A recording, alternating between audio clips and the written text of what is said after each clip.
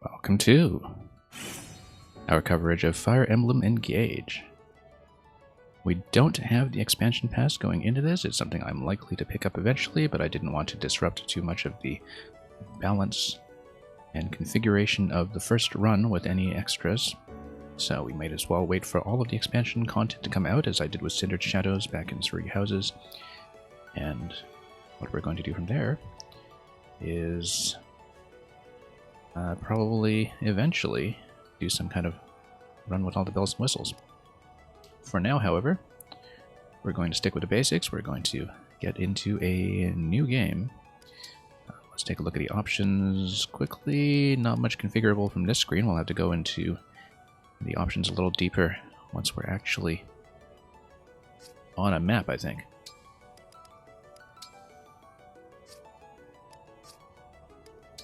Alright, let's take a look.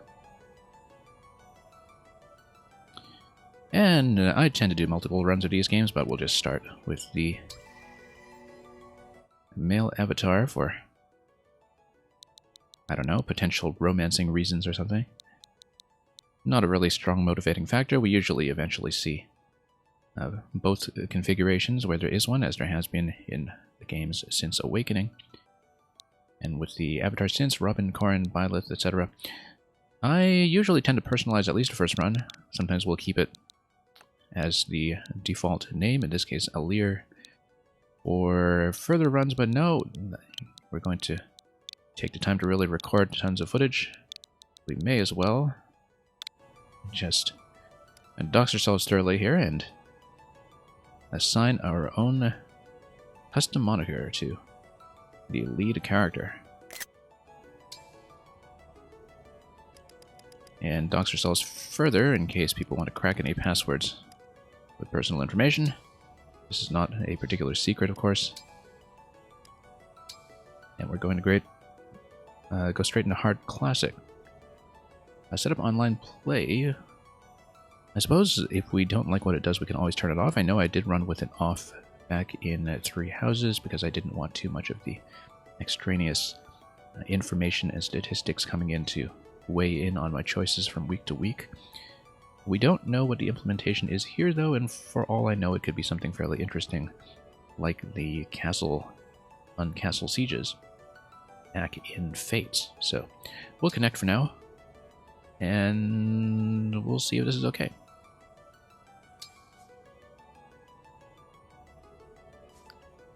And there is our configuration card.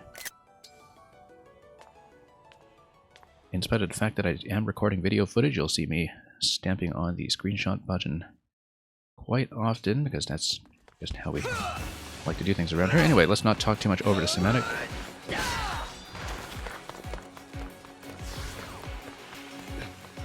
Almost time. And here we are hanging out with Marth. We can handle this. And there we are with Liv.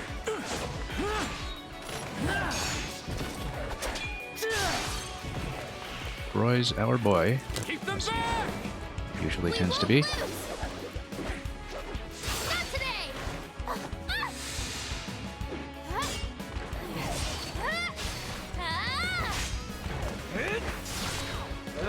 Ike, of course, making a requisite appearance, and Lucina being the stand-in for Awakening, which I suppose has been the case ever since her introduction over her father into the roster of Super Smash Bros.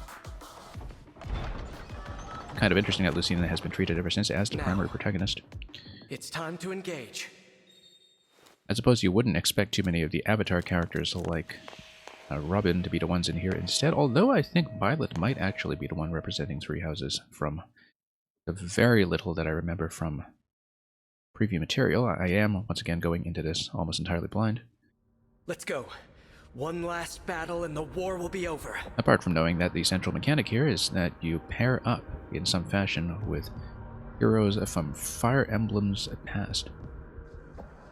One last battle and the war will be over. Okay. The others fought hard to clear a path. You're here at your end. So, probably a flashback from here after this battle. And we eventually find our way back to how we got here in the first place, however that is. Now, anyway, we'll set up our options as much as possible. Yeah.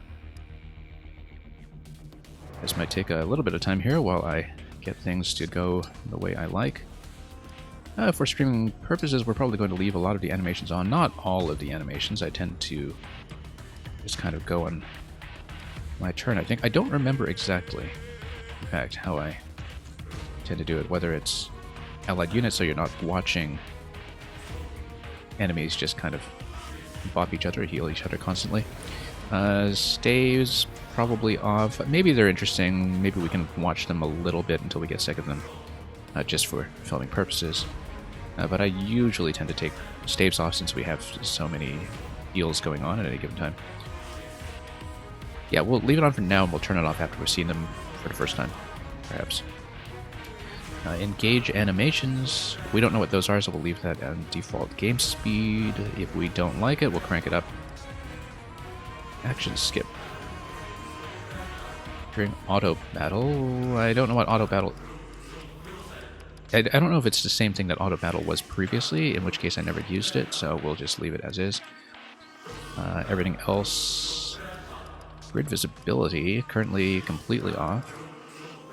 Let's see. Yeah, that's definitely just the extremity. We might leave it faint. I don't know if I want it completely off. It obviously gives the place a very natural look, but might not be so good for precise calculation. So I might have it kind of faintly on, although we'll see if it actually throws off my sense of movement.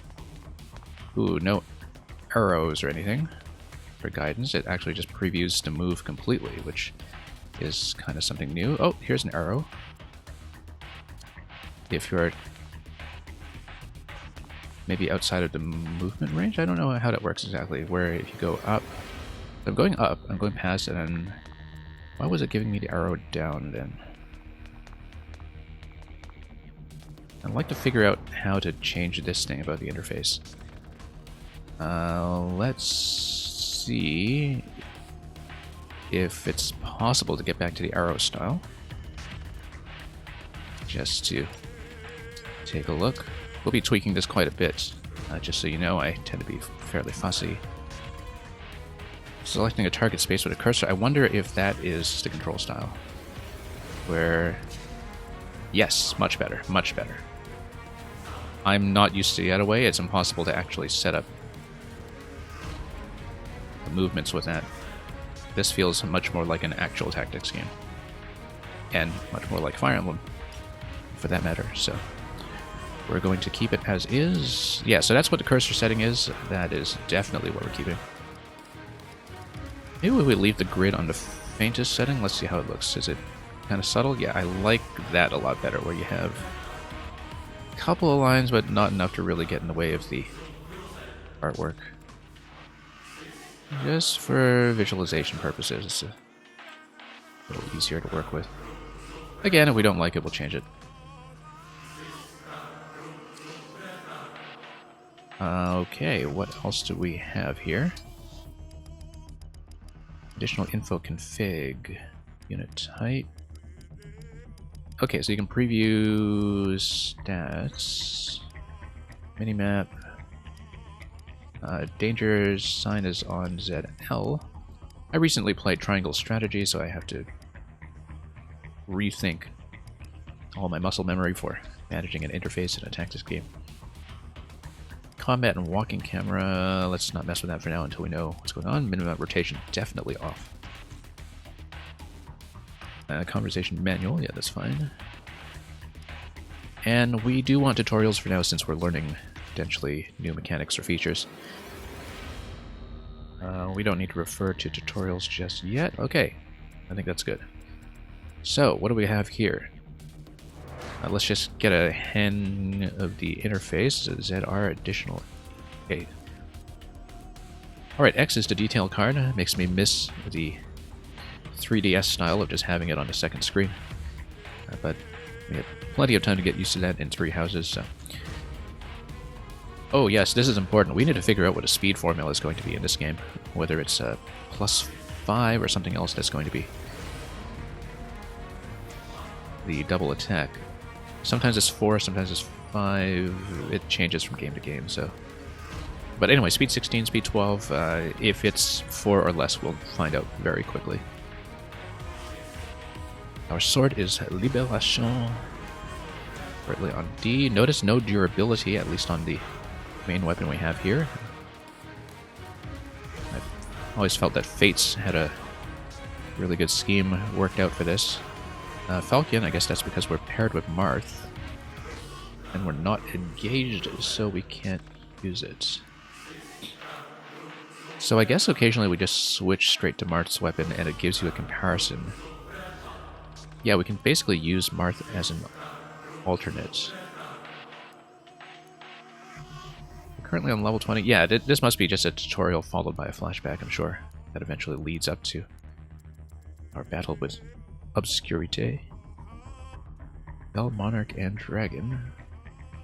Probably, if not the final boss, then something close to it in some form. Obscurite is the weapon.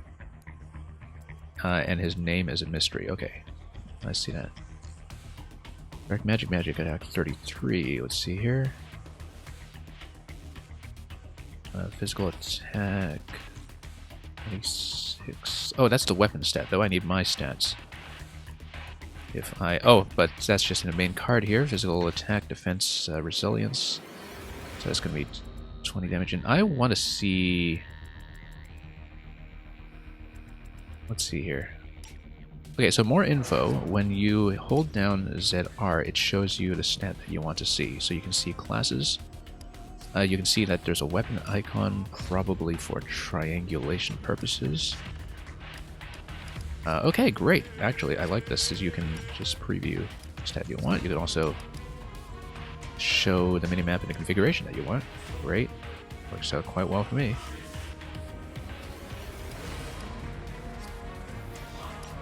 Right now, yeah, we'll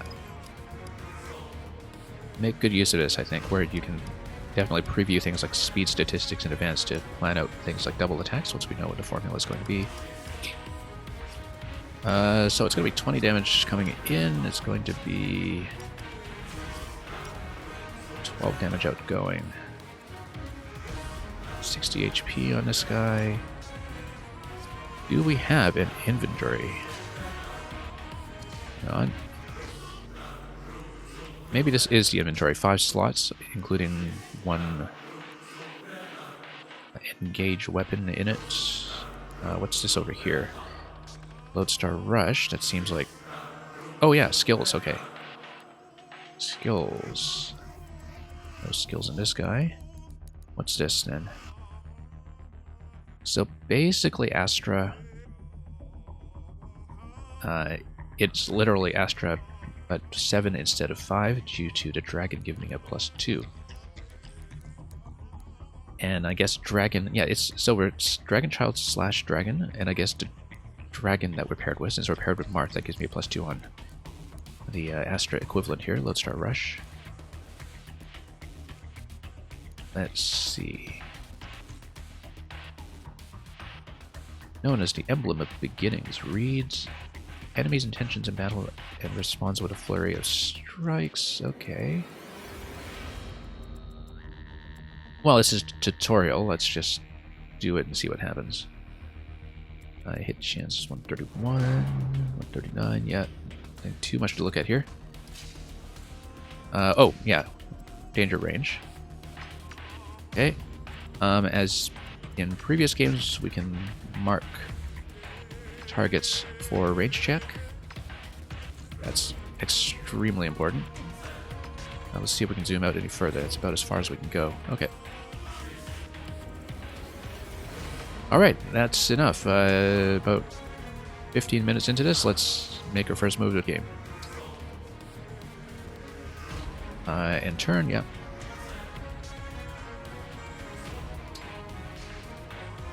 You Just have gotta no learn the new hope of UI. defeating me. And that's going to be auto end turn. I don't know if this is configurable, but I'm usually fine with this the way it works. Extra begins with a new player phase. Yeah, you can do that.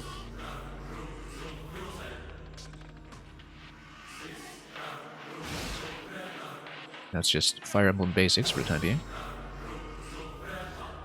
He's within reach now. Now, you know that I've been playing too much triangle strategy because I have been facing, or thinking about facing directions rather, and I instinctively want to do a flank attack around the back, but nope, no one doing it here. It's just good old Fire Emblem, nice and simple and clean. You can also begin an attack with a... Oh, okay, if you just said mouse over directly instead of adjacent. Yeah, I kind of want to swing back and backstab. Oh wait, let's move the unit.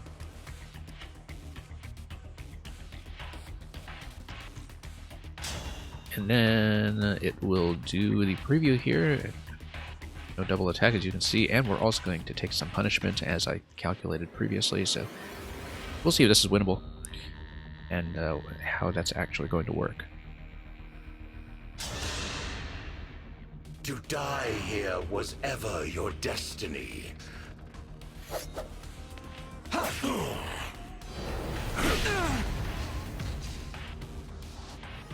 We're going to get pummeled, and then it's going to probably show me how the engage mechanic works. As we're about to die, I'm sure Martha's going to tell me to do something else. Time. Engage. The engage meter is full. Select engage.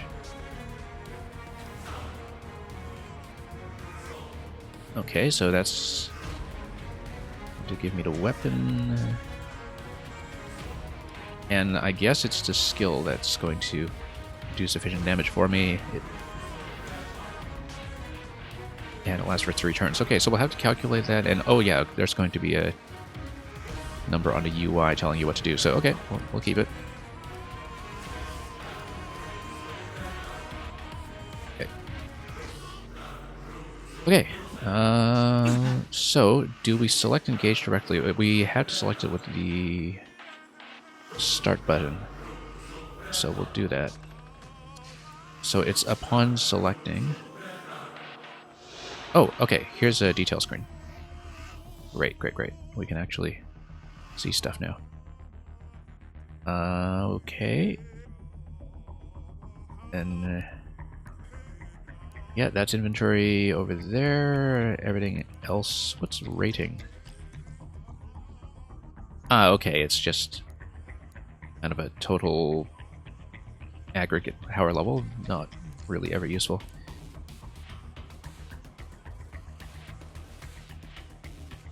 And yeah, it looks like the lodestar is going to do it.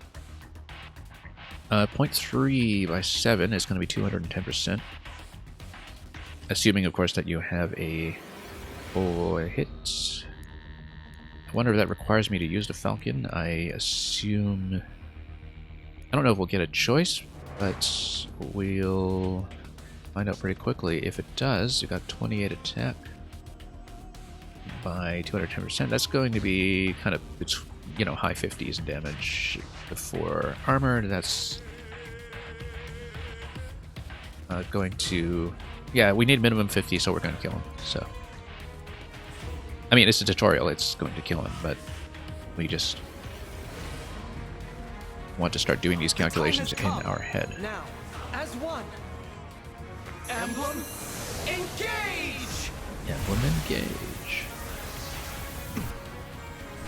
I guess that's the once a turn animation that we're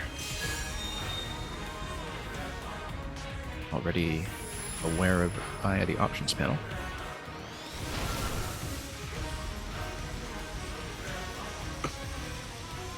Now there is something very, very Xenoblade about this.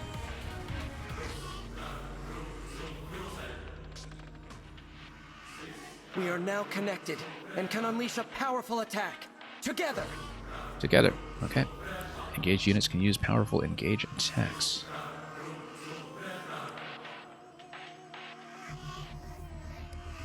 Alright. Okay, so Lodestar Rush is not just a random activation skill, it is directly selectable. I don't know if we can do it every turn or what. Tactics Heterochromia, yeah, that's exactly what this is. Exactly what this is. But the dictionary doesn't seem to agree. Okay, so... Oh, wait, I just missed the last message there. Let's take a look at... Where was I? Hang on. What did I say just now? Engage attacks. Okay, so we actually do get to select a weapon of our choice for the engage attack. We'll obviously want to go high power here.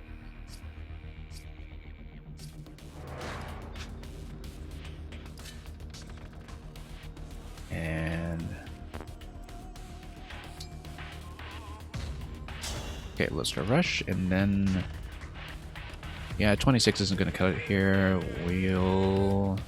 Oh, effective against dragons, yeah. Is this guy a dragon? You must be.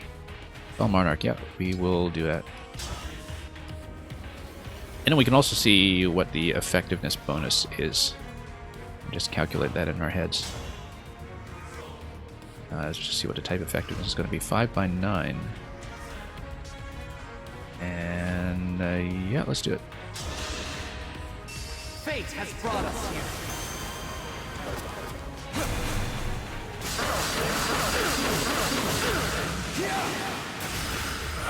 Tappity tap. Foolish. You have no... You are weakness itself. Oh, and we even get a little achievement for that. So much for the prologue.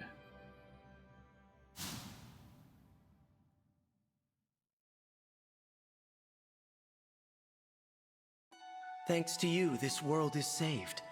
And my work here is complete. Know that I will always be with you. And that we will stand together again. If ever we cross paths again, I hope you will remember me. Indeed, that you will remember all of us who took up arms to fight by your side.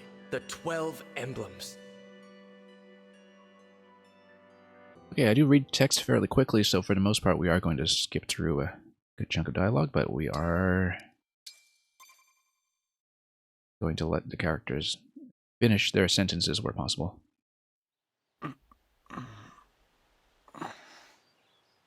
Speaking of heterochromia...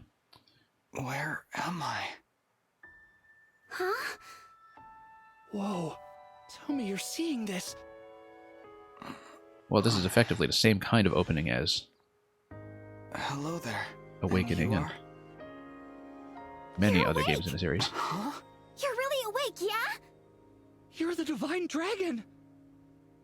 Is that the same font as my channel details? I actually don't know. That's a good No observation. No In way. the subtitles, you mean? That's a good question. I should do a comparison. Hey, hold on.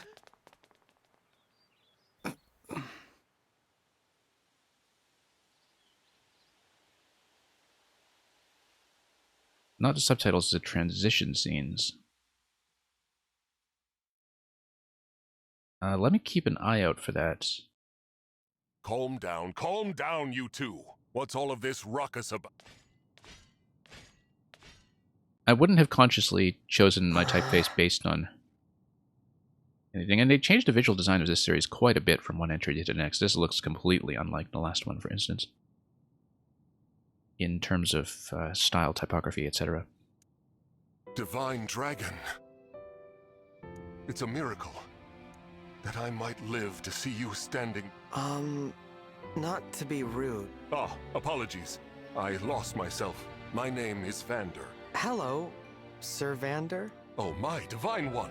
There is no need to address me as such. See? I told you the Divine Dragon was awake. Yeah, we were telling the truth. You two. I don't believe I got your name. Oh, sorry. We were so excited we forgot to introduce ourselves. This font here, yeah, I don't know. I will have to compare that afterwards. It does kind of look similar, doesn't it?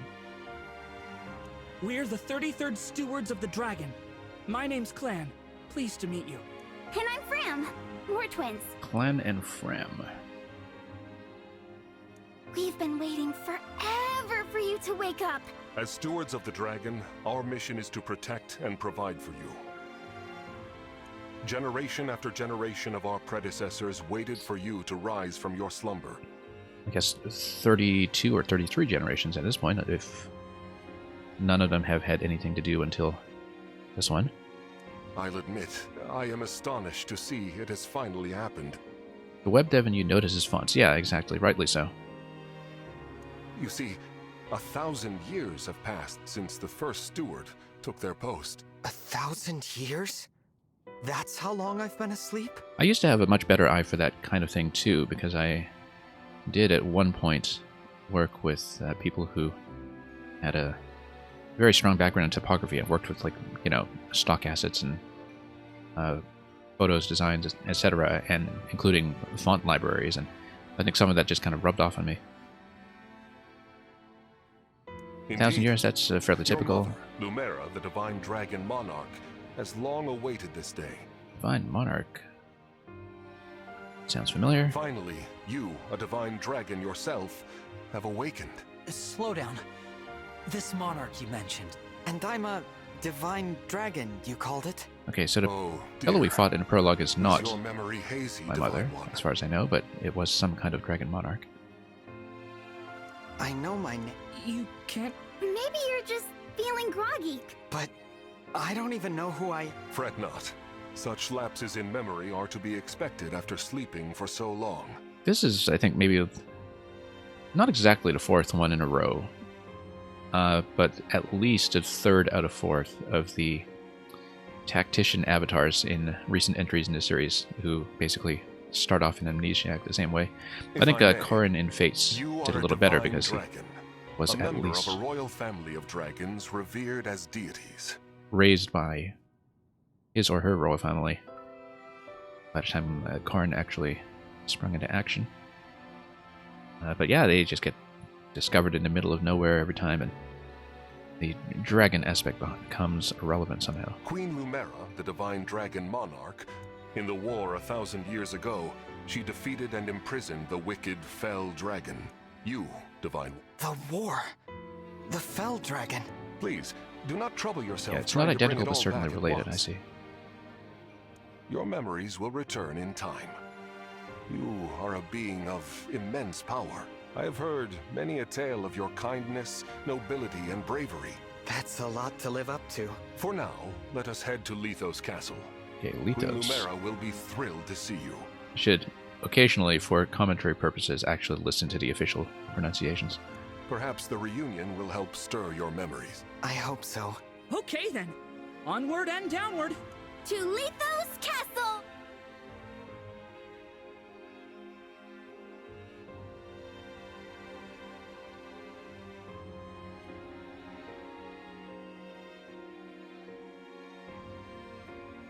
All this time, I've been sleeping in the sky? Just dropped right out of the clouds. You have, yes. The place where you slumbered is known as the Somniel, a fortress built upon an airborne island to ensure your safety. Well, very aptly named for somnambulism. It is perhaps the most secure place in all of I'm Helios. sure we'll get to claim that Only as our a home select base few soon can enough. set foot there. I see. And you three live there with me. Yep. As stewards, we spend our time caring for you.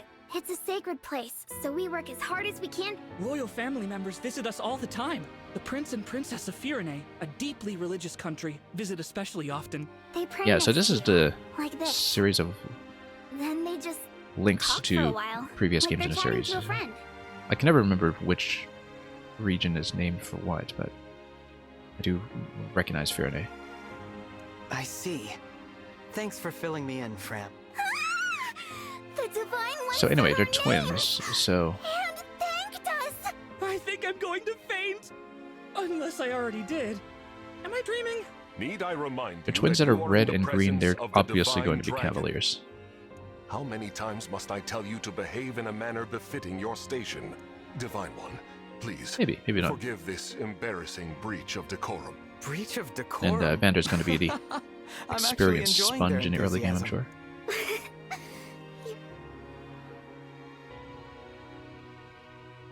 Oh, look! There. Lethos Castle. Yes, I suppose 1,000 years have passed. Don't worry. We'll be right there with you. You can hold my hand if you like. Thank you. Okay, so the emblem ring. I guess that's why we were able to How summon long have I been wearing this ring? Marth. Since before I fell asleep. That blue stone. It reminds me of something. So if this takes place after the prologue, I guess we steadily reassemble our party and all of their summons that we saw in action.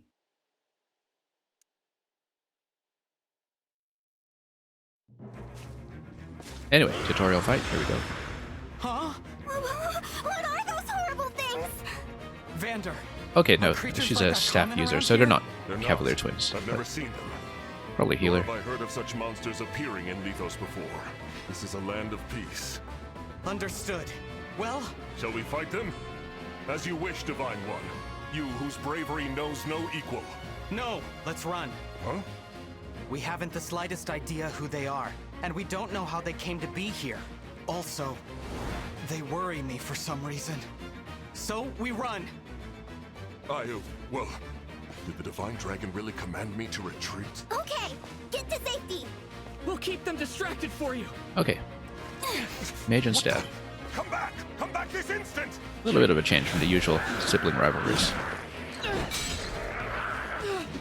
Oh no! This isn't looking good. This is a land of peace, holding a two-handed axe and wearing plate armor. Well, how do you think the peace is enforced, right? Hold on! We shall come to you!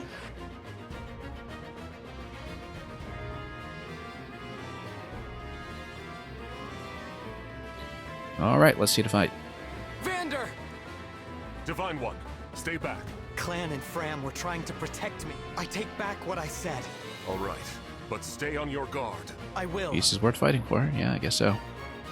Especially if the tactics are fun. Okay, we're in classic mode, we're not going to lose What are anybody. these creatures doing in Lethos? Although these are the tutorial characters, so I guess they would maybe just sit out the campaign if that happens. We had best use the foliage to... Defensive bonus, yeah. And probably movement slowing as usual, yep, exactly. Okay. Alright, let's take a look. Who do we have? We've got all four here. It's going to be 4 on 4. Oh, hang on. I still have my triangle strategy muscle memory where ZL and ZR were zoom in and zoom out. Here it's with the stick. Yeah, terrain effects are pretty clearly demarcated in the top left, including the flight points. How are these guys doing for movement? Movement is in the previous screen, is movement 4. I'd actually maybe like to see the HP indicator. We'll see what makes sense. This is a new interface improvement, and still have to get a good sense of how best to visualize it. Now, it doesn't just give you the HP number at a glance, so it does give you a lot of other things. These are all backups. Chi Adept is going to be, first of all, most played word in all of Scrabble. And secondly, I guess that's going to be the healing class. Defense 4 on both of the mages. They should probably not get slapped around too much, given the HP pool. Yeah, usually it's a bit of an early game trap for the big, strong, promoted defender to soak up all of your experience gain into tutorial maps, so we usually try to avoid letting the tutorial crutch character get the kills. The Jagan, as they call him after the character from the original game from 1991. Alright, so let's figure out what our moveset actually is, perhaps. Using cheer. Oh, okay, so yeah, skills are not passive here. They are actually something to be activated. Still getting used to this new UI. Oh, okay, no, these are, of course, just a standard bonus skill board. Adjacent to Divine Dragon, so we want to keep her next to me as often as possible. Use staves to heal wounded allies. I don't have a staff, though, do I? I don't have a weapon. And Chain Guard commanded to redirect attacks, so she can tank some damage as well. Hang on. I don't actually have my tome handy. Right, because right now I have no attack and hit value because I've got no weapon equipped. And I don't know if I will have a weapon equipped until after a few turns. Okay.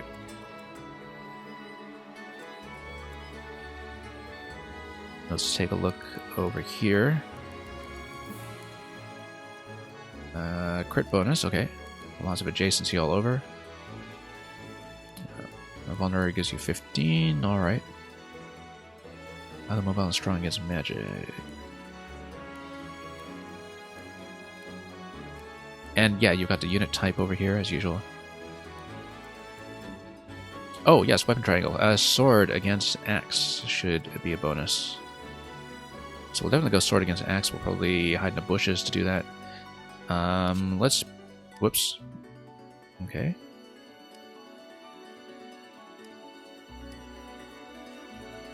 Cavalry, yeah. 6 movements. Okay, so we'll probably do a 2-on-1 over here. I need to figure out... Yeah, in the previews, the attack ranges ahead of time to see who's actually endangering you at a glance. That's something that is, of course, from 3 houses. Whoops. Muscle memory still giving me trouble here. Yeah, you got no attack on these guys right now, so the defensive stat is the thing that is important. Low hit rate on them too, so hiding in the bushes is generally going to be fine. Do we get to see movement? Yes, we do. Movement 4 on all of them. So we basically just outrun and stay in the bushes and make sure these guys don't go too far until we actually get some tomes up and running. Given that, I think we just gang up on the guy on the left and see what happens. Or... Physical attack 20... Yeah, so he's going to take like 1 damage from each of these. They're all 26, 26, 30, 26, okay. So we just get him to tank as much as possible and then go in for the kill with myself. Anything. Let me just see here what the preview is. Okay. It's going to be 18. Okay, so 2-on-1 will definitely do it. And 9. So at any point you can do 27. That means this is also viable to go over here. Basically block this guy off. This guy's going to be well out of range. Maybe you can pull some of these guys back. Yeah, can't really double attack against this guy. So we probably just kill this one. And then have these ones attack in. And then this one's going to be out of range. Okay, we know what to do.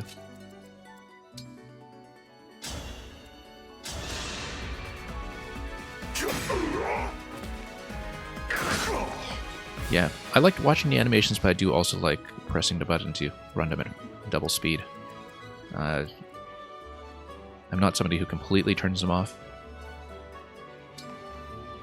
Oh, it also previews... Okay, nice. It actually previews the damage that you're going to do. I think that happened in some previous games as well, but we'll go over here and get the kill. That's going to spread the damage enough that nobody is going to die.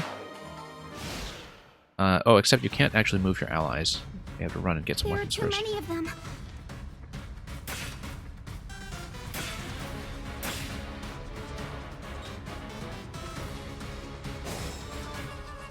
And yeah, as far as the cinematics go, apparently this is the first game in the series where the characters are 3D rendered at all times. If you look at Frem here in the bottom right, for instance, it used to be that for these dialogue scenes they would have 2D illustrations and kind of reduced fidelity 3D models on the battlefield, at least in the last few games, but they would have the characters basically stand in as illustrations for any close-ups. But here they have model work the whole way through, which is pretty sophisticated at this point.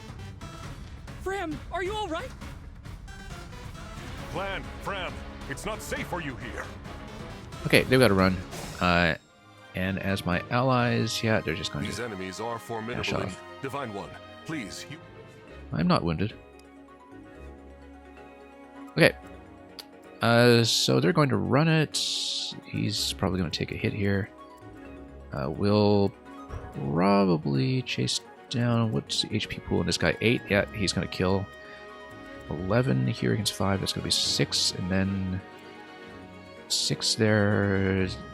Yeah, we'll basically chip him down. So I think the idea here is we're going to go straight up to this guy.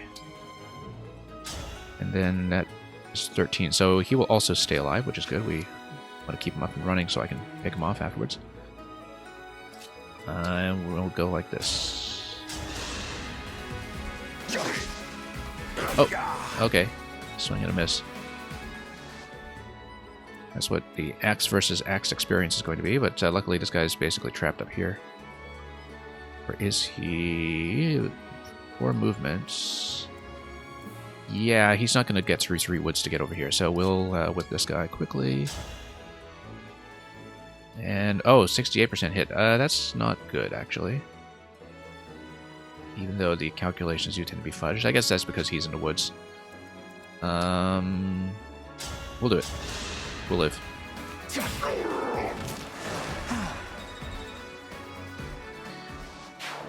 One dirty little secret with the probability calculations in Fire Emblem is that they do tend to be fudged at the higher ends, like the greater extremes in favor of the player.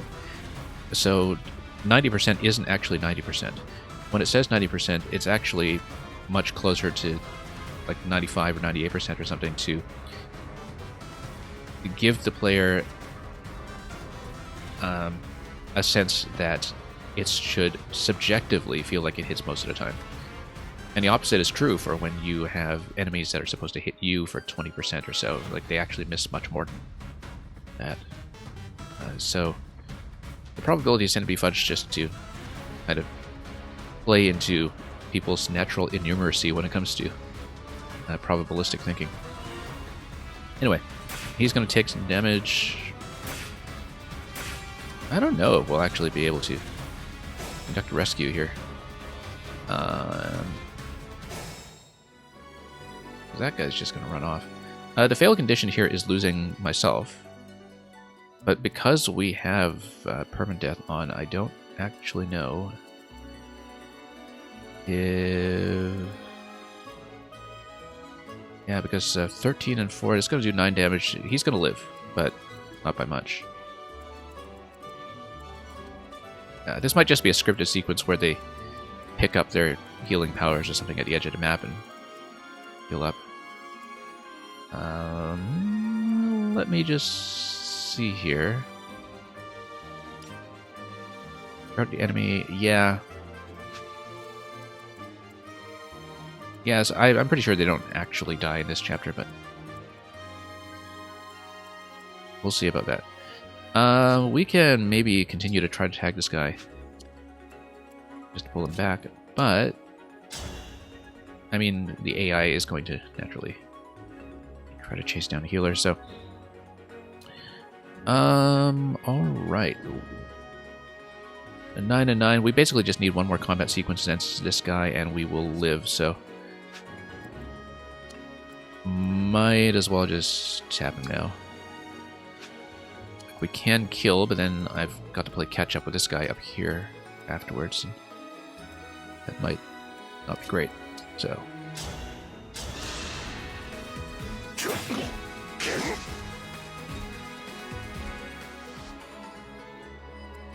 And... Oh, got some kind of achievement that I didn't see. Also, I have to remember that I can't move after the attack. Again, too much triangle strategy recently, which has totally different mechanics. And yeah, we'll live. He's going to hit me for 6 afterwards, and it's no big deal because I will die. I will rather vanquish him in the defensive phase next turn.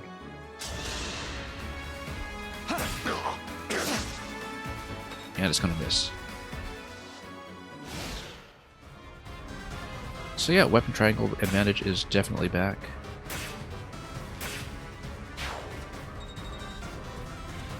So the miss we had earlier is not auspicious, but I guess More enemies. now that everybody's surrounded, You're all trying to protect. I should be protecting you. use the emblem ring. You must remember. A kiss is just Who a kiss. said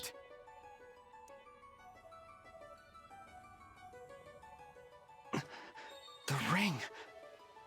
Know that my strength can be yours. I know that voice. If ever we cross paths again, I hope you will remember me. Indeed. So yeah, this takes place that you will again remember after all prologue. of us who took up arms to fight by your side. The 12 emblems. Divine One? Divine One!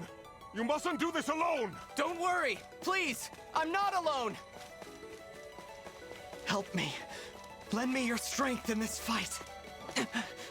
Shine on, emblem of beginnings. Okay, Martha comes out to play. And we've got 3 turns of usage out of him. I don't know if the skill usage is unlimited. We'll have to see that for ourselves. I am known as Marth. Emblem Marth, to be clear.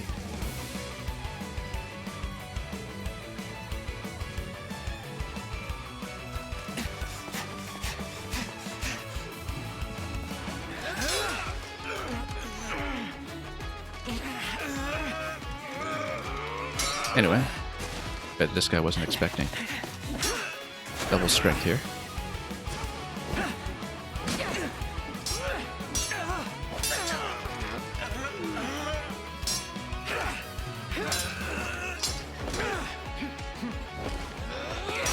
So the question is, do we get to play through the rest of the map? That was amazing! I would hope so. We did it. Thanks for your help, Marth. Truly. Of course. It is good to see you. I was able to answer your call because you remembered me. Do my eyes deceive me? Or is that an emblem of legend? Clam, Fram, get to safety now. You see, in these cinematic sequences, you can see that Clan is holding a book. And just got the wrong book out of the library that morning instead of the one that gets to dump on the enemy with fire With your spells. help, Marth, we might just make. Of Or course. whichever element he favors, I if will there fight are alongside elements you in from this game. here forward. Your ally. Till the very end. Okay. We sync with the emblem. And we access the skills. Alright. Let's take a look here at the interface. Because now we have a couple of additional slots. Unit performs an extra attack at 50% damage in combat. So... yeah, okay, we get a self-heal under 50%. And we've got Lodestar as before. I don't know what the limitations are on using any of this stuff. And then we also get to boost the allies a little bit. Alright, works for me. Physical attack up to 12 here. Let's see if it gives me a detailed assessment of how much I'm getting from the emblem. Yeah, okay, so it does tell me. And it also has the situational bonuses like the terrain, of course. But yeah, a bit of a modest gain here in terms of damage output. I mean, Pretty simple at this point. We will... 27, yeah, we'll tap this guy and he's going to die. Again, we'll try to give myself as many kills as possible so they don't get fed to the pre-promoted class. I don't know if that's something that is still the case with how Fire Emblem is balanced, but... Perceptive. Rapier. Oh, interesting, okay. The classic rapier. Divine Speed. Adds an additional less powerful attack. Yeah, that's for the self-heal. We've got it. Okay.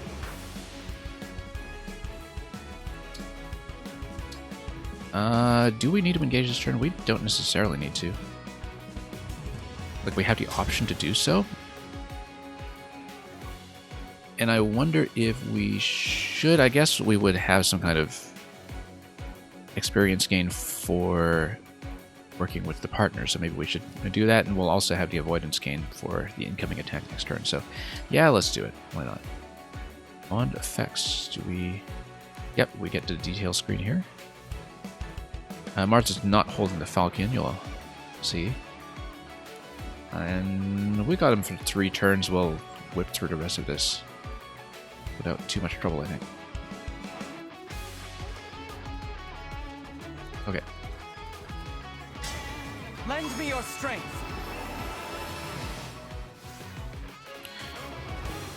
Okay, barbarians are, interestingly enough, all dragon type. Yeah.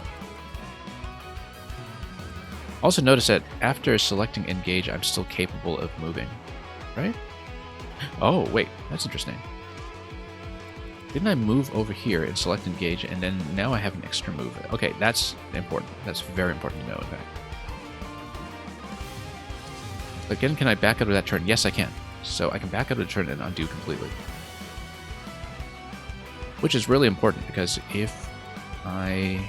What is this? 27, 27? Okay, we can't kill either of those, but basically, if I just lunge like this, and then I engage, and then... Oh no, okay, you're still kind of within the same movement range.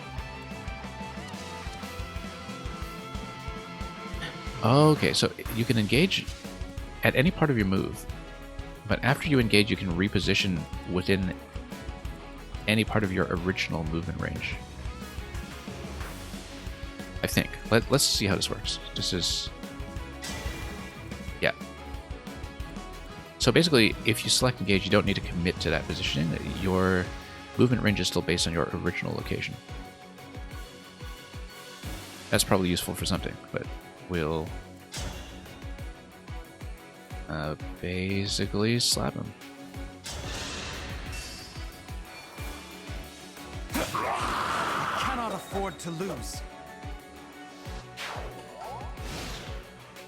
Okay, and yes, we're working on our bond. Very social experience, and the avoidance is definitely noticeable. And yeah, we might as well just stand here and tank more damage. Lodestar Rush, we can, you know. Once again, I don't know what the limitation is on Lodestar Rush, so best way to find out might actually be to... we can try it and see if it's just unavailable next turn, perhaps. And yeah, no reason not to use Rapier here. My prayers are with you.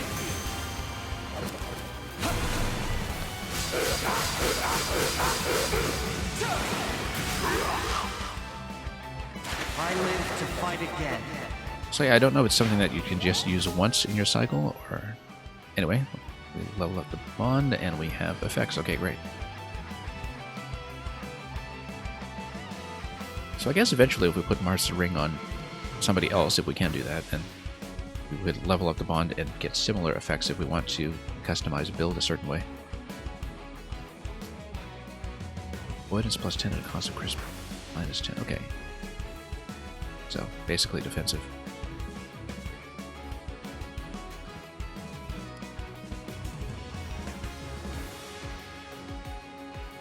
Okay, and I get a move. No, I don't. This is grayed out. It's done. Well, we might as well just sit aside then. Oh, also, do I have a next unit button? Yes, it is. It's L or R. Okay, that's important to know.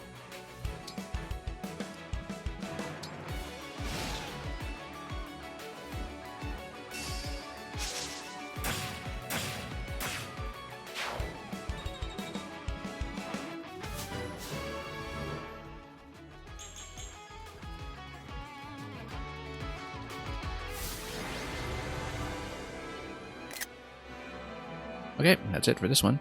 Still very much in tutorial zone here, so much for chapter 1.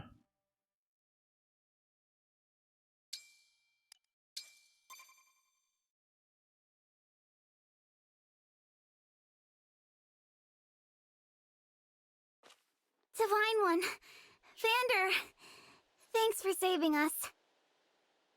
Yeah. And, sorry. This all happened because we ran ahead. I'm the one who should apologize. It's such a relief you're both safe now. Divine One, I hear more enemies approaching. Okay, let's fight. More? Probably I just thought a we'd gotten them all. cinematic sequence at this point, though. So. Evidently not. These creatures, will there be no end to them?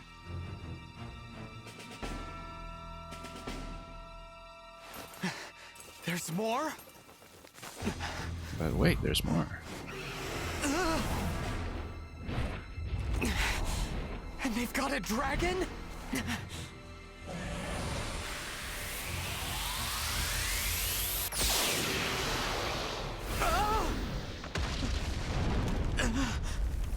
We might want to fight that one later. But we'll see.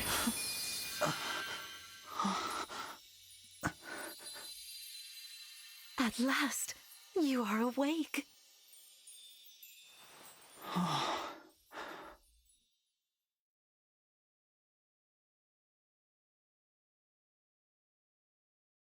Is it really you? Ah, okay. Mummy issues. Yes, it's me. Thank you for saving. What a joy it is to see you. Well, this is going to turn into something complicated. It's fairly clear to see. I've waited for so long. Oh, When I sensed you had awoken, I flew here as fast as my wings would carry me. I hope you're not hurt. I'm fine. What a relief. You cannot understand. Oh, you're my mother.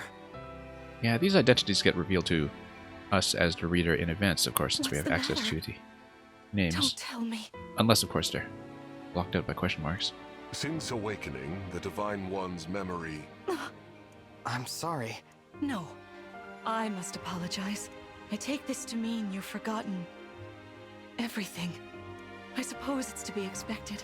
Vander explained that I've been sleeping since... Yes, you suffered a terrible wound. A wound? I don't remember that. Don't fret, young one. I will speak to you of all you've forgotten, regardless of what you remember. Still, this isn't the reunion you hoped for. Oh, don't worry about me. And to gaze once more into your eyes. Well, I get the blue eye from the mother. The red eye is yet unaccounted for. Okay, this is new exploration of the map. And we get to pick some things up. And we leave when we wish to do so. Okay. First of all, camera movement. Yeah, okay. I like it.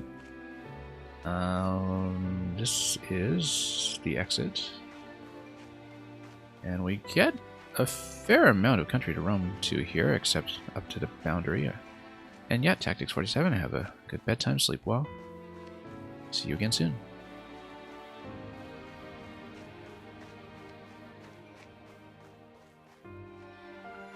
Okay, so you've got Lan and Frem over here. Let's just talk. Amazing!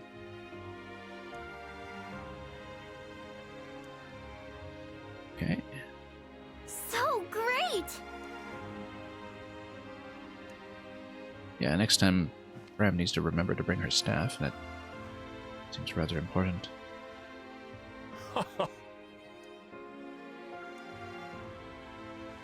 Thank you.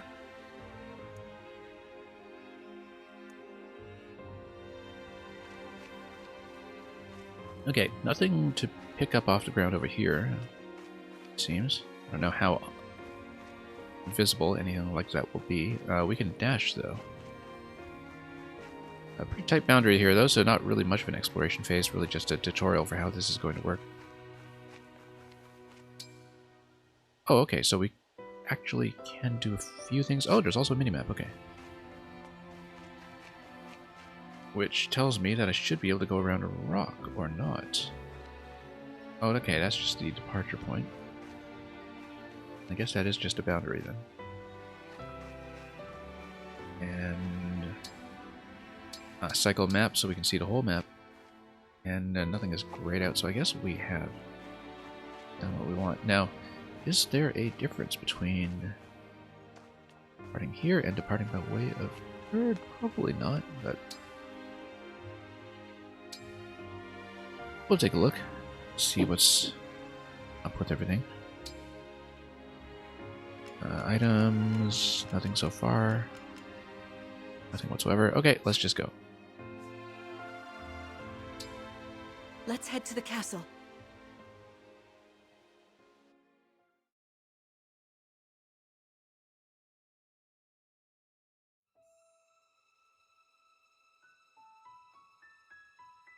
We live on the continent of Elios, 4 realms surrounding a holy land at its center.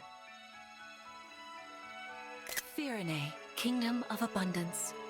Brodia, Kingdom of Might. Elusia, Kingdom of Knowledge. Solm, Queendom of Freedom. The land of Lithos, home of divine dragons. And Gradlon, well, this is a domain lovely map of the design. Fell Dragon, fallen to ruin. 1,000 years ago, our lands endured a vicious war with the Fell Dragon. We called upon heroes from other worlds to aid us, heroes known as Emblems. With them, the warriors of our nations fought as one. In the end, we were victorious in defeating and imprisoning the Fell Dragon. In the years since, our world has been safe. But now, I sense a resurrection. The binding weakens.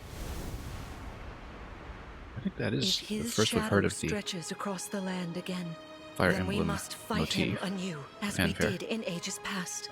Fell Dragon, Sombron, must be stopped.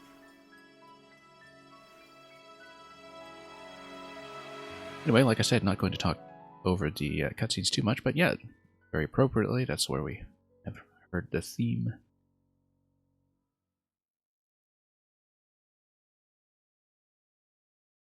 Here we are through the main title.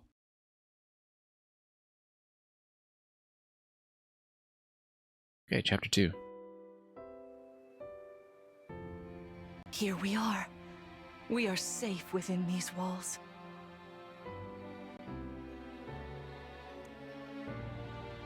So this is Lithos Castle.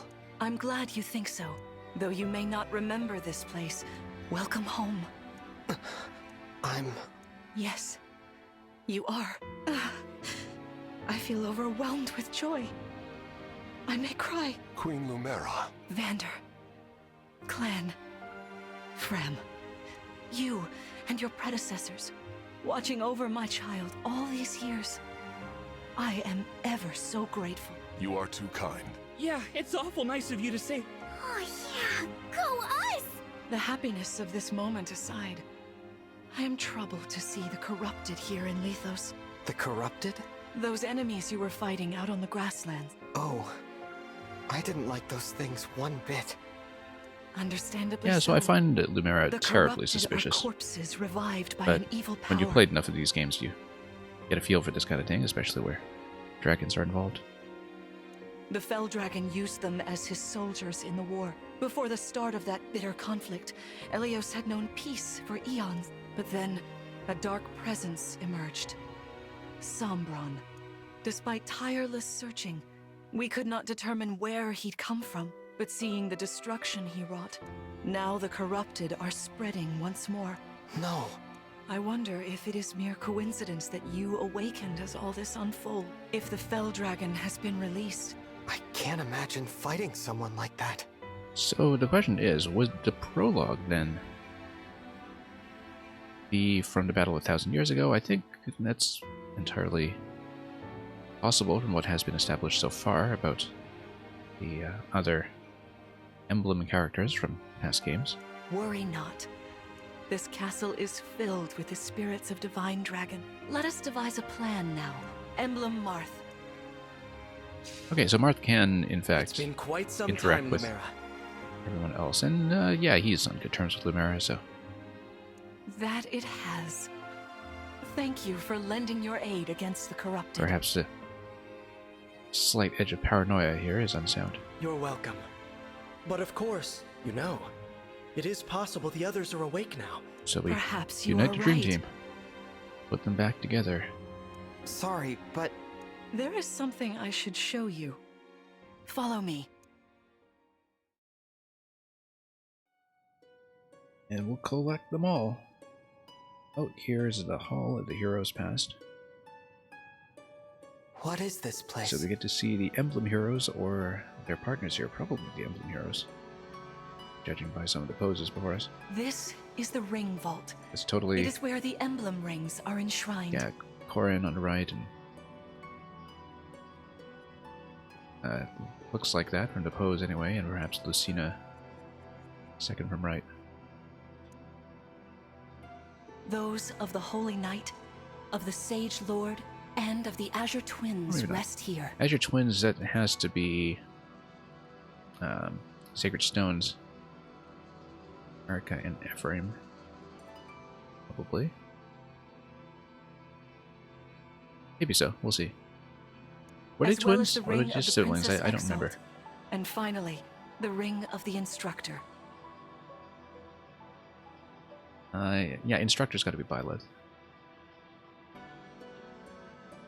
Each dwells within an emblem ring, as Marth resides in the Ring of the Hero King. So, counting Marth, there are 6 emblem rings. In fact, there are 12.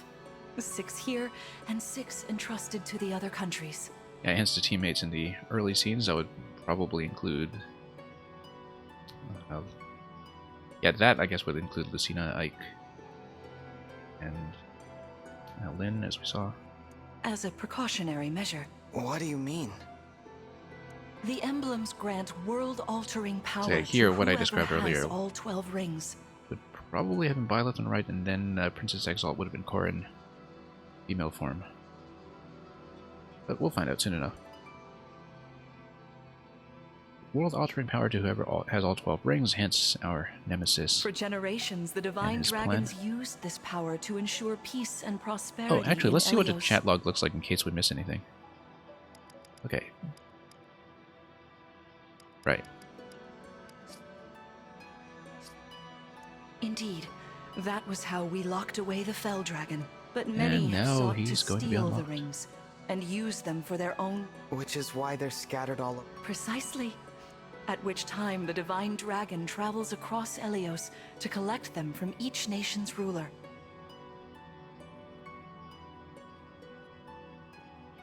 Okay, so that's the quest. With 1,000 years having passed since last time. But if the Fell Dragon is after the rings, the emblems may be summoned before I arrive. Summoned?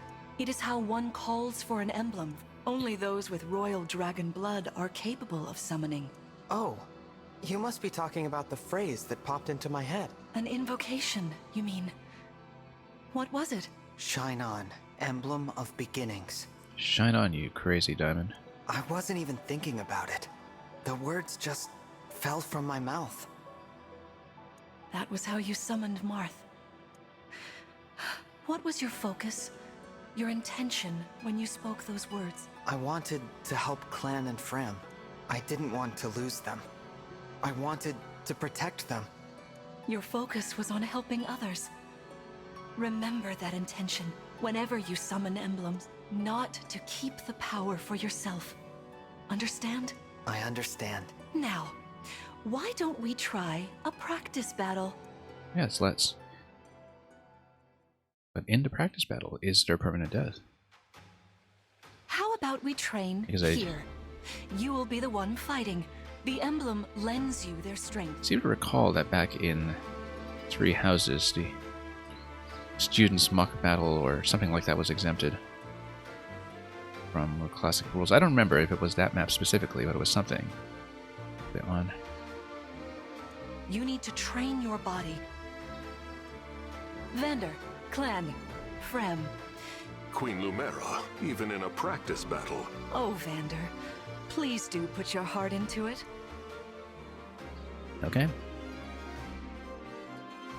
Incredibly Freudian.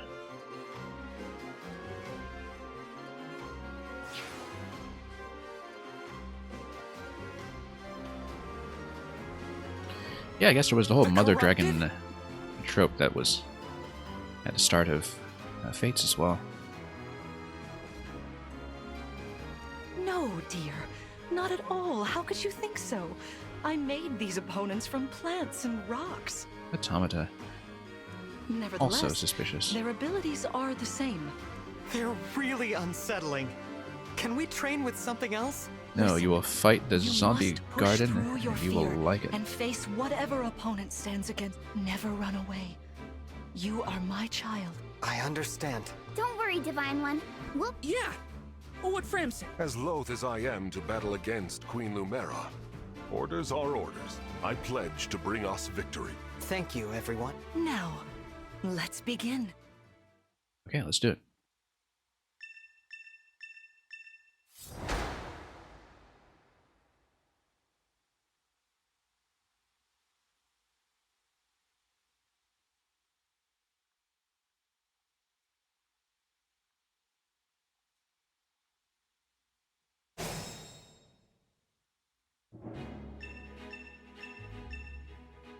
Be cautious, Divine One.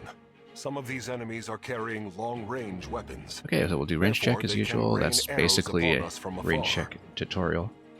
We'll see how the archer mechanics work in this game. Each bow has a set range. Yeah. So it's 2 only. Weapons with a range of 2 cannot counter adjacent attacks as usual. Unless, of course, they eventually have something more flexible. Like some of the long bows and so on in previous games. Or rather, the short bows, which were able to counter it melee. Alright, let's take a look here. It's just this. Let me just again look at the objective. We'll keep everybody alive, of course. Fabrication 6. Let's look at additional info. How do I keep this? Do I just tap? Yeah, okay. Right, you hold to set the menu, but then you tap to toggle on and off. And which means that I can also look at a magic attack, because that is not relevant to anybody here.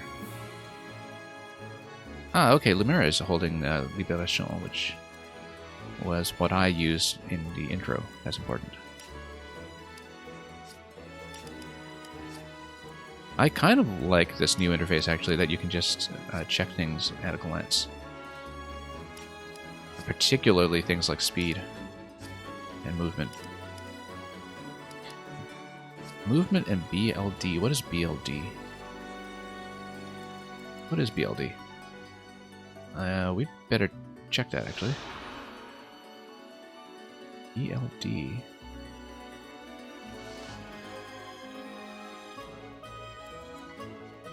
I don't know what that is. I don't see that anywhere else in my stats. BLD 8, BLD 4. I don't see that represented on any of my other stat screens here. That seems like a really important thing to know. Oh, okay, let's take a look. BLD is under HP. Build. It prevents heavy weapons from slowing attack speed. Oh, that's interesting. That's new. Yeah, that's basically Constitution. As a way to prevent lightweight characters from wielding everything that's going to get really hard, so you don't just put your heaviest lances onto Pegasus or whatever. Okay, that's important. And skill points from the emblems. Do we get that from the other party members? And can I scroll to other party members? Not at this screen. Iron body art. Okay, so now we can finally see what she is all about here. Scroll with a basic martial skill. And a staff. Heal 25.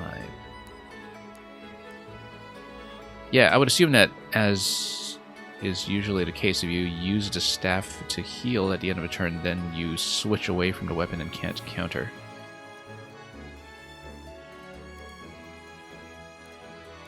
And long enough that I can't remember which games worked that way and which didn't. Okay, this guy's on fire, yeah.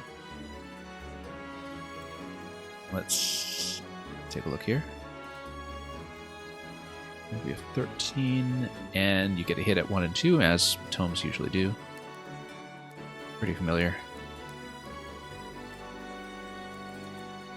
Anyway, 27 attack, we'll just whack him. Let's see what the incoming damage is going to be. 13 and 19, yeah, we need to kill this guy immediately. Oh, Axe Fighter. Yeah, we'll probably go tome from afar. Speed. Nobody's concerning. 6 speed. Very end there. Oh yeah, now we'll get to see what the speed formula is, because 9 against 3 or 4 should be a double. In fact, let's take a look. Hey, Divine One! I'm good from near or far. Obstacle units ignore terrain bonuses, etc. Yeah, I just want to see if I can double against either of these guys. Damage 24. Yeah, 12 and 12. In fact, it shows you exactly what the follow-up order is going to be. 12 and 12 is going to kill him. And that takes down to 19. And then 16 damage. Coming in afterwards is going to be fine. So we basically gang up on Axe Fighter. This guy can just take out the archer himself. Oh, whoops. Everything's blinking at me. See this enemy with the axe. Swords are strong against axes. If you outmatch your foe, you can try it. Strike with your sword. After their stance is broken, they'll be open to further attack. Break their fighting stance for an advantage in combat. That's interesting. Okay, so that's how Weapon Triangle is going to work in this game. Cannot counterattack until next combat. Okay, so that's an interesting novelty when it comes to pushing in without taking damage. Arts have advantage over bows, tomes, and knives, so I guess that's our martial artist here.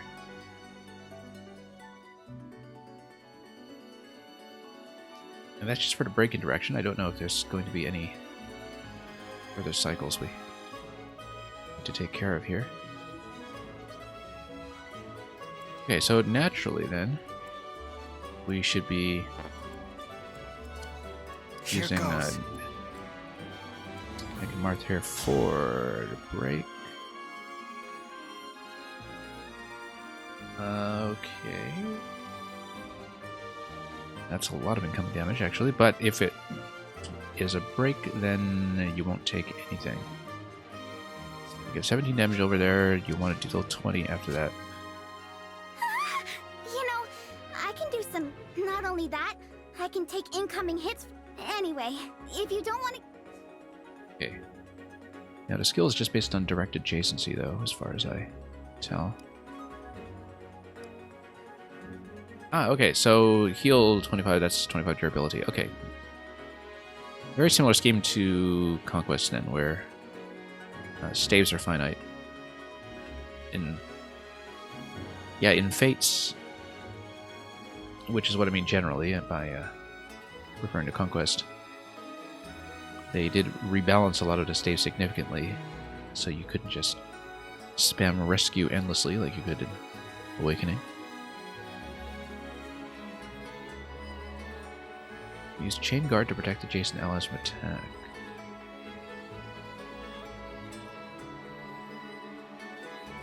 %20 of their own max HP. Okay, that's interesting because if the calculation works out appropriately, sometimes that can be a significant reduction.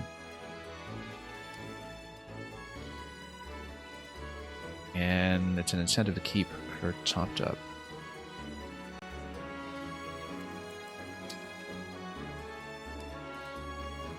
Shield adjacent allies. Well, this is only going to be 6 damage in. Not a lot to work with. How about this guy? 17 in. Well, it's going to be 17 from here. And Chess Bunzo, welcome. Chess Bunzo. I seem to recall you telling me that you were going to, or had gone to Crescent City. Hope you had a good time at a tournament, if so.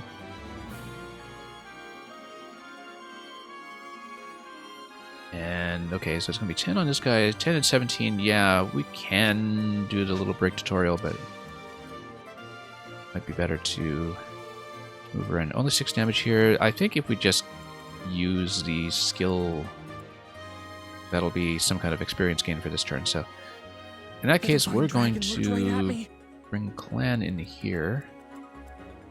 And, oh yeah, Clan is going to block this location, so we'll only have 2 attackers on this guy. Anyway, the attackers are going to be Vander and my unit.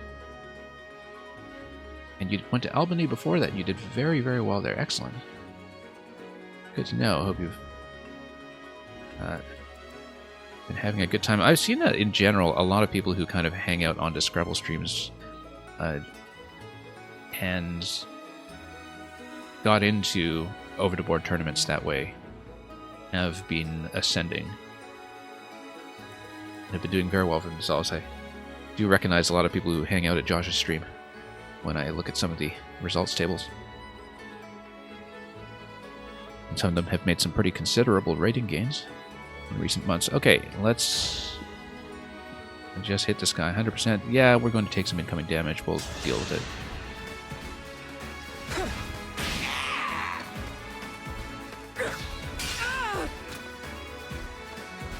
I don't know how other people really play Fire Emblem, but I tend to be a very slow player.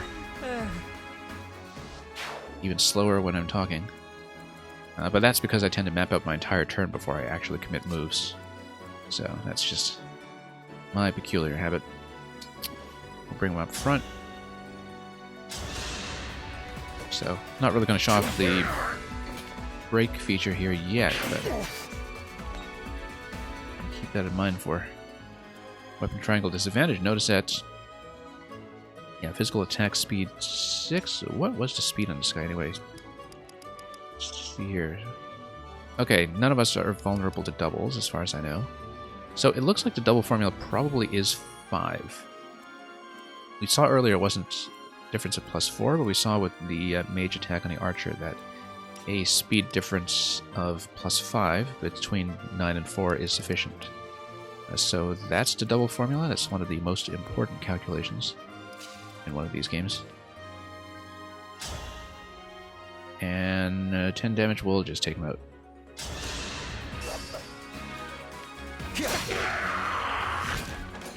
I had to stop. Now, I don't know if the break effect is a 100% chance when you do land a hit with the weapon triangle advantage. I think it might be. Given that the staves are limited, we're not going to use the healing staff unless actually necessary. We're going to chain guard instead. Oh, and when you chain guard, you actually chain guard all of them at once, not just the ones that you select by the looks of it. So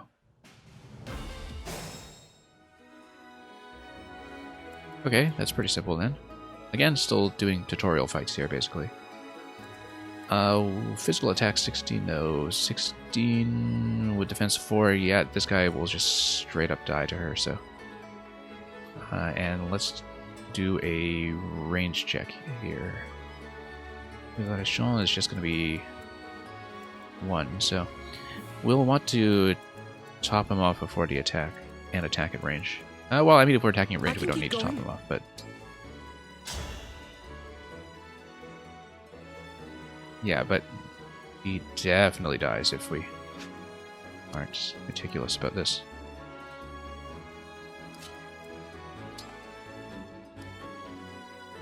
And we can do... Chain guard. Let me take a look at the effect here again. How do we see in detail what chain guard does? Let's try to figure that out. It's not additional info. Redirect attacks on adjacent allies themselves, yeah.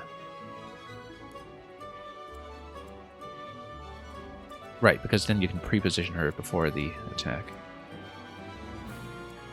We're going to heal up, though. Because otherwise he will die.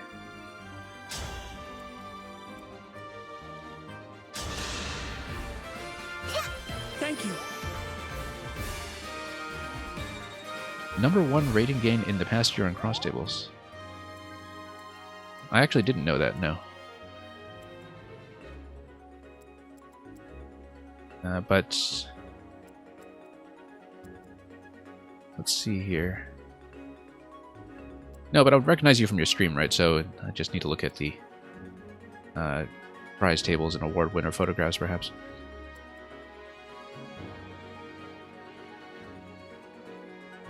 And... yeah, okay. Clan's gonna come in. We'll hit from over here. We've used her up already. Yeah, we'll want to block. It's 4 defense because otherwise she's going to get smacked. So we can block with the other positions though. So let's go over here. And let's do this. Queen Lumera, I don't want to attack you. Sharpen your focus.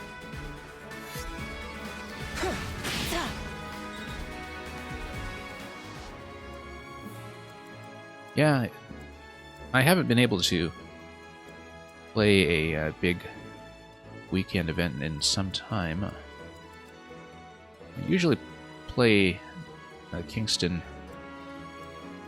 which this year's in February. It's usually around February or March, but this year I actually don't know if I can go. And then after that I might look at Niagara Falls in May, but we'll see what is viable. And I understand Albany is actually going to be hosting World Cup this year, which I haven't been to the Albany New Year's tournament, but if I wanted to see how they run things over there at scale, that would be the way to do it. Okay, so yeah, I can just come in and tank over here, block the healer. We can also just tap it down that way, and she's going to attack into something else. Queen Lumera. Massive weapon triangle disadvantage, though. I should have actually looked at that in advance. You are my child's knight. Attack me with all your might. But then, can you break an opponent onto defensive with the advantage? I don't know if you can. No, it looks like it's only on the offensive that you would do that. Sword over axe. You would get the break as the attacker.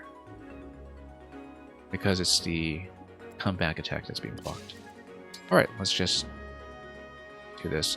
No opponent engaging on this turn, unless we have some kind of defensive advantage from it. Let's just wait.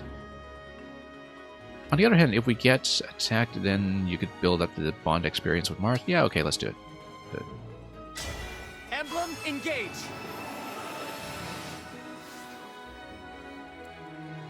And you can't really do anything here, so we'll wait. And I mean, it's literally a tutorial map. There is no need to hold. All right. And that is it. Fantastic. Let's move on. All right.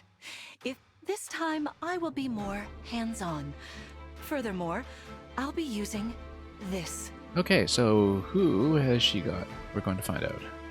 Is that the Ring of Ring the of Holy Knight? Oh, that's probably like Sigurd, right? If it's Genealogy of the Holy War that I'm thinking Indeed it is. I'm inviting an... I've not actually played Genealogy of the Holy War. This was Fire Emblem 4, which was released only in Japan in Super Nintendo. But it does have quite a reputation among people who know the series as being the one that introduced the eugenics mechanics, so to speak. Rather I than... am Sigurd. Yeah, if exactly, you require Sigurd. strength and swiftness, I am all too happy to oblige. Emblem Sigurd. The He real looks like a Fire strong Emblem opponent. diehards play the early games that were only released in Japan, so everything up to Fire Emblem 6. And I think only the first one of those has ever had a localization. 2 has had a remake that was on the 3DS, but I started with the emblem has first their own English abilities. language release, which was Fire Emblem 7. And I know the series quite well from that point, but the real diehards are the ones that tell you about games like 4 and 5, this one being 4. Genealogy of the Holy War, where Sigurd is from. When allied with them, you can call upon their unique powers and skills. Whatever Sigurd's power is, we'd better keep our eyes open. So we'll take a look at his skill and we'll see what it is. My rapier is effective against cavalry. Once we engage, you can use my weapon. So maybe we shouldn't have spent the engage that early, given that there's quite a bit left. Emblem's energy lingers in a space. If a synced unit finishes their action or waits on a space containing emblem energy. Okay. So that's how you get Marth back in action. Right, because there's a bit of a meter that fills around his circle. Let's see. Oh, whoops. Muscle memory here. Getting me into trouble. Yeah, there's a bit of a meter that fills around his circle, and I guess it would happen instantly. Physical attack 19. We want to see his resistance here. Let's take a look. Resistance 1, so we're going to bop him with the mage first. Let's do a range check on these guys. Let's also see what Sigurd is all about. Bond is maxed out at 20. Let's see here. A lot of movement skills. Also 9 speed. That's a +3 speed, so eventually if we put Sigurd on something like a Myrmidon class or something, then we basically just have a massive speed boost for double attacks.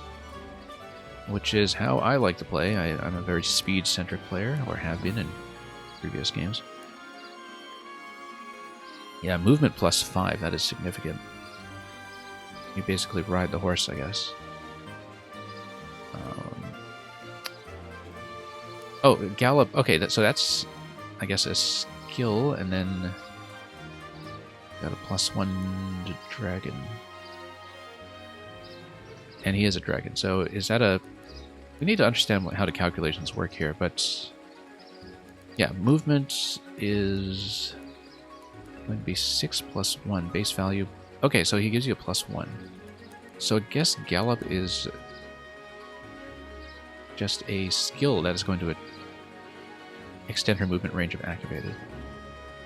And then you've got the mounted retreat as well. Okay, that's all very important to know. What do we have here? Cavalry. Yeah, so let's oh, whoops. Okay, so you can kind of see the purple outline, very faint for the range check. And then... So we'll just stay over here, we'll one-shot this guy if we can. Refill the emblem. Yeah, we'll definitely keep boss highlighted, just in case. Okay, so Fram... So I guess Fram would also be working at melee range. Yeah, 1 range on a weapon.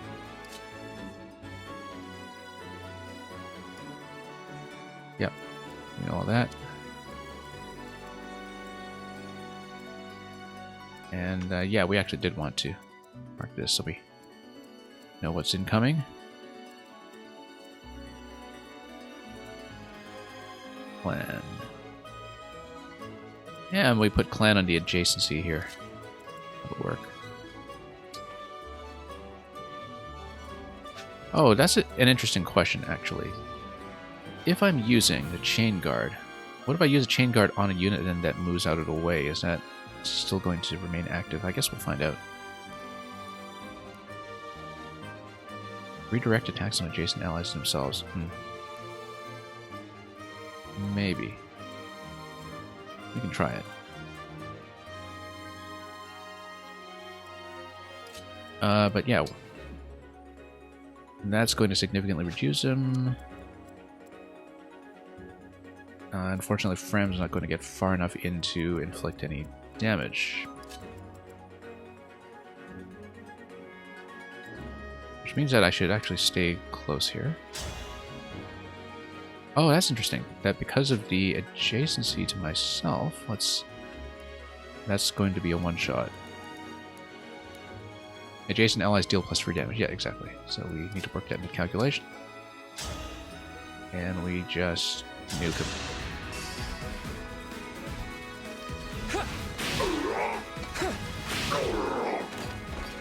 Phew.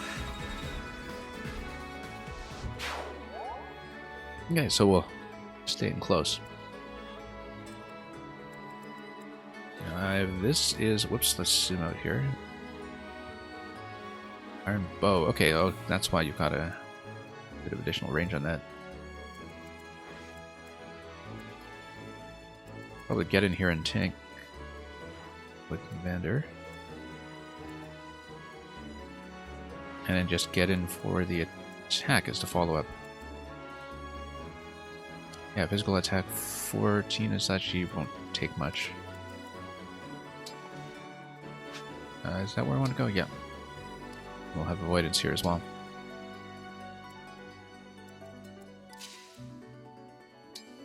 And we'll wait down here.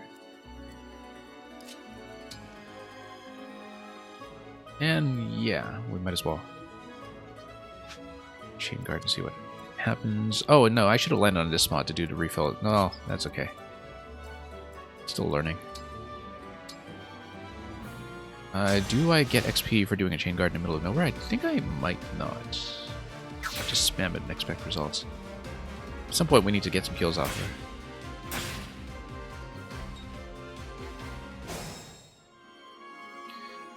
Interestingly enough, with a double attack, that should do quite a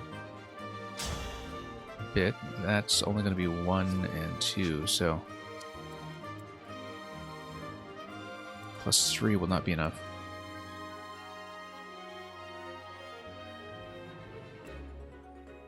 However, we can continue to level up Clan.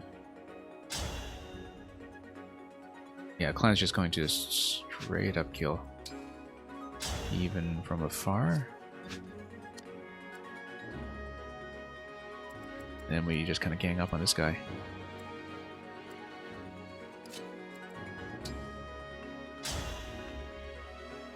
Okay.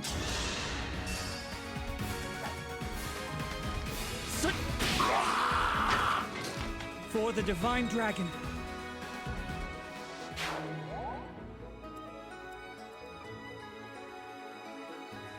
And we got a bow user. Yeah, we'll just get right in there and nuke it. We probably don't want to position up here because you'll have a knight come in here and be hard to hit. Also, it would be sword against axe. That's really not good.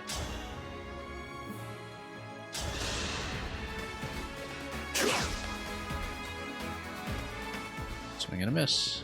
That's okay if we get within bow range.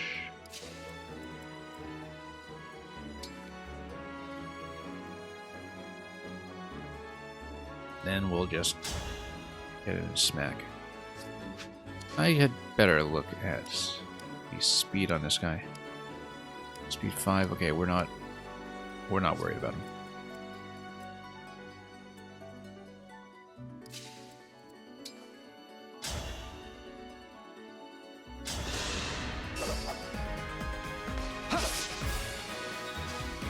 Except the evasion is quite good in the woods there. But that's okay. If he wants to shoot me, he'll have to get out of the woods. So, probably fine. Do I want to do the damage absorption? 20%. And this would be... what, about 4 damage? Yeah, not a good idea. Emblem energy, and I guess... well, we can look at the tips, but...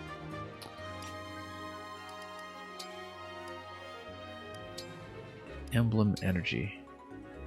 If there's anything.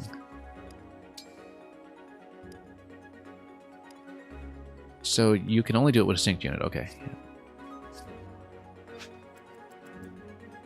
So that was already turn 2 with Marth. Is there an indicator of that?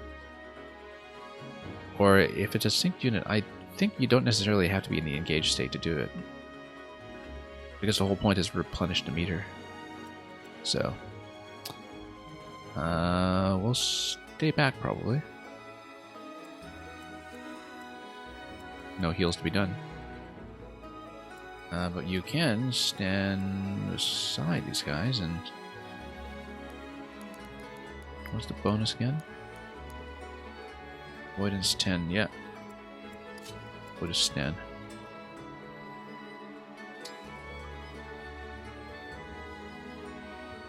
And yeah, no point in shielding. Your teamwork is inspiring. Come,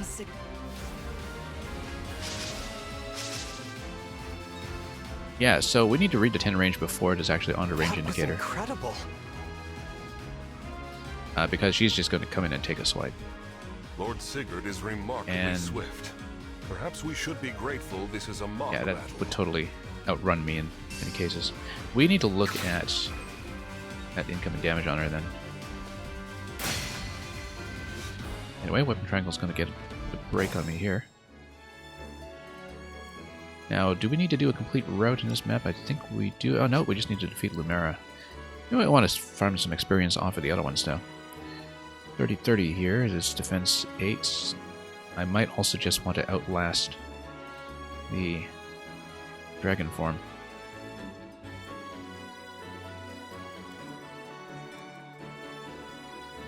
Anyway, Clan is potentially able to hit here, except he wants to hit second so we don't take incoming damage from range. Okay, so that'll be 11. So we need to hit him for 10. And double attack with a break is actually going to do the job, so I think we will, in fact, get her in there. Now, the problem is physical attack 20. We can protect her here completely, so that's not too much of an issue. We probably need to pop Vulnerary over here just to reduce complications, because if we kill 2 this turn, then we're in a situation where we still have to do with 20 incoming plus 12 incoming. That's going to be, for instance, 15 and 7. Yeah, you need to top them off. This we would not worry about. That would be, what was that, 10 and 2? That's 12. These guys would get hit like crazy. So, yeah, Clan's going to be in the back line, so I'm not too worried about him. But basically, 4 damage reduction. These will barely survive. You just cannot get hit. In that case, we will go Fram over here.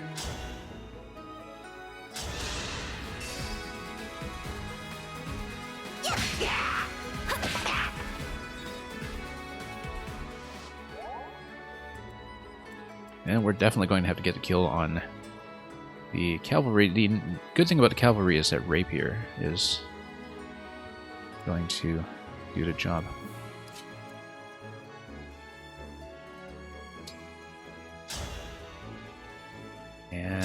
take out the bow.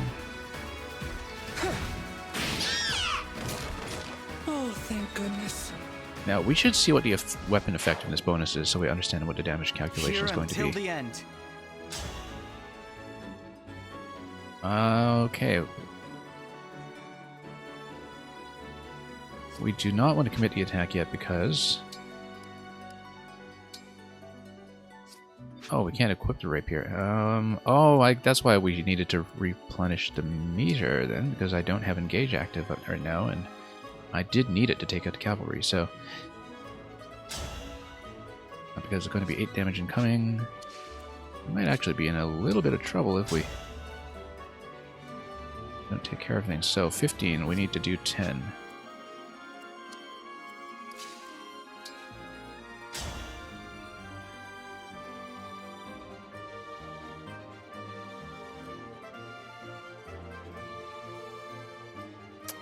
Alright, let's figure this out, because I did totally miscalculate here, not thinking that my meter hasn't filled yet for rapier to do its job.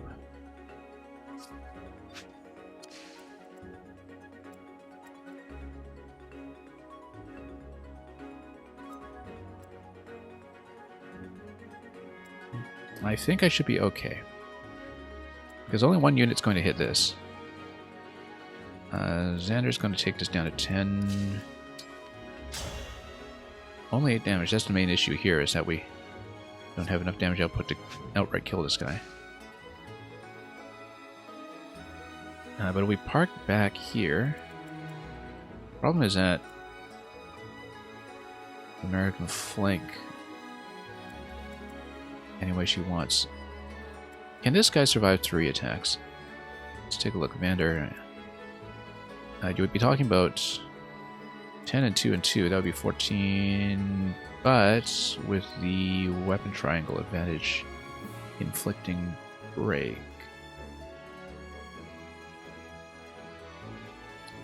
Oh, also, yeah, I need to be aware that she's got the lance advantage. Oh no, lance disadvantage against Vander. Rider's Bane. Ooh, okay, that's not good. Didn't even think about that. Because that smacks him like crazy. Look at that, 30 damage. On the other hand, 34 and 4 off of the swords. Should be okay as long as you top them off with the vulnerary. Do we have any? Yes, we do. So I think I actually just sit back and defend. Big mistake not to grab the very obvious emblem energy over here, because now we actually do need to sit back and camp.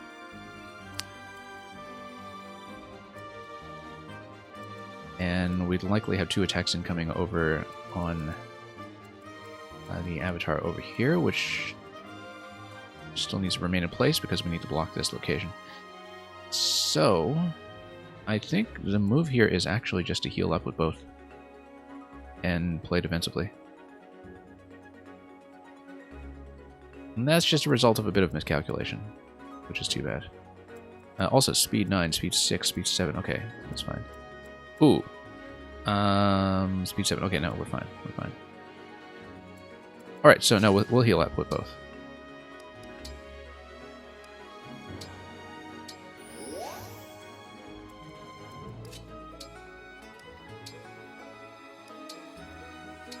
And we're just going to tank it.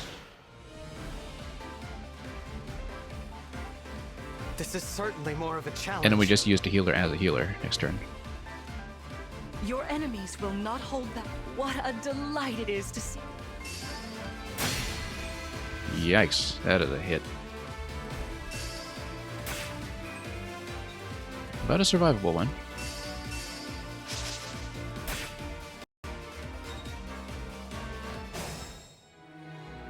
Okay, so we definitely need to heal up to live at all. Either that or block them out completely, which is going to be tricky to do given the Sigurd movement range that we have here. We can always just get a triangle formation around this if we manage to nuke this guy. and then just heal up. Going to be tricky. We will definitely need to get a kill, though. So, for example, if we do 13 over here,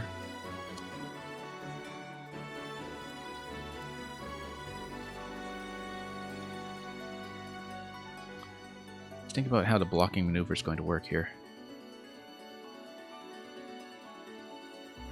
I think it can be done, particularly with cavalry being unable to loop around to this side.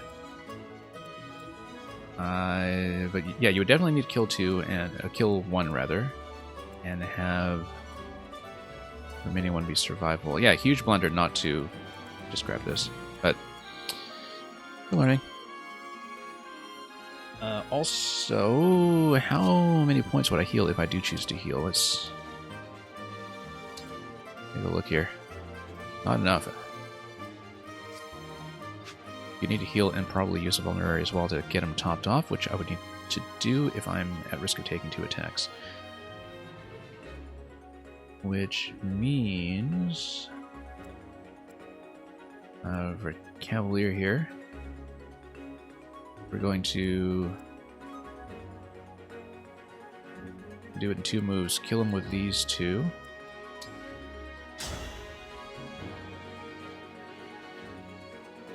We got 8 there. Whoops. And whoops, no, wrong character. I'll never yield. 8 for me.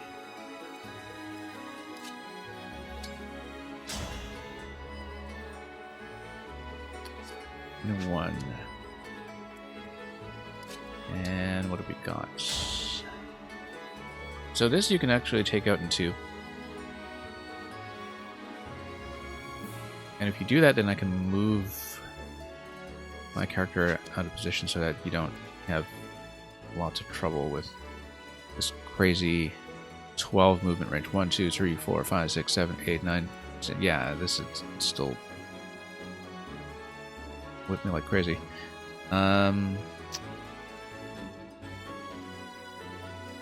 Crazy movement range, 12 movement range. Basically, if I'm exposed, I'm going to take an attack. So we know that I can survive if I'm being topped up completely, though. So we can top it completely. Then we have 2 characters available to take out 1, and then we just need to make sure that you can't have some kind of flank play on one of these guys. So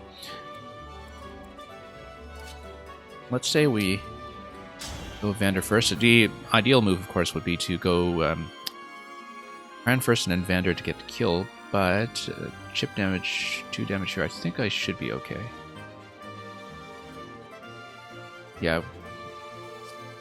So I just need to think about positioning here then. Should probably remain in place so we can restrict movements on this side and have maximum 1 attack come in. Then we heal up, we go vulnerary, and then we just camp out in this position. Okay, I think we know what to do, except this would not be able to run around and double up on clan, so we're fine.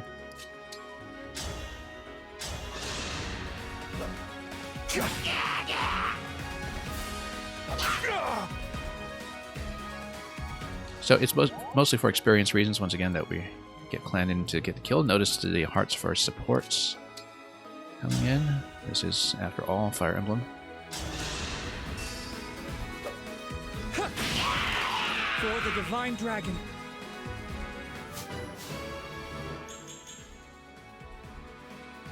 Okay. And yeah, so we basically have 1 attack opening here. Oh, this is a slight problem, actually, that she can totally come in around back to take out Frem. That I did not consider. At my peril.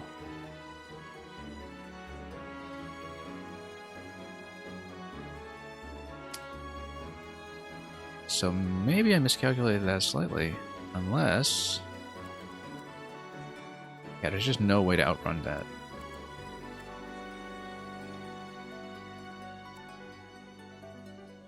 Unless we know 2 attacks are survivable by this guy, so we just need to get out of range of this guy. And so the move is actually to get Fram down here. And heal at range. Pop the Vulnerary over here. And then that formation should work. Here, here, here, here. And then you have maximum 1 attack on Fram, maximum 1 on Clan. And physical attack 20 is just barely survivable, but survivable.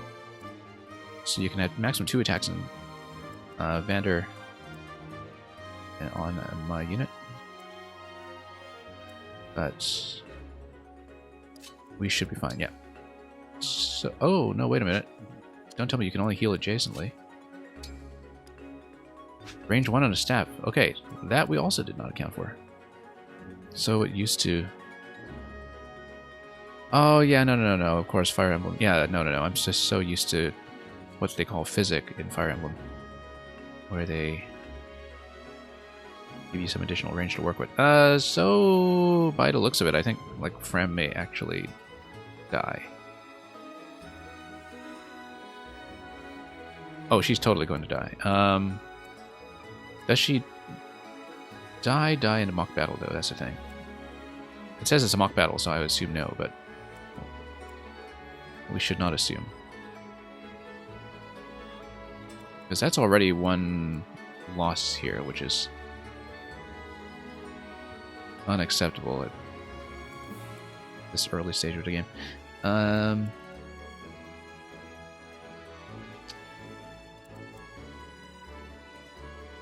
Okay, this I did not account for, that she can only heal at 1 range. I think we need to just count on the avoidance. Avoidance 56. Maybe that will be fine.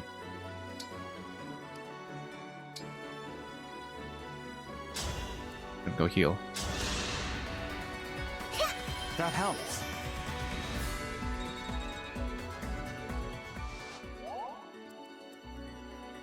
And yeah, he hits like crazy. Why did I get hit that hard, actually? Let's take a look at the skills once again. I did not expect to take that much damage in the first place. Gauge meter is short in 1 stab. Because was that a weapon skill that I didn't know about? Oh, yeah, because Rider's Bane has 20 attack. Okay, no. My calculations are just completely off in general. Right, no, because that was effective on cavalry. Okay, no, my calculations are just completely off. We're just going to lose stuff. That's okay. New game. We're learning it. Our foes are strong.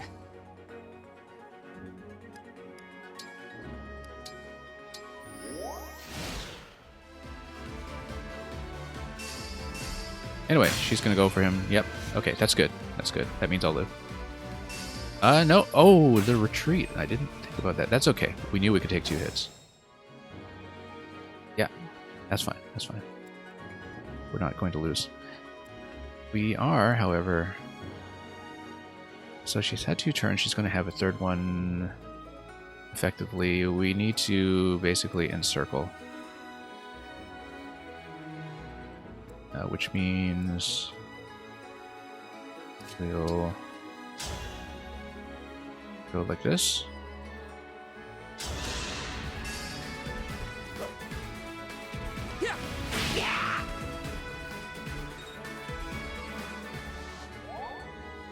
And the massive damage that we're taking, we can kind of do the 20% absorption if needed.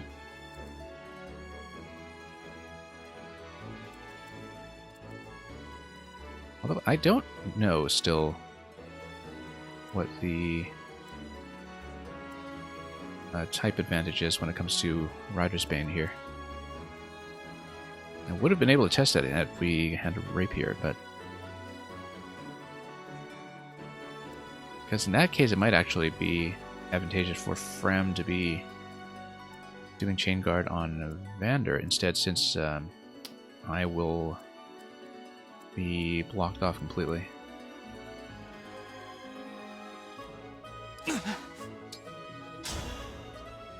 Okay, that will hit, and that's fine.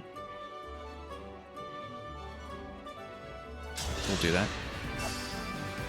I won't falter. I won't forget you. And 3 times multiplier on on Emblem crits, as is usually the case. Now, you know what? We can test out the Rider's Bane incoming damage by previewing this. It's going to be 30. Why is it 30? Let's take a look.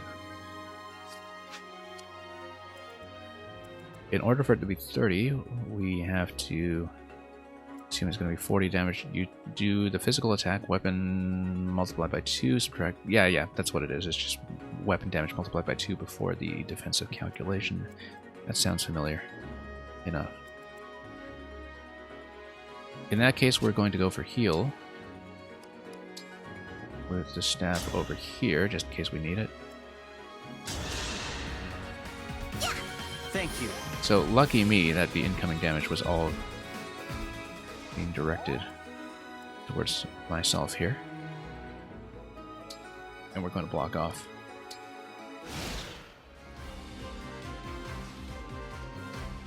No disrespect, Queen Lumera. That's the... That's the spirit for him.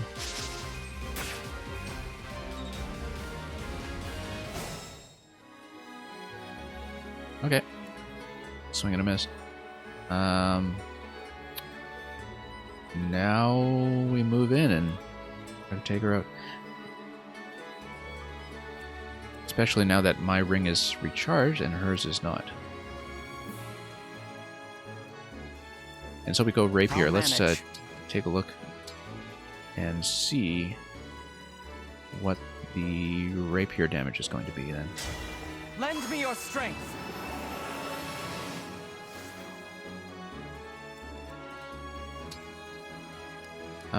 Load start. Let's not do that yet. Let's figure this out. Physical attack 15. Let's preview it. 7 and 3. Why 3? Well, we should go Lodestar after we've chipped her down a little bit then. Let's make sure we know what our damage numbers are going to be. Alright, that'll be 13 off of him. I mean, massive weapon triangle disadvantage. Well, 82%. Okay, whatever. And yeah, she's no longer powered up, so that's actually fine. So we'll just go in and smack her, I think. That's pretty much all there is to it. No damage, as expected.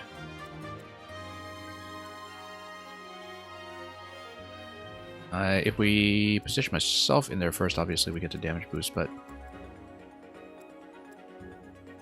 we'll take a look at this instead. Hang on. Yeah, hit plus 10 in combat. Plus 5. That's okay. Okay, smack, smack, and then we come in for the kill, probably.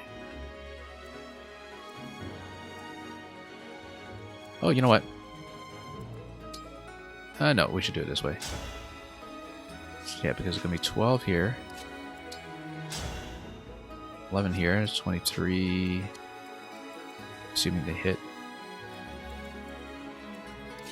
Not really confident in 80% here, but then we'll bring in Marth and get some Bond XP going.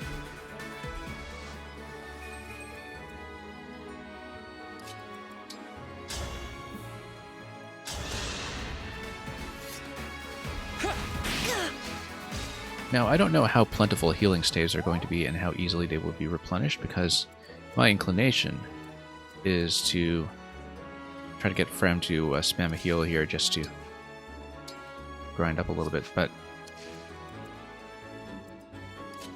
because she's clearly not really going to hit necessarily. Interestingly enough, okay, so what's her physical attack? Is 6, defense is 8. So if you have the adjacency plus 2, then you actually only get 2 points of damage, and that's not enough. Okay. In that case, what do we do with her? Let's do 0 damage and just... I don't remember if that actually gets you any XP if you attack in like that. We would absolutely have to engage in order to do the 4 damage to her here, right?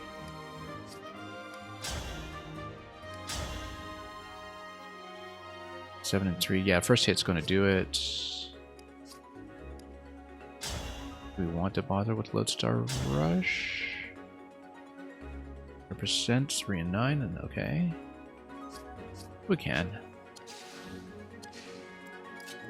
Let's just see if she gets any experience from a no damage attack. I'm curious.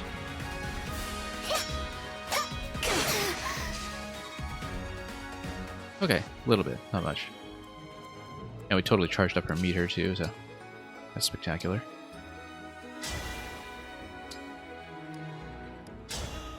And we'll finish her off. Fate has brought us here.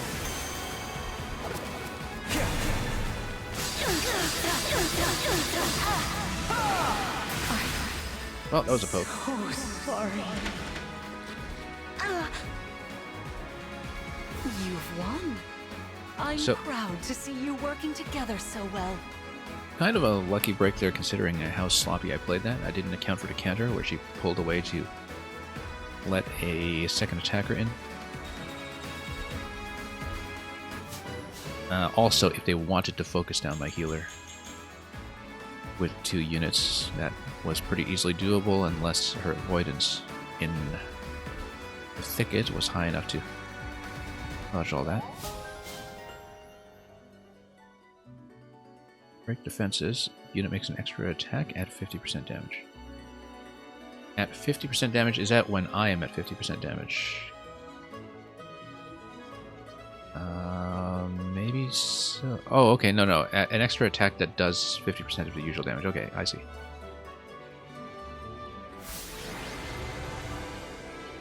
Anyway, good going, clan.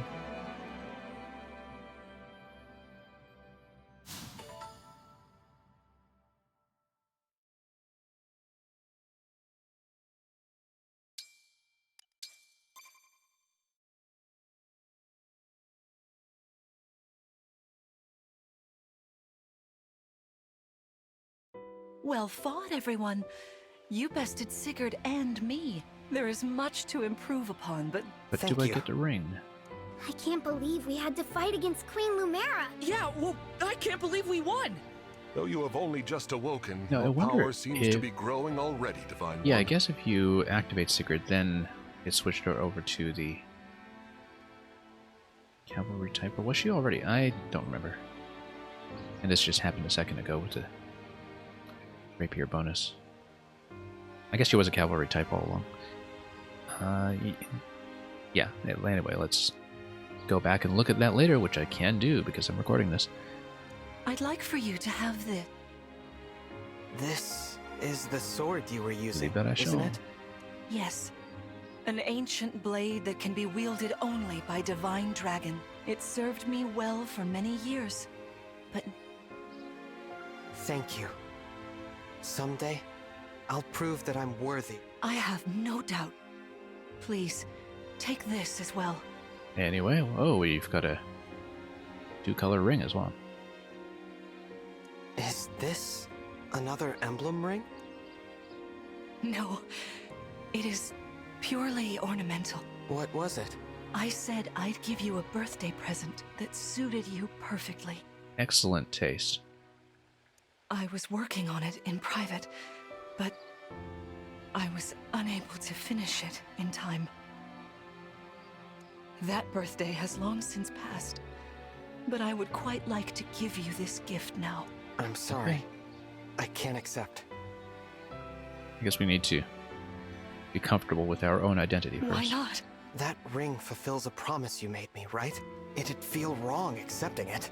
Please offer me this gift again once I've remembered everything. Everything, you say? What is she hiding? Did facing me in battle stir any recollections? It didn't. You need not apologize. It doesn't matter what you can remember right now. We definitely once fought, I only and will hope probably that one day fight again. you will think of me as your mother, as you did 1,000 years ago. Forgive me. I was so thrilled to spend time with you again. I suppose I got a little carried away, didn't I? Oh, no. It's all right. I don't mean to put you on the spot, but let's agree. What do you say? Pinky promised. All right.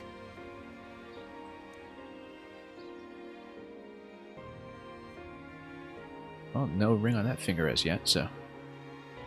Select auto battles, choose a strategy. We're not doing that at any point. Okay. Let's explore. Maybe it was an achievement or something for stepping on the replenishment spot. Anyway, glowing spot. Maybe that is actually... Where's something else? We have berries. Reminds me of Fates, actually. That there was that whole My Castle game within a game.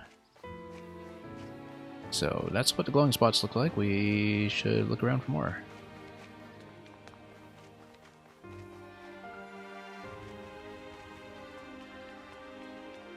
I mean, I think I generally prefer if we just had a top-down view.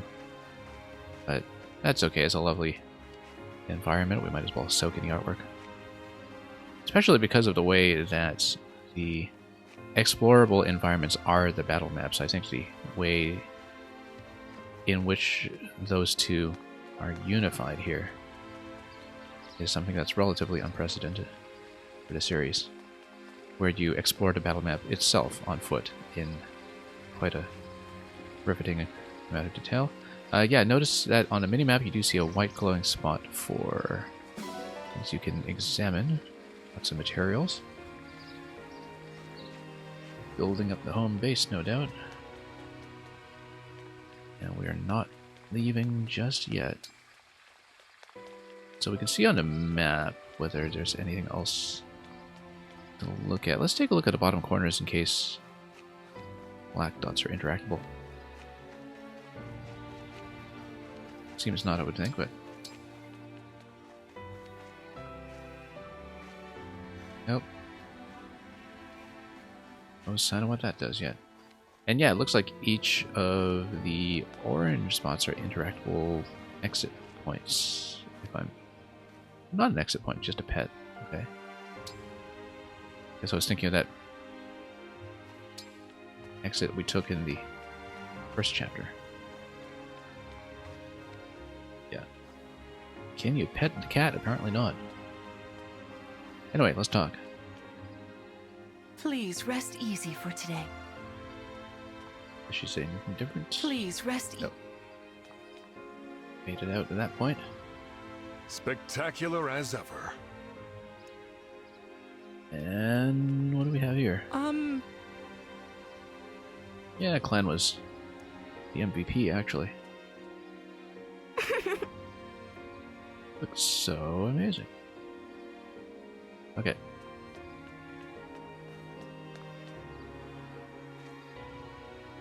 I think that's all we want to look at here. Alright, let's go.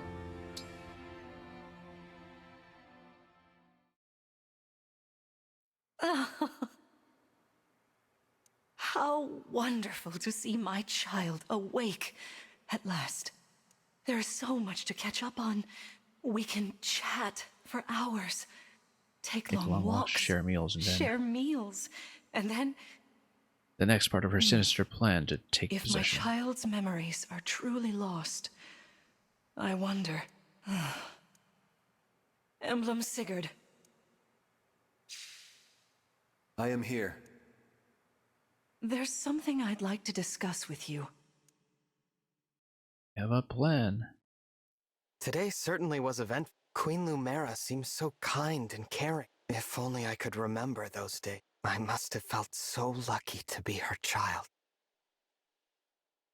I think it was probably more a fractious family situation than any of them would like to recall.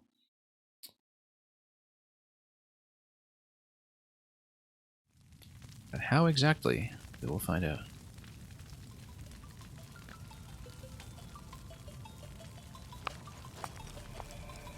Why are you here alone?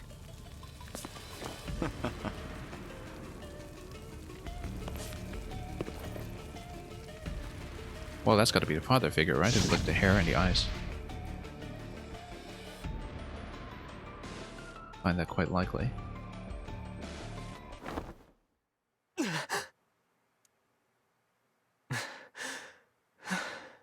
Are you all right?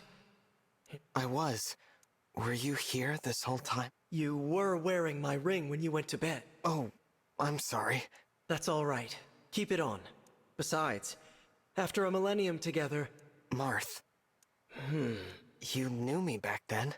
Well, you were kind, as you are now. Take your time. Ease back into your memories. Yes, she did. Well, Martha remembers Sorry. her and suspects nothing. I don't mean so to be impatient. what shall we make of that? We'll find out. It's all right.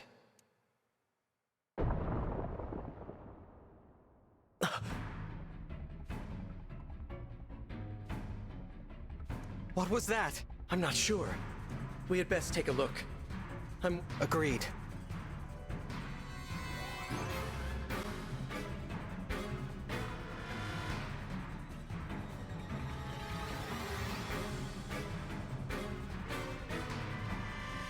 Vander! Clan! Fram! Oh, Divine One. Thank goodness you're safe. What's happening? Tell me! Some enemies busted right through the castle walls like paper! Suddenly, bam! They're here! What's worse, they fought their way into the ring vault. If you ask me, they're trying to get their hands on the emblem rings. Even as we speak, Queen Lumera is defending the vault. Quickly, we must fly to her aid. Well, how many of the rings can we pop? I guess Sounds like a plan. Follow me! if they are restricted to those with Dragon Blood, we'd probably just take them in tow until we find suitable candidates for hunting them. Hey, here's our first sight of a Pegasus. We currently do not have any anti-air, but we'll work with it.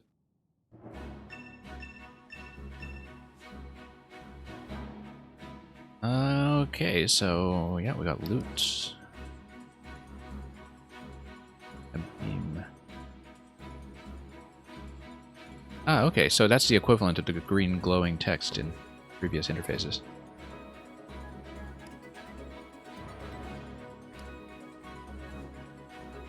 Alright. Yeah, we needed to watch our ranges here. Also, is this how I want my camera rotation to work? I kept flipping my camera rotation back and forth in triangle strategy because it was never quite what I was comfortable with or expected. Let's see if I like it better the other way. Let's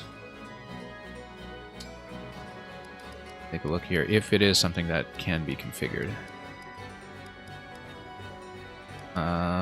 Let's say Comet camera inverted. Let's just see. Yeah, because what I like to use for the Comet camera and the walking camera are two different things, I think. Okay, push in, pull out, and then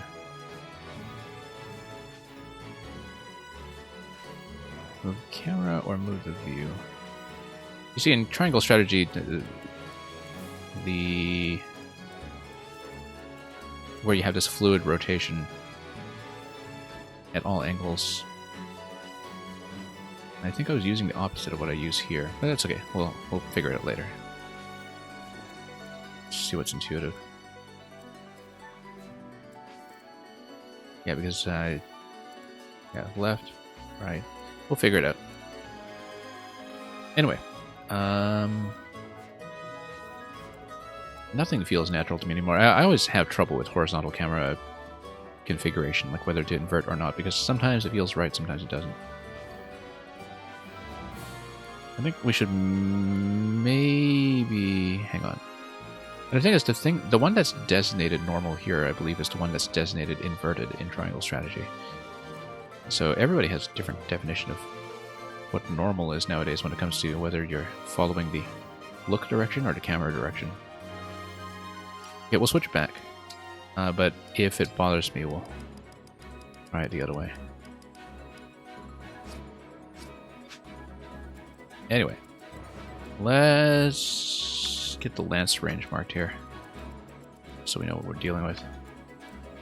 Yeah, notice that they're not going to penetrate the wall. Large pillar is impassable. That's important information. Yeah, we'll do range markings on all of the flyers for now. They aren't going to poke me too hard by the looks of it. Let's take a look at the physical 14. Then let's take a look at the boss. A beam. Mise on that beam.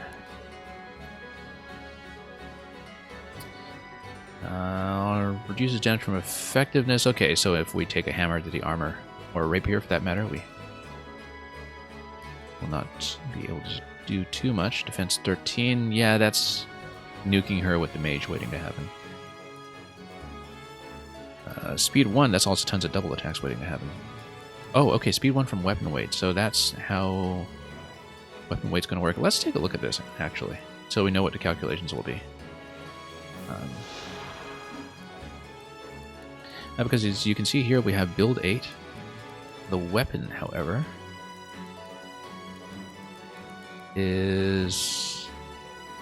So would that mean the weapon has weight 10? So weapon weight is something I remember being a thing in Path of Radiance. I actually don't recall it having come back in the more recent ones, but it's hard to keep all of the systems straight after many years of playing a lot of the series.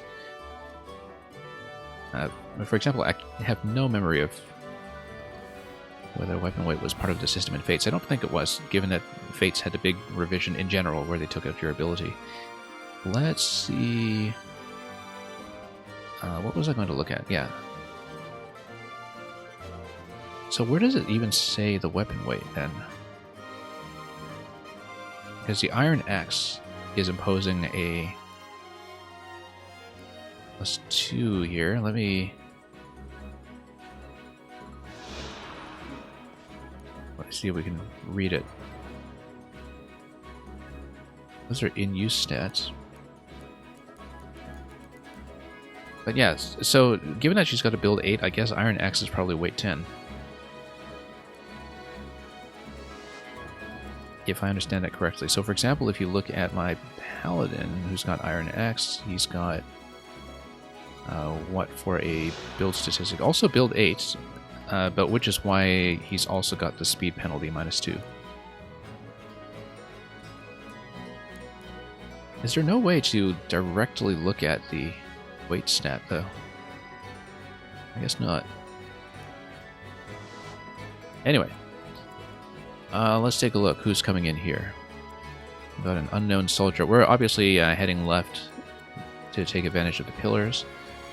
Then we'll track some of these guys coming in. Also notice that I start off with a full charge on the emblem, which is good because it probably will not take me more than 3 turns to get to the blue circle for replenishment. So when you see a blue circle ahead of you, I think that indicates to you that you can go pretty aggressive with the emblem ring. Rapier, let's take a look at this again.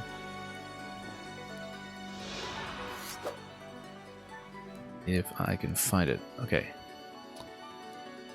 Horses and...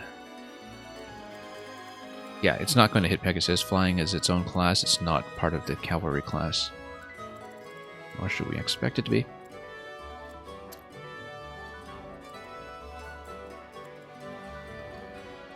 Okay, so. Defense 5 on this guy, 11 on this guy. We need to take this out immediately. He's not going to get close enough.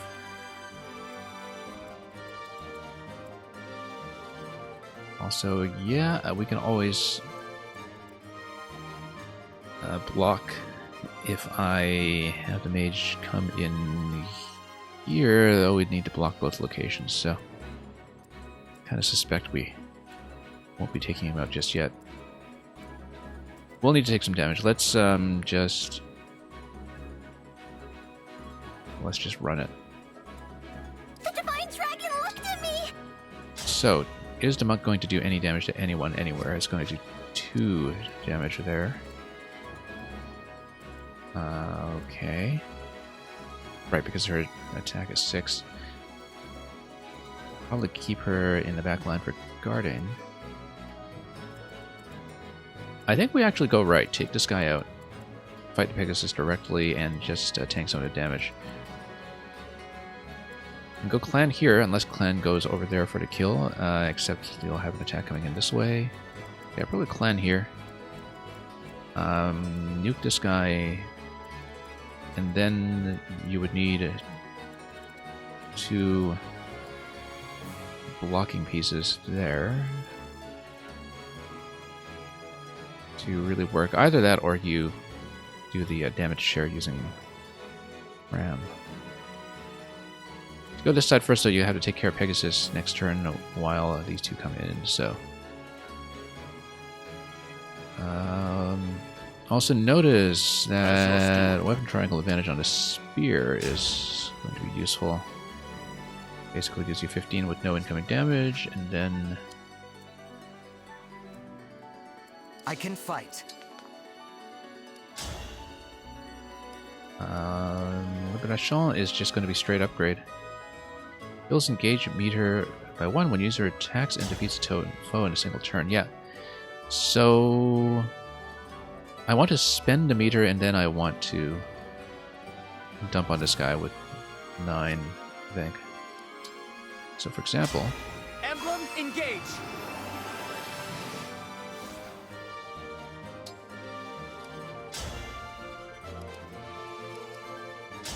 Even if we use my own weapon here, the speed advantage here would give me a 9 and 4.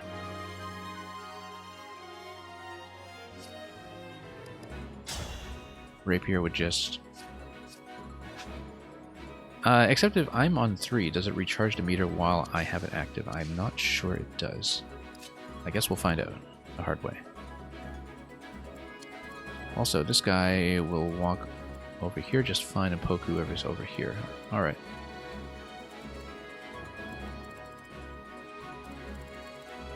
In that case, spear's over here.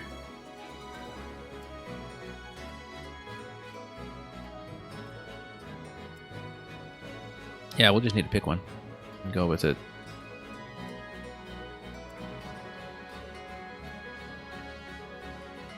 Or we could also go Lodestar. If I go Lodestar...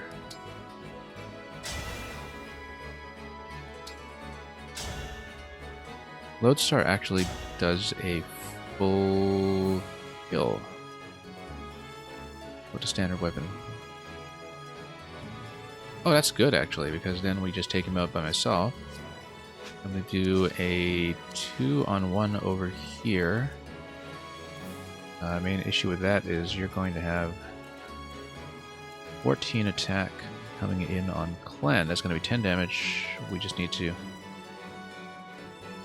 heal him up after that. He's going to be out of range of anything else, though, so I think we are fine. Speed 10... Speed 8, and better yet, he's going to be able to counterattack. So, alright, in that case, we can go over here. 22, so you'll definitely get a kill. And then we need to figure out where to place Frem. So, okay, it's going to be engage, kill. We got a 2-on-1 kill. We want to get her out of range of any enemy attackers, but also kind of in a middle section in case we need to lunge for a heal on either side. And nobody else is going to approach over here, so we're going to have 11 incoming damage. It's going to be 5 damage to him. Speed 9, speed 10. And then Pegasus is going to do about 10 to Clan. So, let's do it.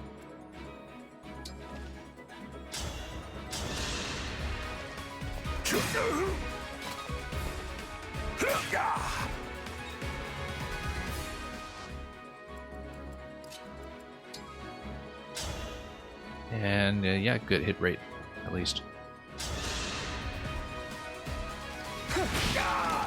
Phew.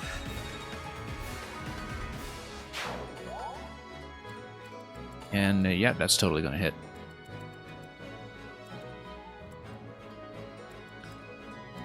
We're killing this guy, no point in hugging the wall, I don't think. We are going to take a hit anyway. I guess it would force this guy into this position, but I think I want it closer to the middle. Still don't know what the limits are in Lodestar Rush. I mean, why don't we just do it every time, right? Do we want to stay on Liberation or Rapier? That should be a decision made based on what do we want to use to counter Sword Fighter. Let me take a look here at the stats.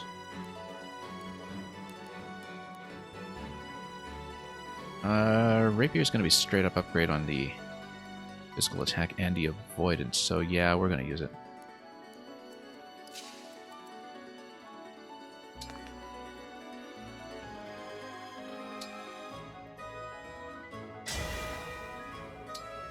Lodestar Rush, and then Rapier. My prayers are with you.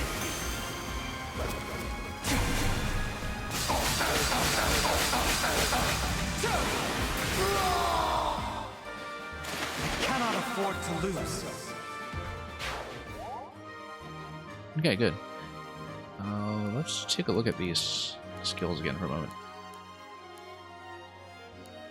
Where was it I was getting that extra ability? Oh yeah, no, it's with Libération that I would have been able to fill the meter. So maybe I should have stuck with it. The reason I wanted to stick with it in the first place was that I would be able to fill the meter quickly. I wanted to test that out. That's okay.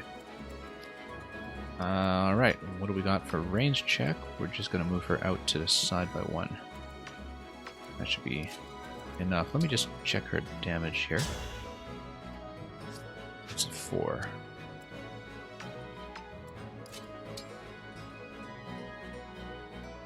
And yeah, no need to use Chain Guard. Let's just wait.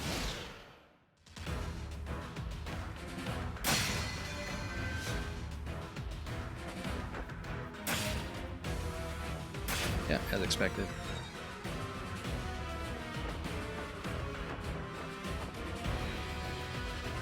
There are too many of them. We'll never make... Through this door, right?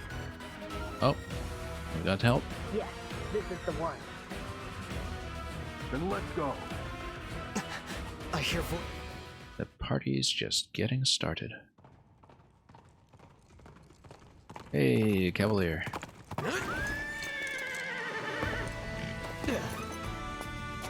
Made it. And not a moment too soon. The Crown Prince Alfred of Firenze is here to help. Let me at him.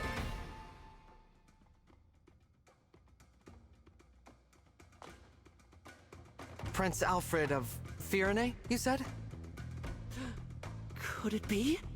Are you the Divine Dragon? You finally woke up? I did. That's amazing!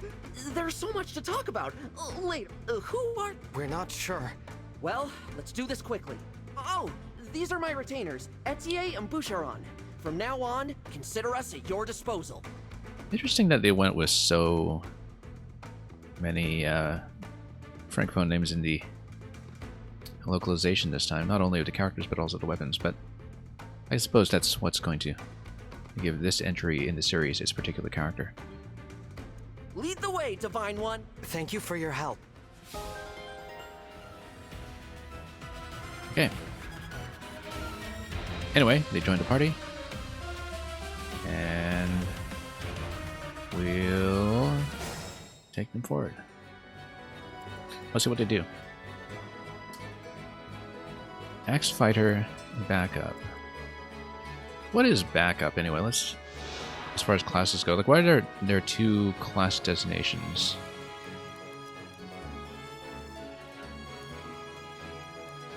Yeah, actually, I haven't thought so much about the type designation here. I mean, Axe Fighter is just going to be the class, but then I guess there's also sort of an innate type in the way that the type that I have is Dragon. Chain attack into combat of an ally. Fighting a foe in range. Okay, so yeah, the follow-up mechanic from somebody who's just standing in position, which was very familiar from Awakening, that's something that's going to be basically unit type dependent this time. We gotta look at all this. God. Like Dragon, for instance, and there's a bunch of stuff that's kind of skill-based when it comes to bonuses that are relevant. Hence, yeah, the Lodestar Rush bonus, for instance, and Divine Speed, for that matter, you get bonus for being a dragon. Okay, that makes sense. And Dragon Child is just the current class we're working with. Let's take a look at who everybody else is here. Alfred. So Noble is on a horse, but Cavalry is something separate from that. Oh, or maybe... maybe the classes are actually... Maybe the types are categories to which several classes belong. So, for example, the Noble would be part of the... would be a class that's part of the Cavalry type. The Axe Fighter would be a class that's part of the backup type. I'm not exactly sure, but that would be sensible. The Archer would be part of the Covert type. Yeah, because Paladin is promoted Cavalry, basically, so both Noble here and Cavalry, since Alfred is essentially a little lordling. That property is one that we should pay attention to. Okay, anyway, we need to get Clan out of here. Now we've got Archers. Archers are just going to tear the Flyers apart, I'm sure. The type bonus. She's got... how much range on a weapon? Probably 2, but yeah, looks like 2. And camp here. Let's see how much damage she does to It's an honor each of to these. meet you, Divine One. I'm Etienne. My arrows are perfect. With these muscles, I'll have those... You'll have those Flyers dropping like flies, yeah. That's what flies do, they fly. Yeah, effectiveness, we know that. Nothing too new here. Yeah, it's just going to one-shot. It's going to completely one-shot a Flyer. And let's see the damage calculation. In fact, it's going to be 23. And once again, let's see how the calculation is going to work, just so we know for sure. 23 means it should have done 28. That means the weapon attack should have been 16, okay. 16, 32...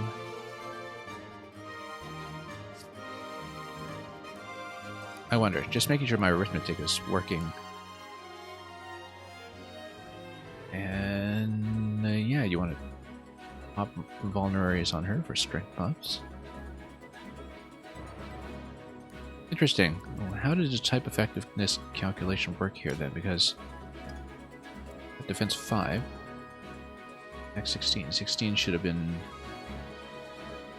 if I was correct, 32 minus 5, 27. Oh, well, I mean, like, it does 23 because it's an overkill. So, for example, let's see if it just says you're doing 19 if you attack like this. No, it says you're doing 23. Okay.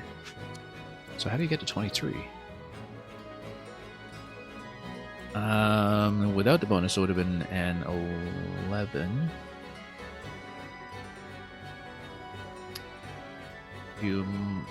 No, it should be based on weapon damage, actually. Not physical attack, it's based on weapon damage. Let's take a look. Weapon damage. Hang on, let's do it this way. Physical attack is a weapon stat, though. So how does the effectiveness calculation work here? I need to take a look at our stats. Strength 10.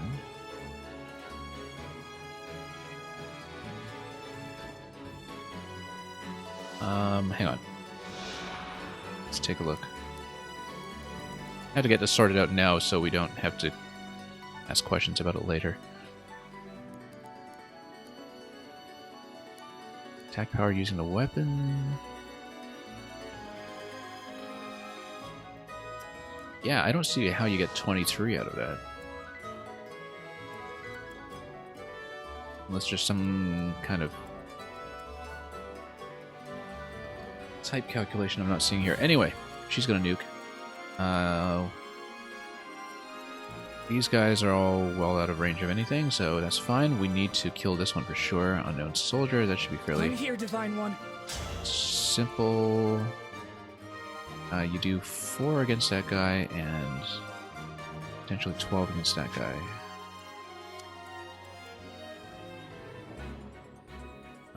Fram. And you can always heal up as well. We fight for peace. Let me just do a damage check on this guy. It's going to be 11 out of 19. You need 8 on him to continue past that point. Let's see. 2 damage. No, that's never going to do it. Axe Fighter is not going to be within range of anything this turn. We can always wall off here. Or maybe just come in here and do a poke. This is going to hit, this is going to hit. You would need to take 2 hits. 14 and 6. That's going to be 8 and 8. Yeah, you can survive that. Speed 8, speed 6. Okay, so we can come in, we can do a 2-on-1 on this guy, and then still have enough damage left over to kill this guy and this guy. Right? Because if you attack either of these ones, you do 10. Yeah. 4 on that one, 10 on this one. So you need 15 damage against him. That is 11. Okay. Not nearly enough. Okay then. How many does this do? 15. Okay, 15 and 4 will do it. 15 and 4 will take that out. Then, if I'm reading my movement range correctly, 2, 3, 4, 5. So these two can take out 1, Archer can take out 1. You move the mage back a spot, basically. Then you can defend it from this guy. Not really necessary. I was hoping to wipe all 3. That's the thing I'm trying to calculate here and why I'm taking so long with it. I was hoping we could get enough of a poke to make that go. On the other hand, if you've got 11 over here, you've got... Yeah, well, you don't have enough spacing though. Let's just go.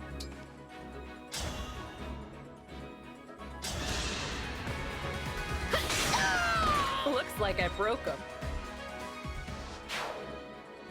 Okay.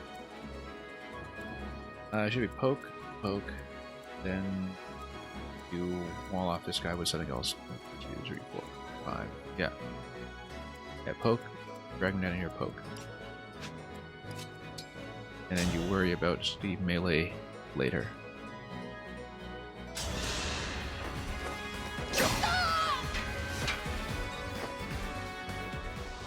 And yeah, you'll notice I'm still trying to avoid letting Vander get the kills. Oh, how much damage does this do?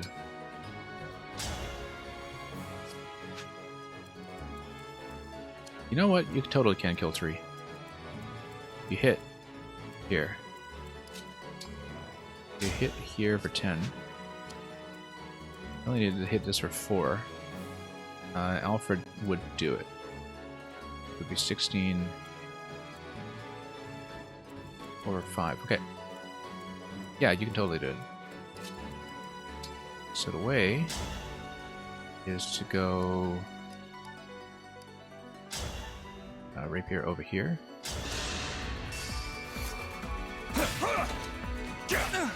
Obviously, if you wanted to absolutely minimize incoming damage, you would have gone clan first, but as you can see, because of the heal that you get off of the bond with Marth on the second hit, you're perfectly fine.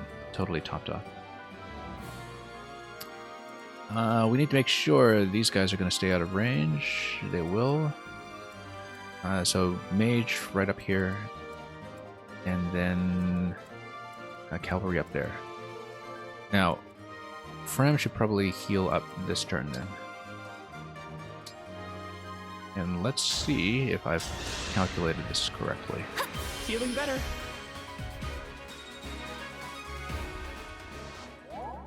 I am ready to serve. Okay, so we just nuke.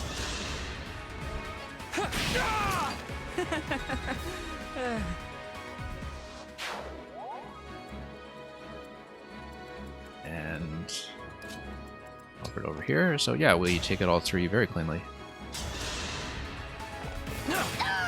Serves you right. Okay, we're going to have a double Pegasus attack coming in on Marth in just a moment, so we're going to have a type advantage with the axe, so I don't particularly mind if I just run him up. We might even... got defense 6 on him. 29, 29. Might even just run him straight up here, and if he's taking 2 hits, he's taking 2 hits, whatever. There's no point in just trying to drag one when they're likely to just gang up anyway. Am I reading this correctly? Let's see. Ally joins a chain attack in this unit's combat. Yeah, we want to bring them right up to Divine One. top. If I'm near an enemy you're fighting, call on me if you... Yeah, oomph is always nice.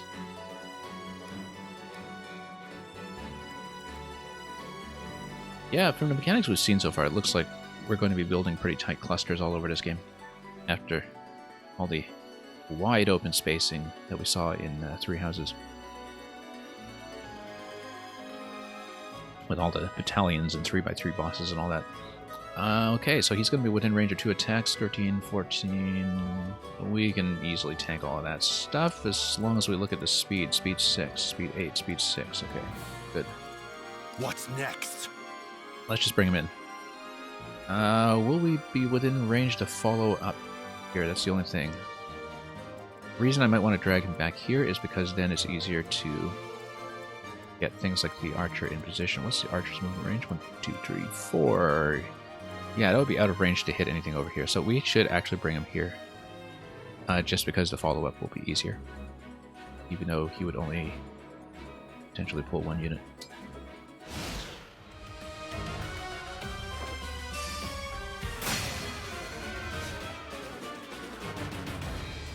And yeah, the lance is going to prevent the reply. Interesting way to do the weapon triangle this time. I don't know. Yeah, it should probably still have an effect on things like the hit rates and so on. But... Here until the end. So, for example, if you look at the hit rate, it's still 99%. Not a big deal, but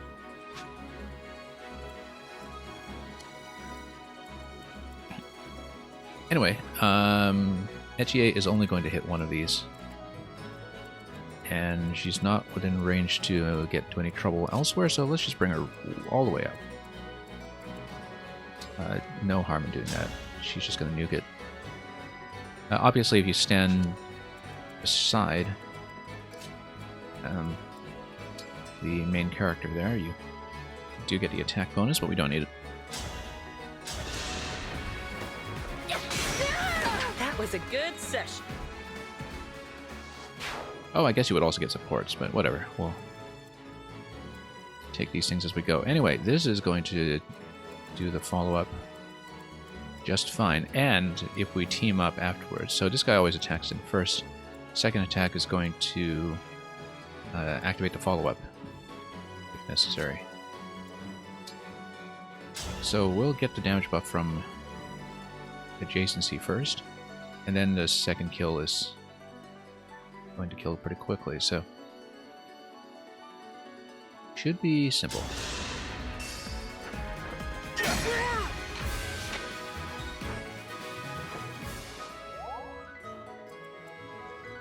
Okay, and even Clan can go in there and do a finisher if we still want to grind him up some more.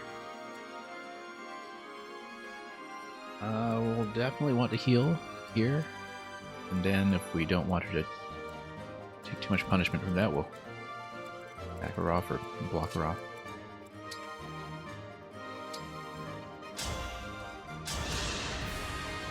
That helps.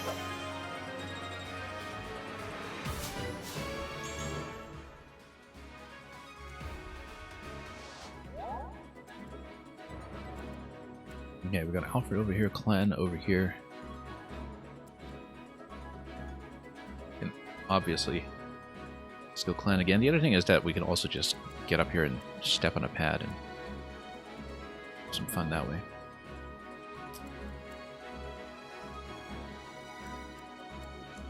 Level 2 on this guy, level 3 on this guy. Yeah, we should level up Clan. He's still on 2.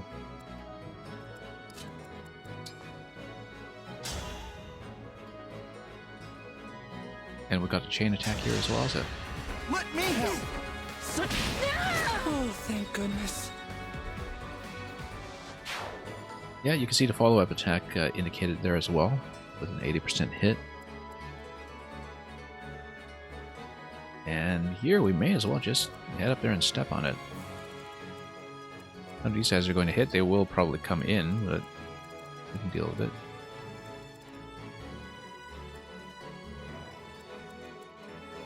And then we just start blocking out some pieces with the cavalry if we're worried about incoming damage.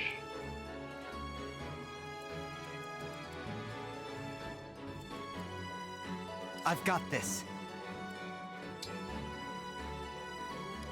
Okay. Oh, I guess I can't replenish when I already have that guy active. That's fine. Well, probably just wall off here. That would be easiest.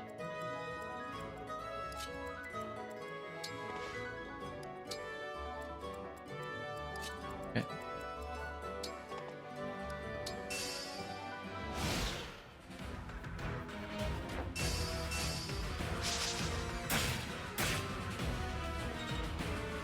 Yeah. Gonna be fairly simple. And yeah, so stepping on this, notice that provisionally, if I'm moving that spot, it's filling up the meter, just to preview what's going to go on. Maybe so. Do I still have to be standing on that spot, though? Floor plus emblem energy skill effects. Hang on. Skill effects. If a unit is... Okay, no. It just tells you about the square. That's separate from the emblem energy. I think we'll just continue camping in this location then. We can obviously get the kill, but is there anyone we want to grind? We can keep grinding Clan. Etche... We'll need to bring someone in first to get her to start sniping. And this guy's a long ways off, so I'm not going to worry about him too much. Yeah, sure, let's just do the kills and climb. Maybe back off a bit. Won't be a kill, in fact, but... Well, what is the noble class, anyway? It is the equivalent of a lord... It is a cavalry type. Or, well, I mean, it's a horse type. It's vulnerable to cavalry, rather. And... yeah, still getting a sense of what the class equivalents are with this dual type system. Yeah, one born into a noble royal family probably entitles him to use rings, perhaps. Is one of the lords, perhaps. In that case, does anybody need topping off? I mean, we can always do a 2 HP heal on Vander if we really want. Okay, so Clan is going to do a bit of chip damage over here. Unless I And beside myself were an additional 3. Which would not do enough anyway. I can just tap it myself to get a charge on Libération. And of course the Axe Fighter will just wreck that. Anyway. Yeah.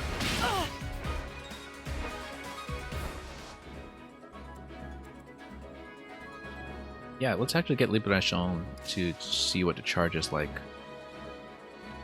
on the kill. Kills engage meter by 1, yeah. I am the Divine Dragon! And yeah, engage meter does fill up, and because I'm standing on that spot, it's going to top up anyway, so we're just going to stay on Marth for the time being. We should bait these 2 pieces in.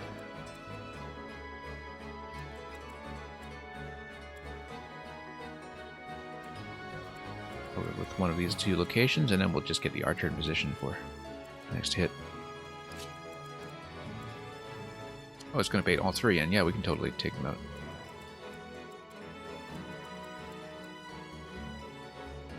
Now let's make sure the survival is going to be 4 and 4 with a triangle disadvantage. And then, yeah, no, this is easily survivable.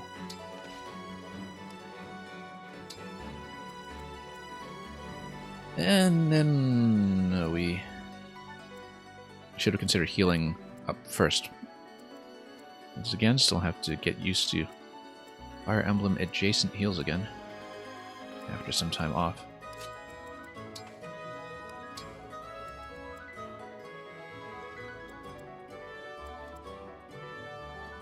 Or I could have just blocked off in this location. Get the archer there. That's perhaps even better. Yeah, I like that better.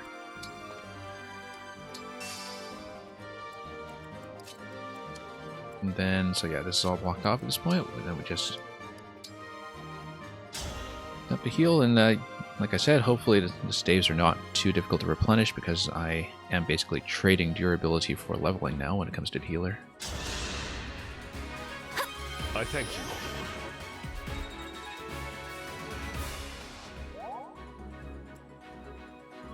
And yeah, we'll keep the healing animation on for now. I find that I usually do turn off staves, or have in previous games, just because heals go down so often. But right now, not really too much of a nuisance. So let's just head on up. This location would be hit.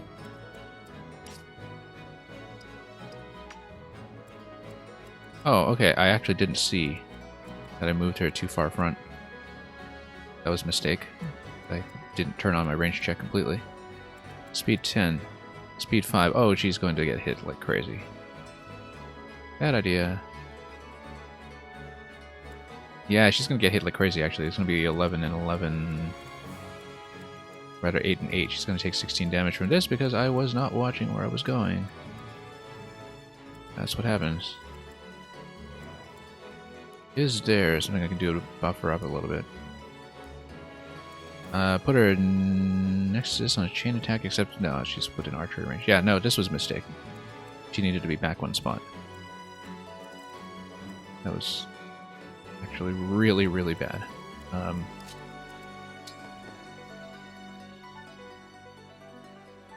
And Boucheron's defense is not actually that good. Let's watch here. Speed 6, speed 10.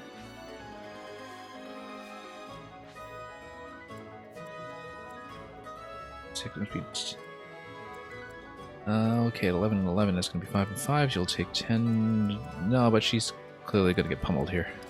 Well, let's just move up. Yeah, bit of a mistake. Oh no! She's not even going to get attacked, so okay, fine. Doing perfectly fine here. Notice that those are going to be backups that you see over there.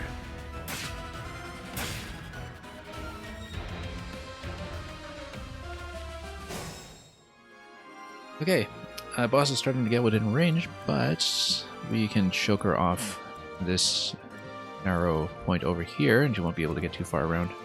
Movement range on this one is 4. 4, but with a bow, and so you have to be aware that it's going to be 4 plus an extra 2 range. Do we need to bother with the archer here? Probably not. Given that my other characters can just take that out completely.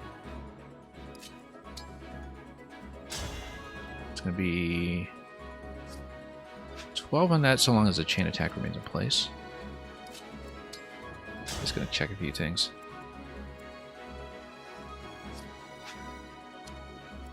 Yeah, so that could be a 2-on-1.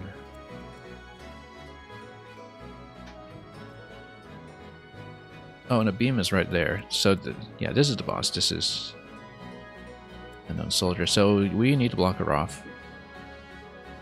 She's going to hit quite hard. We will need to tank into that. Let's do a quick assessment here. It's going to be 10 incoming and same type with the axes. Okay. So we can get a 2-on-1 here. Take that out. And then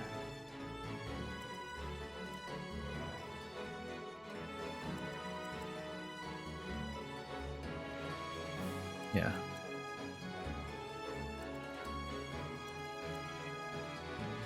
Yeah, okay, so it'll be bow here, line here. Also, we can also always do engage and see what the damage assessment is against either of these.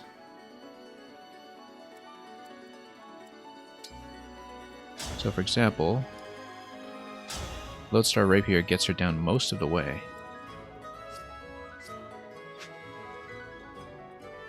And physical attack 20, yeah, that's very easily survivable, but you need to account for the archer. That's the main thing. If we can take out the boss in 1 turn, that's ideal. Can we? 3 damage, not quite. But if we have the adjacency bonus from myself here, and then we go, for example, Lodestar Rush, which is not going to be vulnerable to something in return. That's going to be 4 damage. Archer will take her out. Then you need to deal with this guy. Yeah, no, then we can... Let's take a look at the menu here. Is this a defeat the boss or rout the enemy? This is important. Rout the enemy. Good. Okay, so we'll take her out. Dunk on her with the archer. Then we still need dislocation to deal with. That's fine, because we can just run cavalry over here to get 2-on-1. That's done.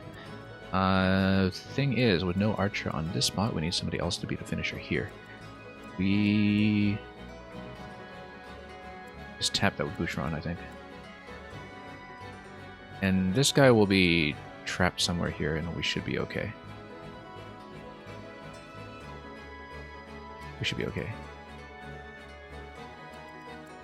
Really do need to do the speed check, though, on a lot of this stuff. Because, yeah, we can't let anybody with 10 speed hit my slowpoke archer over here. My slowpoke cavalry, rather, doesn't do too much better. Flyer needs to go down. Flyer is just going to be cavalry taking him down. Defense 8. So, yeah, okay. No, we're good. We're good.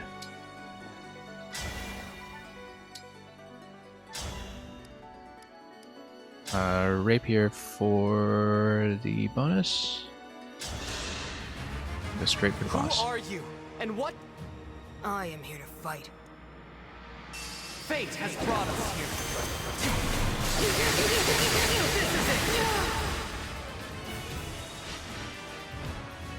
Okay, good. Engagement and emblem 5 times, etc. What was she dropping? Oh, vulnerary, okay. Edgy is going to do 6 damage thanks to the bonus. We're going to dump that on her, and that's going to do it. I have my orders. No run reaches the vault. I think not.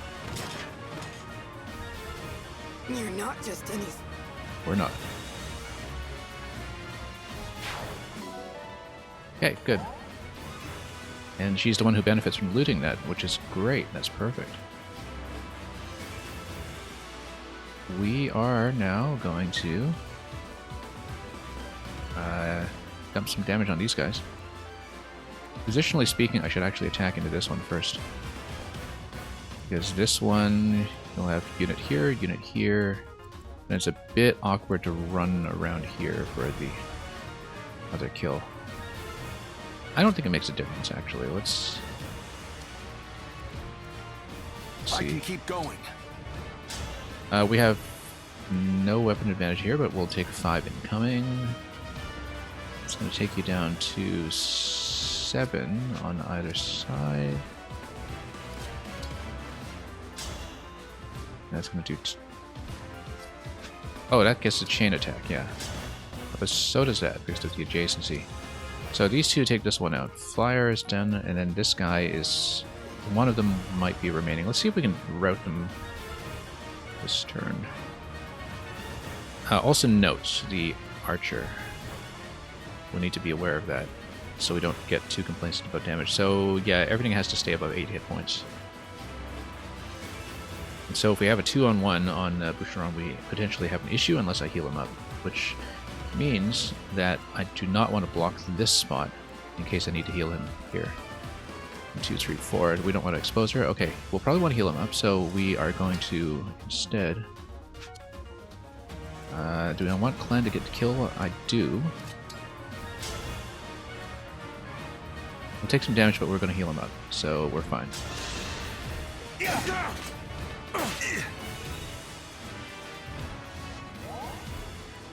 Okay, Clan is going to go here. I'll take this! For the Divine Dragon.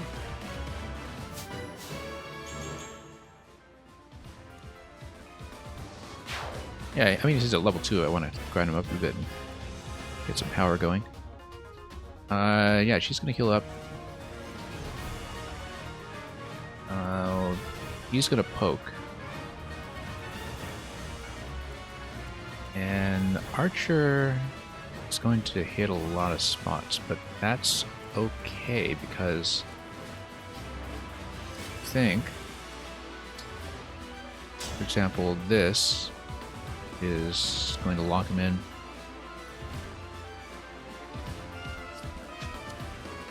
And no matter who he attacks into, he's pretty much going to die. So, question though is, can this survive 2 attacks?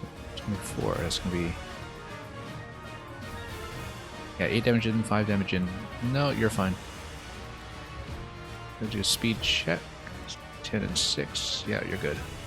Is it my turn?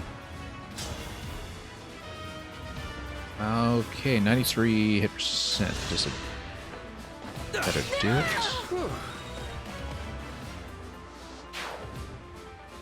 Okay, no, you're solid. No issues there.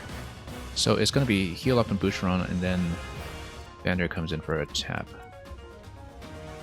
Vander could even go in and see if you can one-shot. No, that's going to be 1 hit point remaining.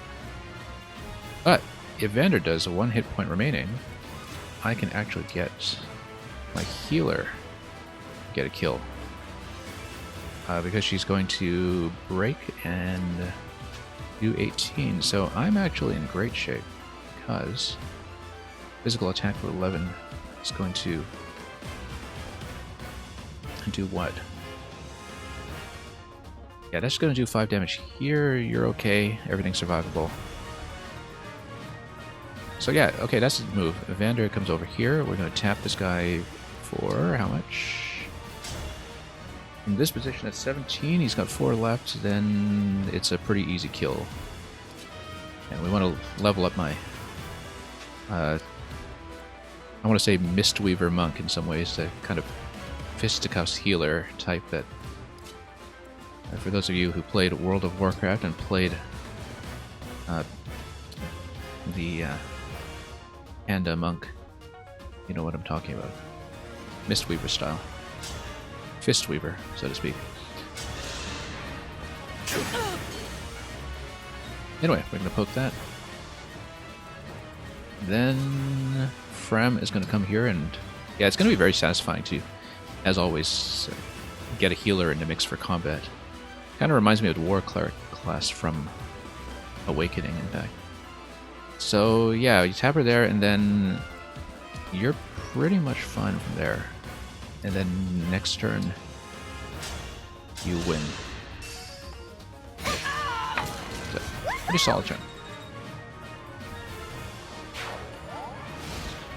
And get some supports going too. And also get some XP for her without spending down to healing staff. For once. Okay, who do we want to level here? Got a bunch of level 4s. We could still go Clan and Frem. Physical attack 6, 6, and 3. It's 5 and 5. So 10 damage once you do 12. No, because you would need adjacency from Mars. Okay. Then... yeah, nuke him with arrows. Boucheron's not in a great position either.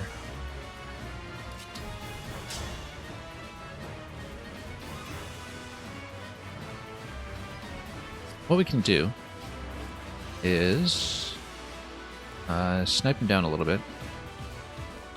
It would be fun to get another healer kill here, actually. The way you would do it, you would need 10 damage on him from the adjacency. And that takes him down to 8. No, you would only get 10 if it's a double attack. Speed 7, speed 10, that won't do it. You would do 5 damage against a soldier from an adjacency. An adjacency with myself, rather. That knocks him down to 5 damage, and then you would need to do a bit of a positioning trickery. Martha over here, Boucheron out of the way, maybe positioned over here for a follow-up, and then Frem coming over here for a poke. As insurance, you have plenty of units remaining to fiddle around with that. So we're going to try to level up Frem and see how that works. But we need to make maximal use of the adjacency bonuses to do it. And this depends on the 2 damage follow-up from Boucheron as well, so... Let me help. Good. Solid. Okay, so here's what we're going to do. We go Dragon just over here, and then Frem over here.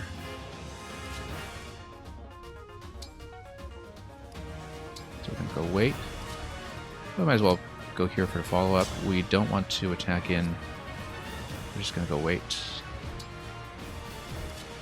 Then we're going to go poke. And yeah, that just kills pretty cleanly. In fact, it does get a double. How does it get a double? Speed 7, though. How does that get to double? Oh, maybe because it's just fists. Let's take a look. I don't understand the fist weapon, really. Yeah, if the user initiates combat attacks twice. So if you had a speed advantage, then you do even better than that. So as long as you're in the attacking position, you always get a double.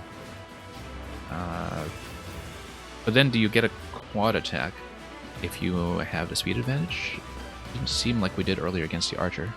But we didn't have the speed advantage against the archer because it was speed 7 against 5. So let's take her down here. And then that is going to be a poke.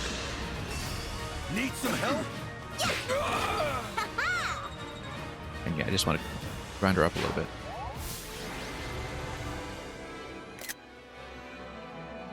And it's going to be Clan once again.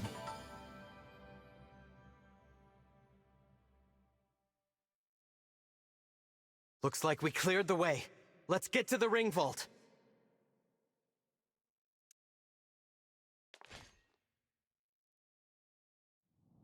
Whoever it is you are, the rest of your forces have all been defeated. So surrender now. If you refuse, I will stop you. Oh, so much for those negotiations. But how? Do I detect a hint of fear? Of course I do.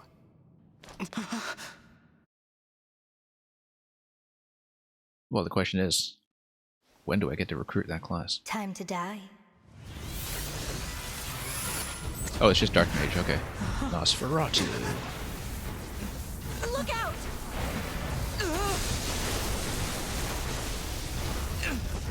Okay, Mother Dragon's going to take the hit for me after all.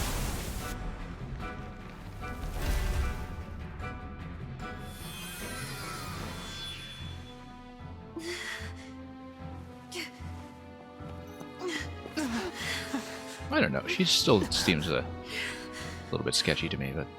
Now, why don't you hand the rings But over maybe to then me? it's that kind of dragon, the one that does the Leave early here at sacrifice. once. Which I think was also the case in Face.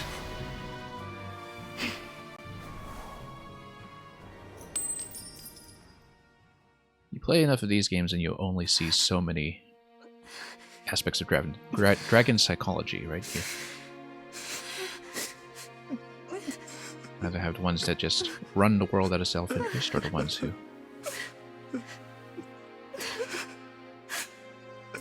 will actually kind of pull through for you, as you see here. No. Here, Queen Lumera! I'll fix you up!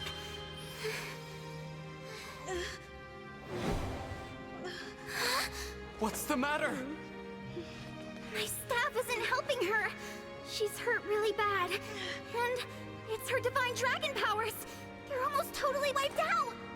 I always appreciate it when healing powers are Divine actually dragon acknowledged losing their in the power. story, It's the same as losing years of their life. instead of thing just is, sitting out the There's no cinematics. reason Queen Lumera should be drained like this. It doesn't make any sense. It's simple, my young one. I gave my power unto you. But why? All the years you were sleeping, healing, I was transferring my divine dragon powers to you. I hoped it would be enough to bring you back to me someday. But now, it would seem that I'm completely spent. Oh no, this is my fault. I did this. No, my dear. You have to push those thoughts away. There is nothing a mother wouldn't do to see life return again to her beloved child.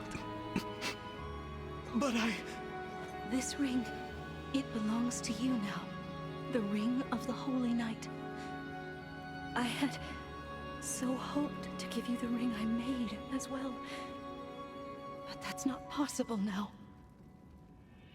Listen to me, child. Those who invaded here, I sensed the power of the fell dragon within them. You must not allow them to capture any more of the rings. Please, I beg of you, gather together all 12 rings. And when your scattered memories return to you, you must fight on with the utmost divinity. I believe in you, my child. I understand. I'll collect the rings. I swear to you. And I'll fight. I'll do whatever you want. But please, don't leave me. Mother! Ah, young one. How I've longed to hear you call me that. All of those years, I held out hope. My heart is fuller than you could ever know. It can't end like this. You were going to give me that ring once my memories came back. You promised. And there are so many things you haven't told me yet. You said that we would talk. I did. There's still so much I wanted to say to you.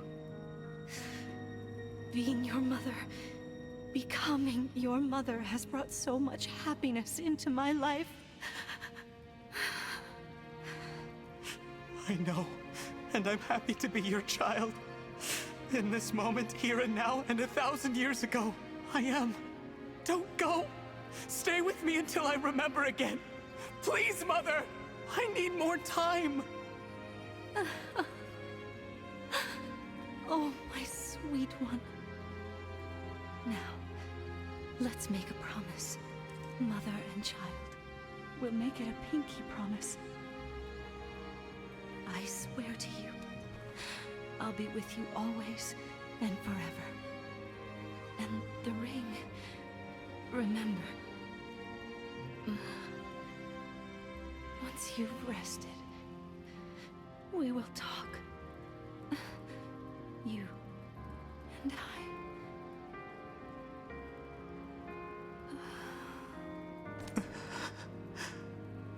Mother. No. Please! This simply cannot have happened. Queen Lumera. Divine Dragon Queen. She has left us. Mother, please wake up. You promised you'd stay by my side. You have to. You have to keep your promise.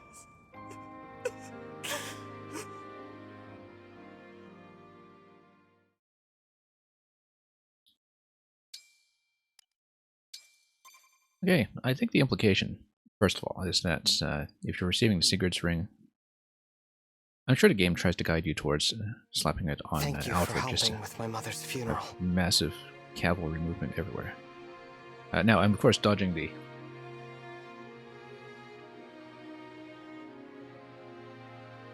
narrative material here. Well, a bit of a mea culpa in terms of misreading the motives of the eternal character, I suppose, but It was the final service we could provide Queen Lumera it as is stewards. a very similar start to what one saw in Fates, actually, which also had something similar going on with the Mother Dragon, if I recall. But I can't believe she's gone. Come on, Fram. Think how hard this must be on the Divine Dragon. I'm trying. Lumera. I never thought our paths would diverge so soon. Nor I. And to leave a child behind, I did that in death. A bitter memory. right, because genealogy of the Holy War, that was the whole concept. I vow to protect your offspring in your absence, Lumera. Like I said, I had not played genealogy, but it does have a very famous generational shift. If we could grant our power now. Marth, you know that's not possible without the other emblems here.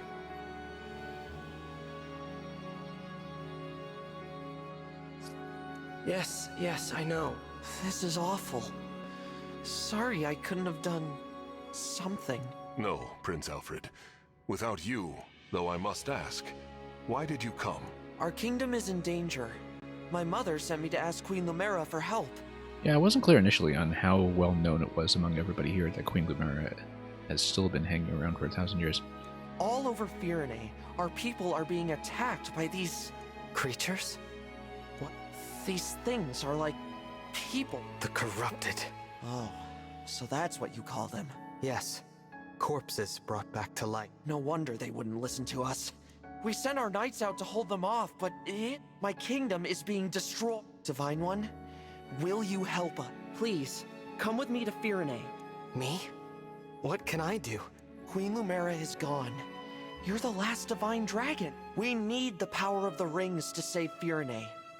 And only you can do that. Sorry, I'll return to Firene. I'm coming. You will? I don't want more families to be torn apart. Even if I'm scared, I have to push through my fear. Now that my mother is gone, it's my duty to step into the role of Divine Dragon. And if each kingdom is protecting rings, I take it Firene has one, correct? That's right. Then I need to go there anyway, to honor my mother's request. She asked me to gather all of the rings and bring peace back to Helios. As the Divine Dragon, I officially accept the Kingdom of Firene's request for aid. That's great to hear. Thank you, Divine One. Happy to help, Prince Alfred. Just Alfred is fine. I've been visiting you at the Somniel since I was a boy. I think of you as an old friend. A very, very old friend. I appreciate that. Actually, I can't remember anything from before I fell asleep. Nothing? This world is new to me. I appreciate having friends who can teach me about it. I'll do my best. Can't say I'll know much compared to Queen Lumera, but I'll try. Thank you, Alfred.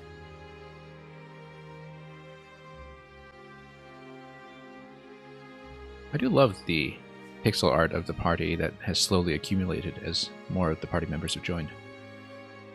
Just on the loading screen there. Having a party of 7 now, as allies fight next to each other or heal each other. Yeah, this is just support conversations. You'll notice in the little preview image here, we don't see anything of S supports just yet, but we'll see. I haven't really been optimizing for building supports yet. But we don't know exactly how much they matter mechanically in this game, other than, of course, just reading the conversations after having had several games where pairing characters was substantially impactful.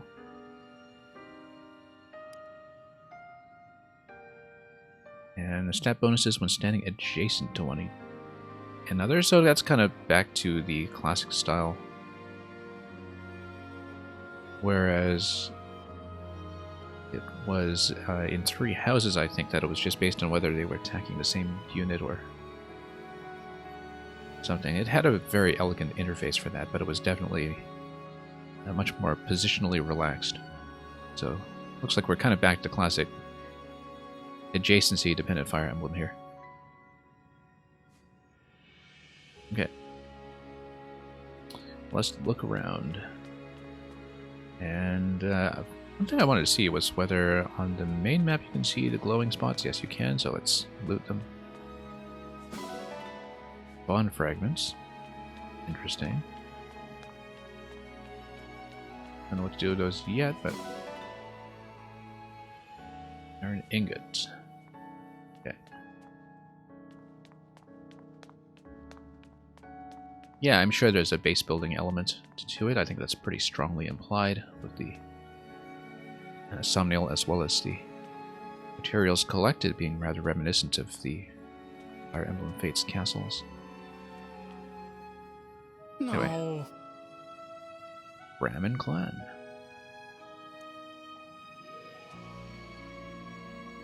I'm sorry.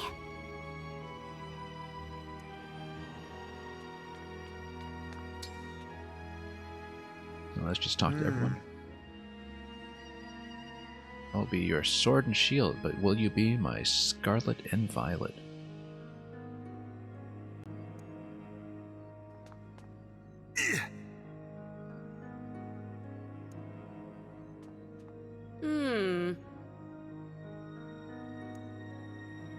Anyway, that's my squad.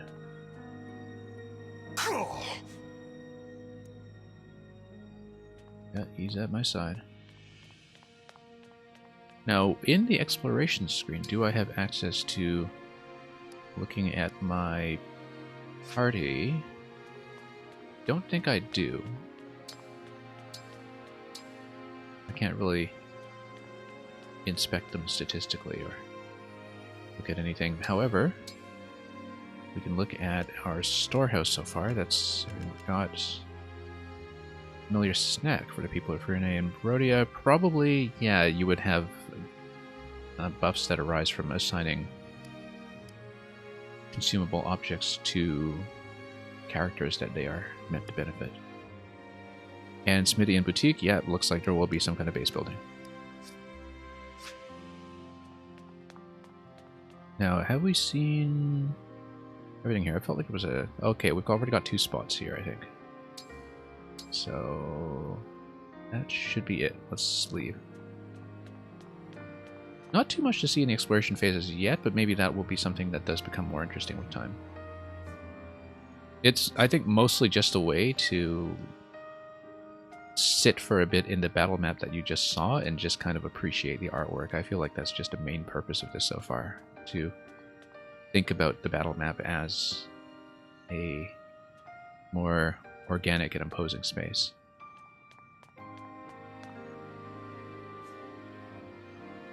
Alright, next chapter.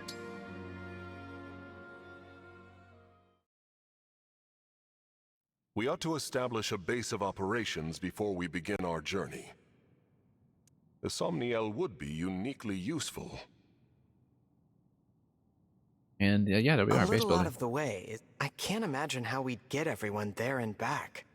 As a divine dragon, you can travel there no matter where you are in the world. I can? Indeed. Furthermore, one can only enter the Somniel with a divine dragon's power. Okay, so we're basically going to give permission to our party to hang out.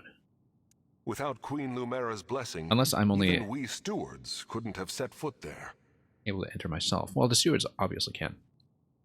That is what makes it a safe haven. Well then, yes.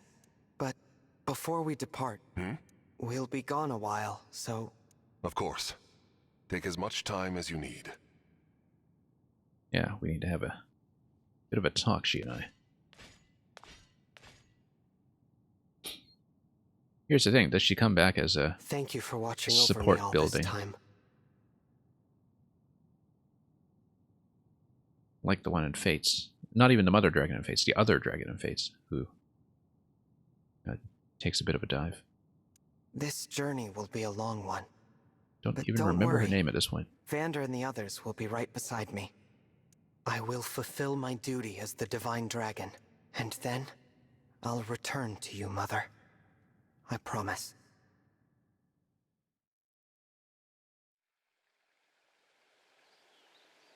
Here we are, safely returned to the Somniel. I didn't realize how... It is rather quiet, I know, but it will liven up as we gain allies. We may need someone to supply us with equipment as well. Right. Oh, by the way, Divine One, might this be yours? It is absolutely mine. No idea what it's for. Piece of jewelry. I don't recognize it. I mean, just look at the The color. crystal looks unusual. Where did you get this? On the ground in the ring vault, after the sea. I thought it might be yours, but no one has come forward, so it must have belonged to an enemy soldier. Wait. No, we'll keep it. It's familiar somehow. Then please, do take it. Thank you, Vander. Once we've rested for a bit. Alright, let's hang out at a base, and we're still very much into tutorial zone.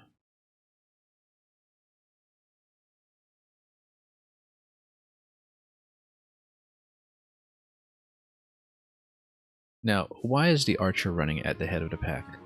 That is not tactically sound. The Somniel is your base. Use this area to prepare for the next battle, and... Okay, so...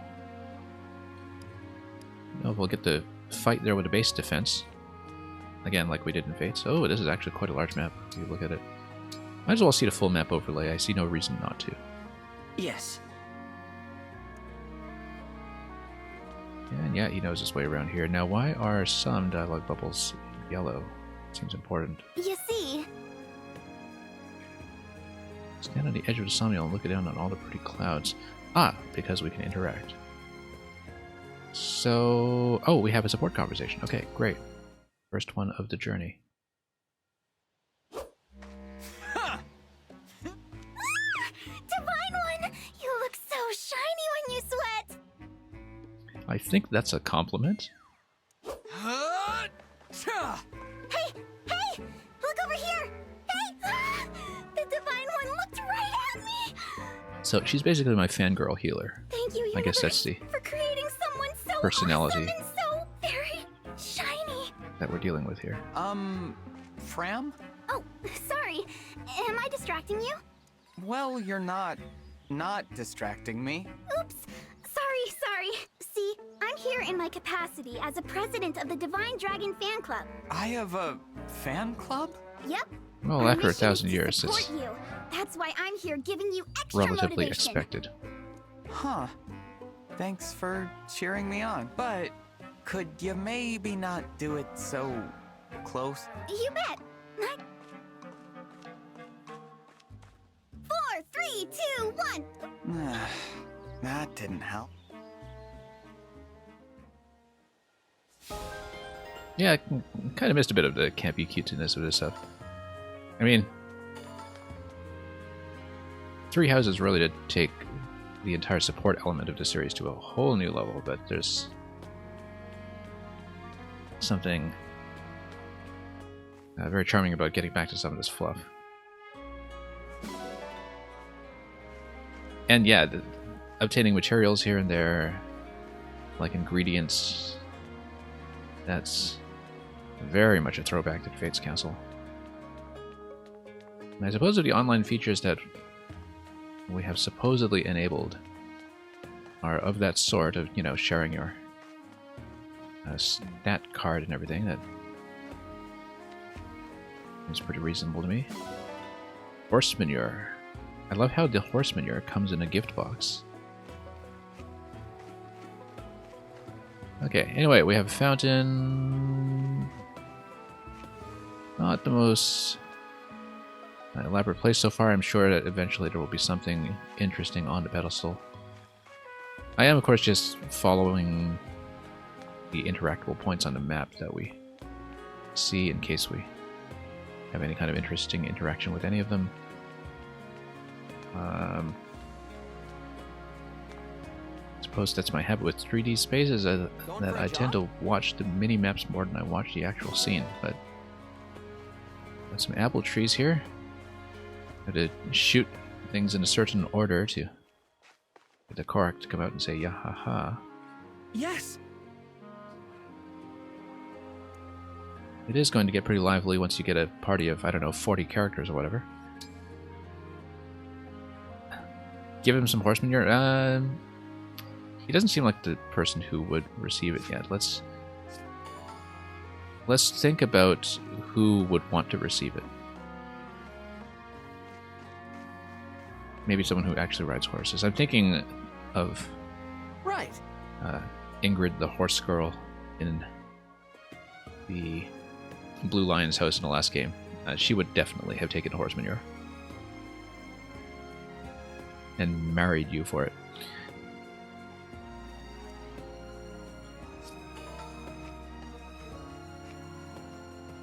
When I played 3 Houses, I actually did marry Ingrid in my first run. That was actually my Black Eagles run.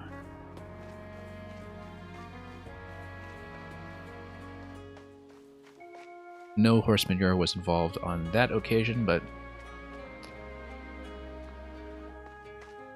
guess trust me when I say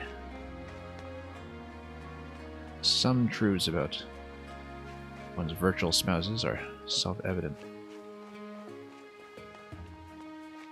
Okay, so we see lots of doorways and potential exits and shops here and there. I see a music note in the top. But we're just going to collect materials first and collect dialogue as well until we have really kind of gotten a lay of the land.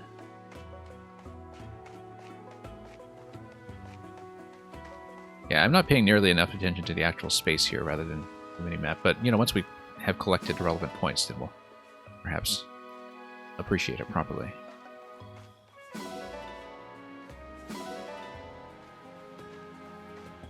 Okay. Stable. Yes, we will after I engage in some more dialogue. We'll check that out next. Anyway, here's my archer. Oh! Etier.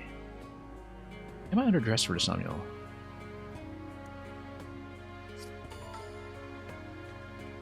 So yeah, anything that's in the gift box is giftable, and we need to figure out basically who will actually benefit from them in terms of support level. Arena, I guess we can gamble on the lives of our companions over here, if it's anything like the classic arena.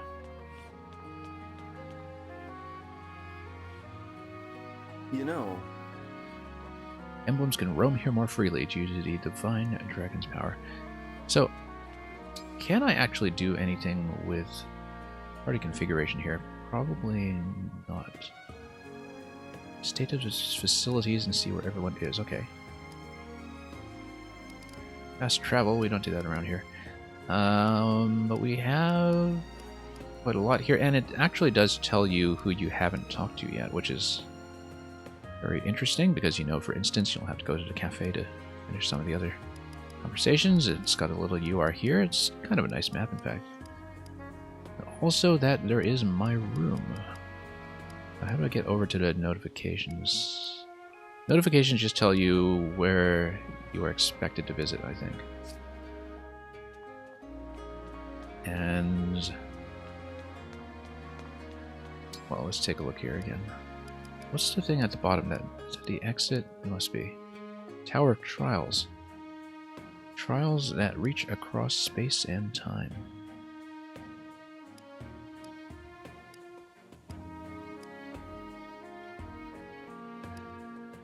Ingredients for the cafe. Okay, that's what it is.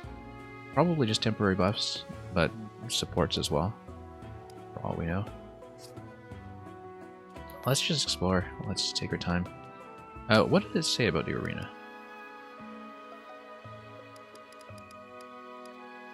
Nothing. So can you gamble on the lives of your allies? We'll take a look at it later.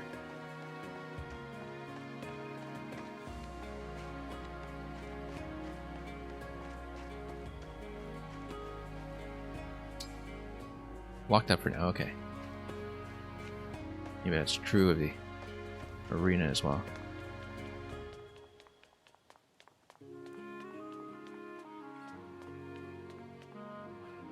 Arena is locked up as well, okay. And then this is the departure point, right? We're not doing that, obviously. And let's see what this Tower of Trials is all about. I assume there's no chance that it's actually open yet, but might as well take a look.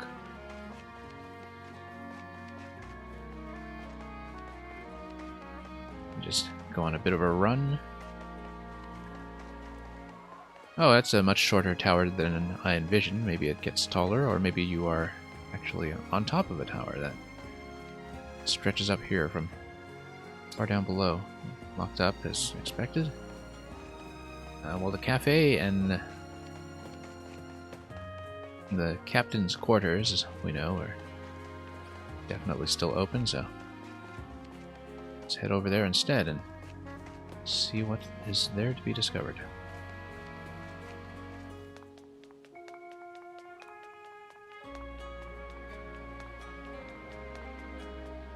Okay, oh, here's the cafe. Very nice cafe.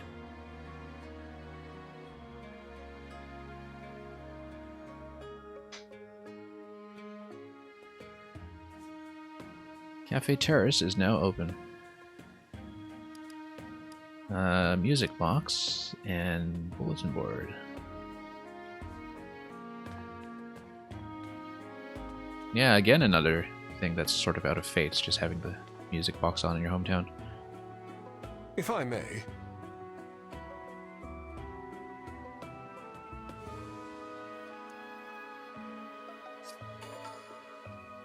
Page on Vander. Yeah, we'll eventually read a notebook. I think in the notebook we are perhaps likely to find interesting information on what would be appropriate as a support gift. We'll do that later. Let's get a bulletin board.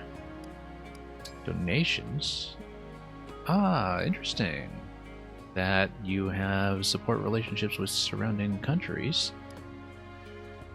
Hence why there were materials that have certain affinities with other nations. High donation level, a country will have more rare monsters. You can earn bonus golden experience for defeating. Okay. So it affects the exploration spaces. Yeah, this is very new stuff for this series. I haven't seen anything like this. So we can eventually get up there with a gold donation. Okay, so it's not based on materials after all. And I can't afford any of this because I have no money whatsoever. Pet adoption. Interesting.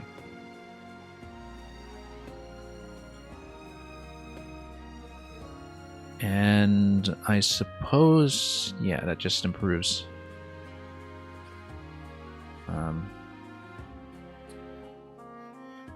Well, eventually, it will raise the enemy level in the skirmish maps. So I guess there are skirmish maps in this game. I wasn't quite clear on what the map grinding situation was, if there is one.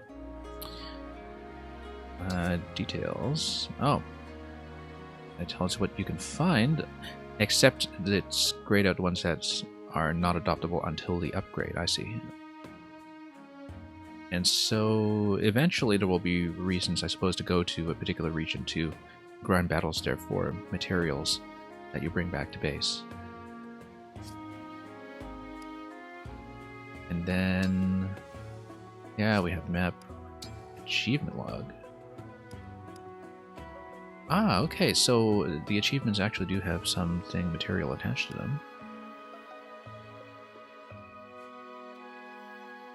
And so, yeah, we might as well grab some stuff.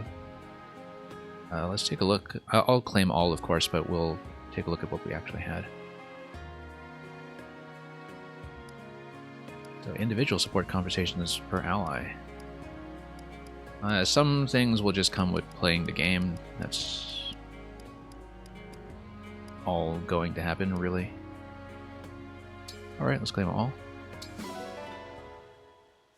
Don't know what bond fragments do yet, but we've just got to unlock the relevant shops. Sure. Anyway, jukebox. And we need to collect this first. Understandably.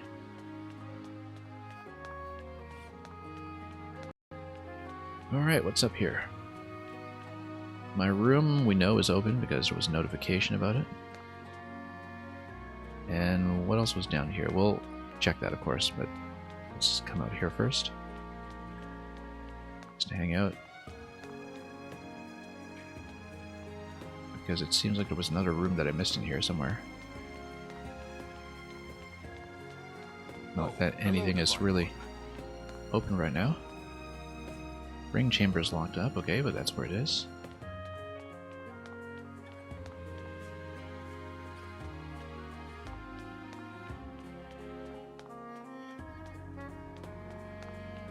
Alright. Oh yeah, we have to talk to Bushrong. So Samuel has ponds and orchards, huh? I should check them out if I don't get lost first. Anyway, we'll check the notebook afterwards too, but let's visit the quarters.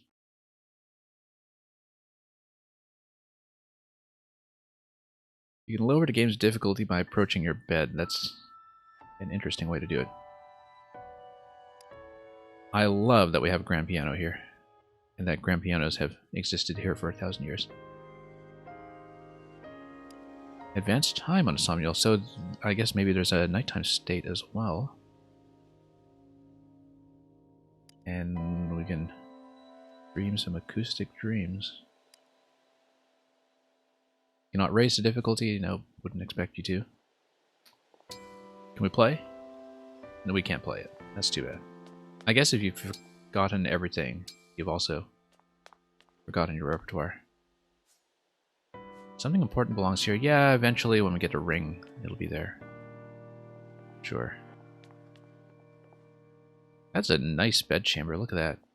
Curtains upon curtains. It's nice to be a divine dragon.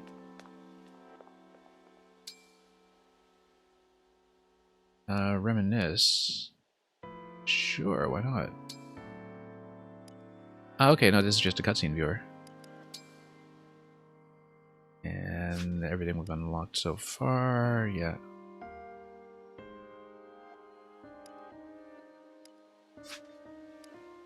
Wake up events.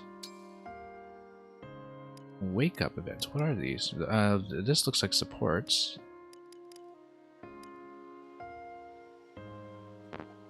Oh, I know. If you sleep, then maybe a particular party member comes out and talks to you before you proceed. So if we rest, perhaps we start unlocking conversations, which are then going to be unlockable scenes. And these are just support conversations. Didn't we have an unlocked support already? Didn't we have a conversation with Frem?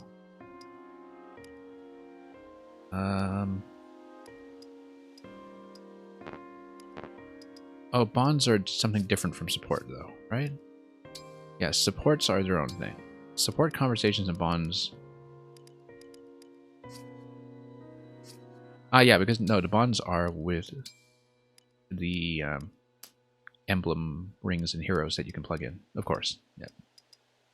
As you raise your bond level when you fight. So you have a separate support conversation tree there. So now if you look at the support conversations here, you'll notice that things go up to A level. I don't know if there would be an unlockable S or if that would matter, but at the very least you have supports up to A. And that, as usual, the supports between others in your party are somewhat limited. Although some of them are kind of cross-factional, like you get Lan and Etier, for instance, or Ram and Boucheron. But the conversations are not, you know, everybody supporting everybody else, or anything really close to it. Much more old-fashioned that way. Let's rest. Time will pass on a somnial. I'm not sure why that will matter, but we should see why it matters.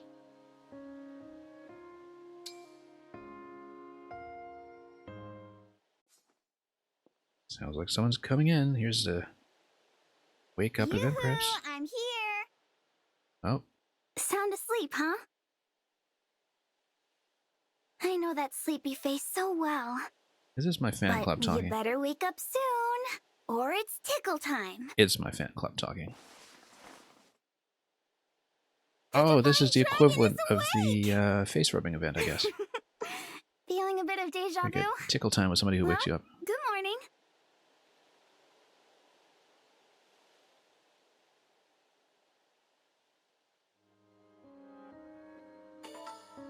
Wake up to an ally for the first time. Okay, you get points for that. And then do you get to keep doing that? Well, let's take a look at whether there's a state change in the Somnial first. In terms of characters relocating or materials being made available, anything like that.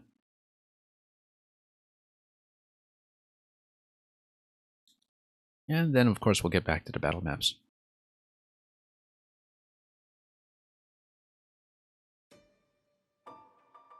All right.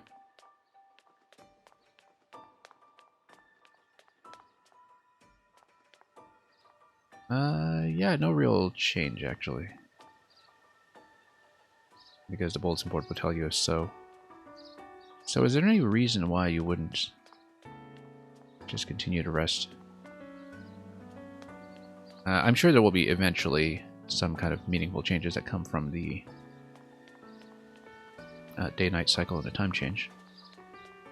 But certainly we are not in a position to see that yet. And it doesn't look like there's new dialogue. People do relocate, though.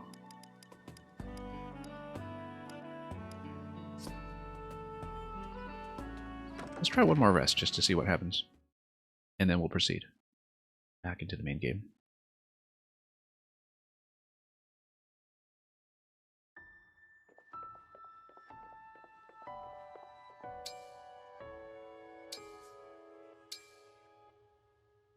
And see if anything interesting comes out at night. Okay, so you don't get multiple conversations, you just wake up again. But if you take a look at the conversation log, then that is now logged as C1.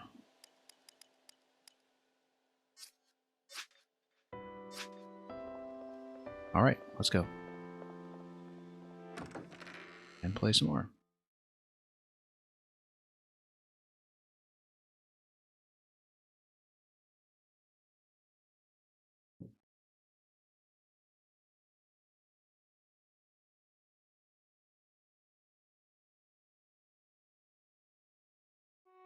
Yeah, we'll probably stay for at least one more map today, depending on how quickly and efficiently things go.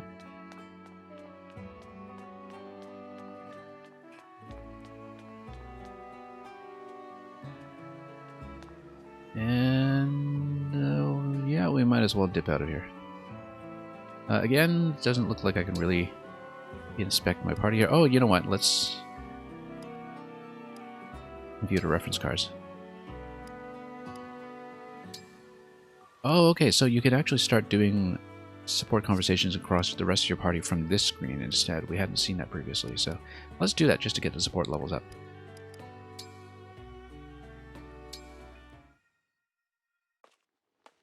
I picked up the letters like you asked, Vander. Ah, yes. Set them down over there, will you? I also brought a letter opener. Thought you might need it. Very good, thank you. Clan, before I forget, will you deliver this package? Oh. Yes, sir. Answering letters. A man of my age should put his fighting hand to nobler purpose. Is something the matter? What? Oh, Well then, why are you standing there gawking? It... On with it then. If you gave me some real steward work to do... Pardon? Nothing!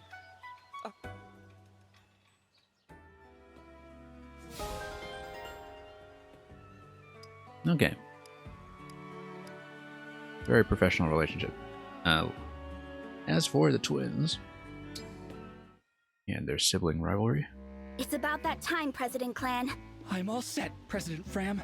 In that case, I call this meeting of the Divine Dragon Fan Club to order. at least they shared a governance. Woo! Yeah! Ahem. Our first and only agenda item, President Clan, you... I think we should do something splashy to drum up people's excitement. Seconded. The only question is... what? I have an idea. How about we spread our message by making pamphlets? I'm listening. See, everyone's heard of the Divine Dragon. You and me? We could tell the world what the Divine One is really like. Yeah, I'm picking up what you're putting... Oh, how about this? We slap the Divine One's beautiful face on the cover, and the Divine Dragon, up close and personal. Boom! Inside, we have an interview with every juicy detail folks could possibly want to know. Favorite foods, favorite weapons, hair care routine, shoe size. You don't like it? I love it! That's way less stiff and formal than what I had in mind. Just the sort of brilliant idea I'd expect from you, Madam President. I couldn't have gotten there without your suggestion, Mr. President. Just checking something.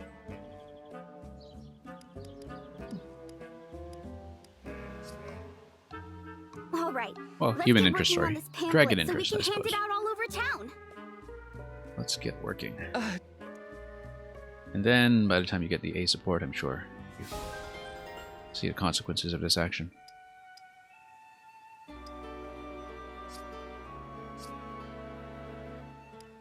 Yeah, pretty lightweight, fluffy stuff so far. Which, again, is much more reminiscent of old school support conversations. Oh, we also have a bunch of new materials now. So perhaps a day-night cycle does replenish a number of things that we can just harvest from the map.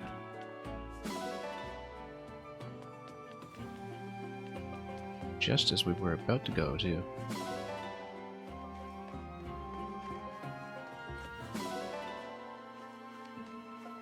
Anyway, collecting our various fruits. Then, requiring the fruits of our labor, we are... oh, yep, one more bulb over there. Can't leave any stone unturned. Any dot unchecked.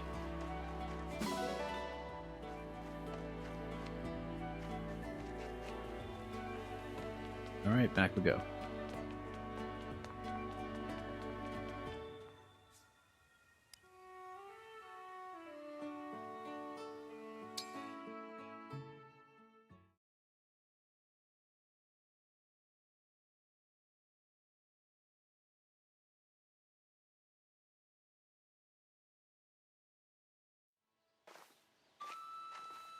Here we are, the Kingdom of Firene.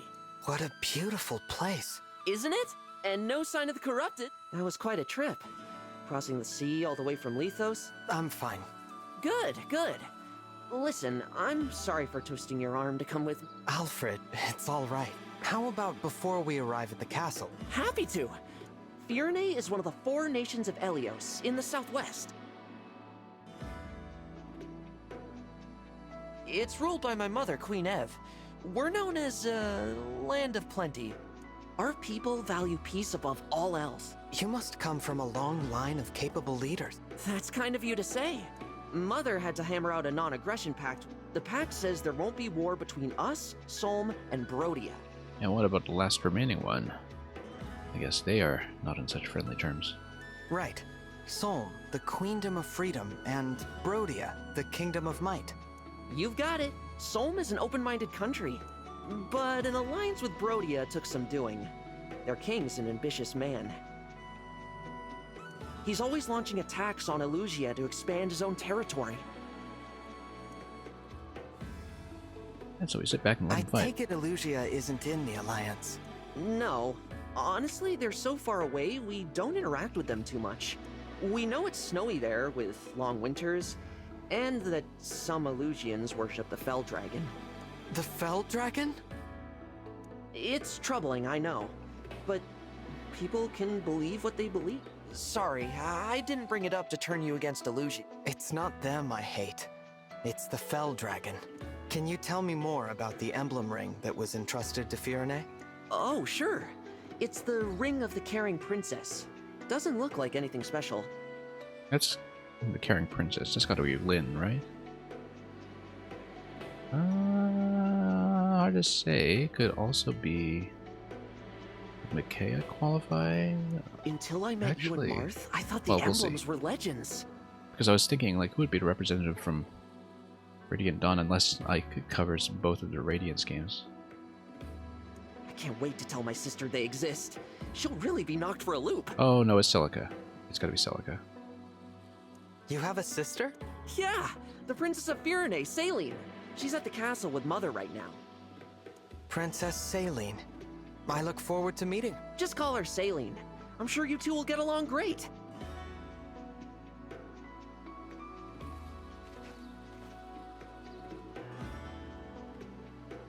Here's Flora Milltown. Castle's close now. We'll just cut through here. Something's off. What is it? I think there might be trouble ahead. Alright, let's fight. Bandits, corrupted. Anything else? Let's see. I mean, it feels like we've only really done the tutorial phase of the game so far. Oh. Something's online, okay. Oh no.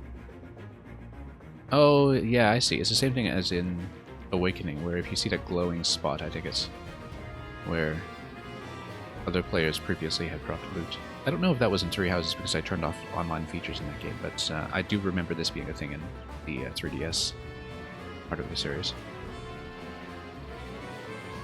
The corrupted. They're everywhere. I can't stand to see them overrunning this peaceful town. I have to drive them away. Divine One, will you help me? So I don't know necessarily that I'll leave that on, but for now it seems fairly harmless. We'll see what it is. As long as it doesn't throw out the balancing too much. Because hard is already going to take its sweet time to really press me. Of course. Even though we've been capable of some pretty sloppy play so far. Looms from every side. I fear we will never make it to my brother. Anyway, that's silly. Princess Saline, I beg you to make your retreat. We'll handle this. More of the fiends might be on the way. Hurry! Louis, Chloe, you can't possibly expect me to. It is our sworn duty to protect the princess. We will hold the line for you as long as we must.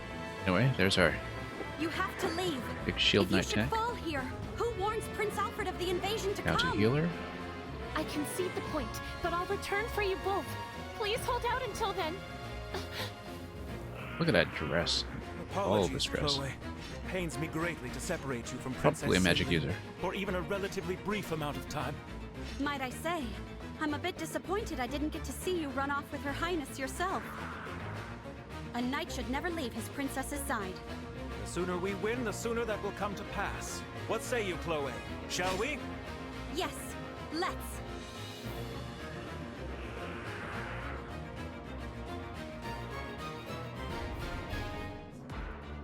Okay. Now we can finally do some positional prep. I always take far too long to do this, but we'll do it.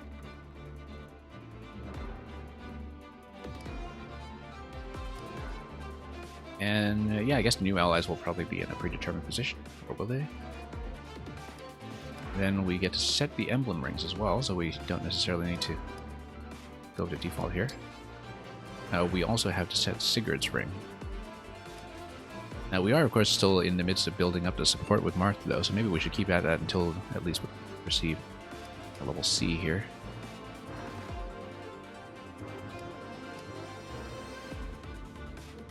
And yeah, let's take a look at this. I mean, Martha's clearly kind of optimized for going with a dragon just because of everything that we see here. But, for example, if we put him with Sigurd, we'll want somebody who would benefit from Rider's Bane, I think. So somebody who actually is a physical attacker.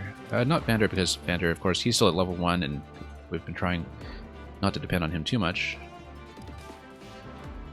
if much at all. Wouldn't really make sense in the mages, but Bouchon might be interesting, because then, yeah, he's currently got what, movement 4? Well, they've all got movement 4. You want somebody who's going to want to get into position. Let's see. It would be interesting to put it with Frem, actually, just to get heal in position and then have a canter out of that, so might actually be fun. Gets her build up to 4. I wonder if that affects her speed with using Rider's Bane as a weapon. I kind of get a sense that it might. And just a marginal increase in a defensive stat. We don't know what other skills we're going to get off of him. Okay, no, we get to see the skill tree. Great. Let's take a look at this. In fact, let's take a look at how I'm doing with Martha so far, and we'll see what the effects are. Yeah, so it's going to be anti-cavalry. It's got a lot of these bonuses that allow you to work pretty well as a self-healing frontliner. Unit can inherit this emblem skills. Okay, so we actually do want to keep units together with their emblems up till at least level 5, because then you can start importing some skills before you start swapping emblems over elsewhere. And now that's interesting, that Mercurius gives you such a big experience bonus.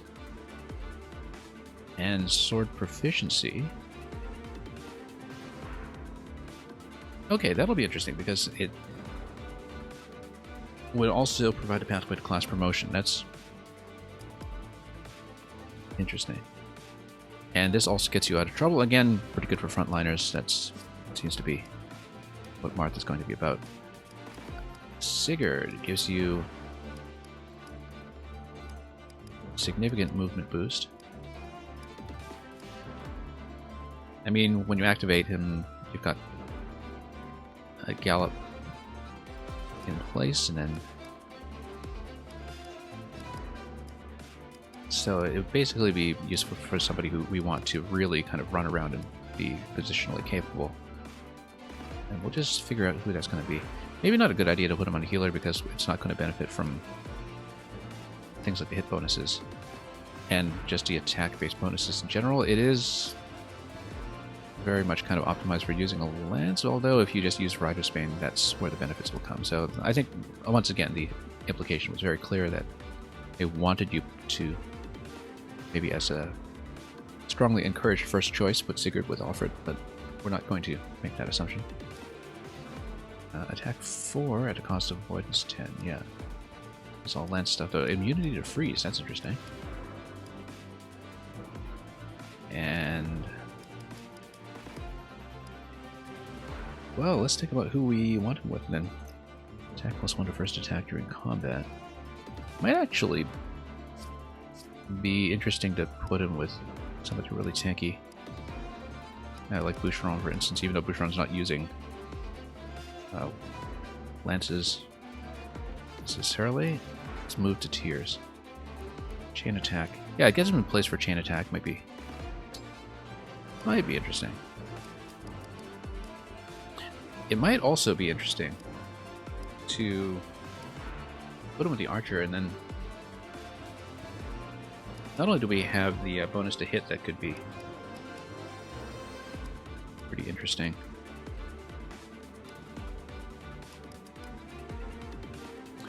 Oh, okay. No, I see. That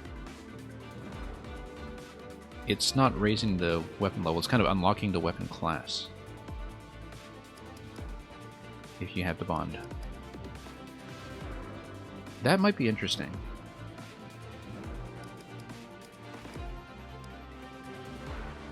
Grants attack +1 to first attack during combat for each space unit moved before attacking. So,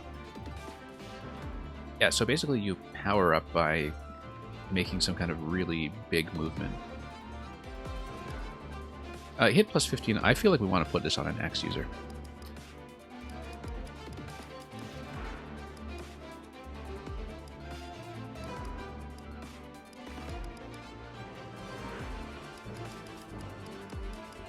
Yeah, and let me just see if I actually understand when some of this stuff is active, like whether it is only during engageable, or some of it would be, not all of it. It might be interesting to put him on Boucheron.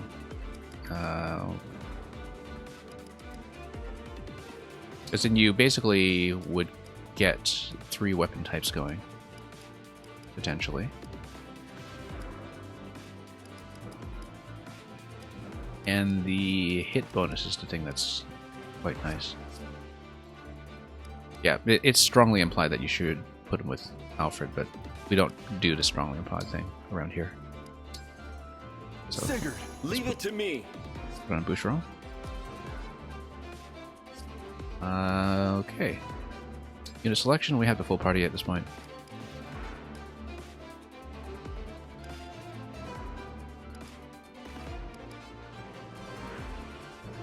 And yeah, we get a full party of 7, so it's just a matter of getting the positioning down.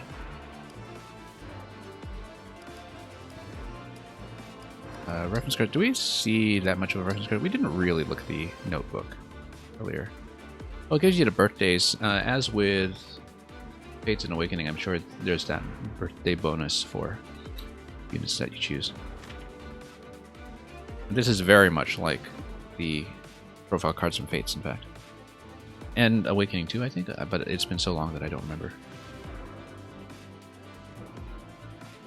And the cards were, of course, significantly more substantial for 3 houses because there was so much that was, you know, based on the individual characters' likes and dislikes and all the social layer that was built on top of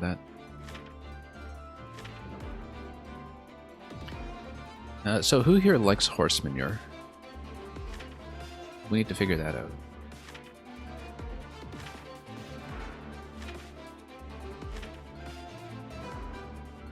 Okay, Clan of Frem, yeah, basically got this. Okay, and it's also by kingdom, and you can also zoom the portraits. I see. Cycle allies, cycle countries. Alright, so we'll eventually have a big list. And you've got a list of everything that they can do.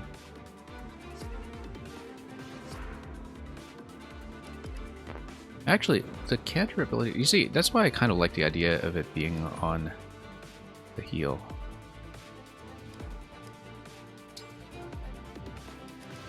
That you got it in Boucheron, but Boucheron's not going to take advantage of the counter anyway, right? Because he's going to go in and tap. On the other hand, if he's got the ability to move 2 spaces, then he can basically approach an enemy, tap it, and then kind of move out of the way for a follow-up attack. You know, kind of wrap around the flank. Might be some interesting play. Like, I think it would be pretty interesting for the healer as well, but we just kind of have to take a look at this. But a lot of the lance skills and such would be wasted, given that she just has no physical attack whatsoever. So, maybe on a back burner. Alright, let's take a look at positioning. Oops. And let's take a look at who we're dealing with. Alright, so I'm going to be frontliner here. And we've got the bulk of the attack coming on over here. Notice that you got some loot over here. And X. That'll be great, actually. Given that we have an X user. Some abilities ready to go. Yeah, the spirits are definitely the online features, I would say. If precedent tells me anything.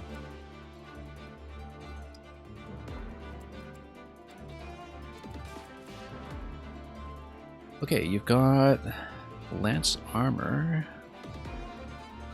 So you definitely want Rapier to go to the right, in which case you... Oh, okay, so you got a preset location for Avatar over here, so... I'm not going to be moving from that. You're going to go on first turn poke. I do this thing where when I set up the board, I like to map out the first turn. Got speed 10 over here, speed 7 over here. 14 and 6. You're going to take it down by 8. Probably do a much bigger poke. Yeah, 14, 8, and you would basically need 3 attackers on it.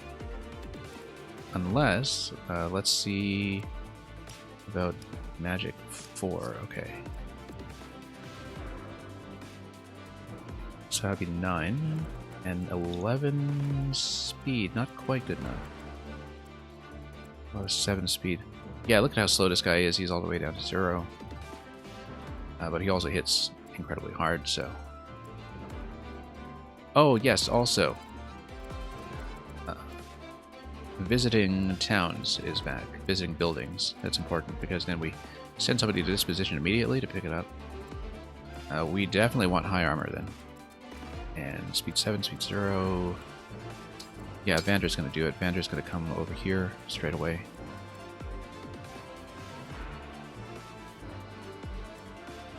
Boucheron and Sigurd could be pretty interesting here because Boucheron can come here right away and just bop him and break for that matter.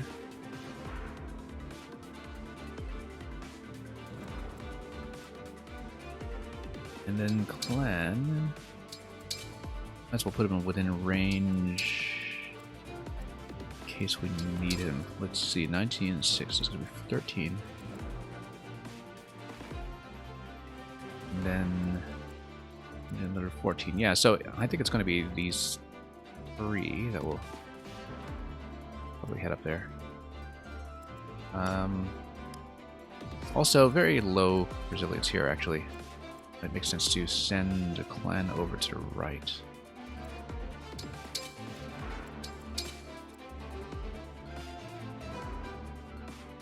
Because clan can basically nuke one right away. And you can just simplify by taking out one enemy. Physical attack 20. Yeah, what do you got here? Axe armor. That's 14. But this will not do much damage. 6, it'll double attack. So that's going to be 6 and 6 is 12. The clan is definitely going to double attack, so you get 12 and 12. Oh yeah, yeah, you can definitely just kill that guy straight up with Clan of Vander right away. Okay, so you send Boucheron.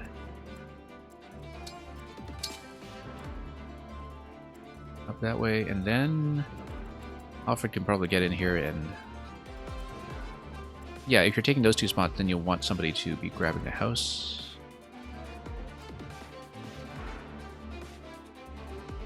And so you send a hit squad up here just to take that out. Now, anything special that we really need to look out for? Let's take a look. A lot of flyers, but that's what the archer is for. That's fighters. We don't really have anything anti-dragon, but we do want anti-lance. Lots of lances all over, in fact, so... Yeah, definitely Should have considered even sending the axe user up to the right, but if we have Sigurd up and running, then we can basically do a huge run over there and just smack everything. You know, come up here and then swing back. Yeah, we've got axe user, we've got tome. We're probably good. Let's take a look at magic resistance. Low resistance most of the way across the board. Until you get to the corrupted up here. Very high resistance from magic attackers. And then you got good old forts over here. Okay, that looks like it's the level boss. 19 and 18 armor, and what have we got for the skill here? We actually have to remember to check skills. Reduces the effectiveness, yeah. Okay, not a lot of configuration to do actually, which is a little shocking to me, again, coming from recently playing Triangle Strategy, where I took a long time on a setup phase, even by my own standards. Yeah, we'll keep the healer in the backline. I think we're good. Let's see, where are the allies? Allies are here. Chloe and Lewis. So we probably want to join them as fast as we can on this path and start scooping things up, especially so we can hit the house as well. Any other houses to hit? We see one, we see two, just the two entrances. Okay, let's go. I think I don't actually need to map out much else.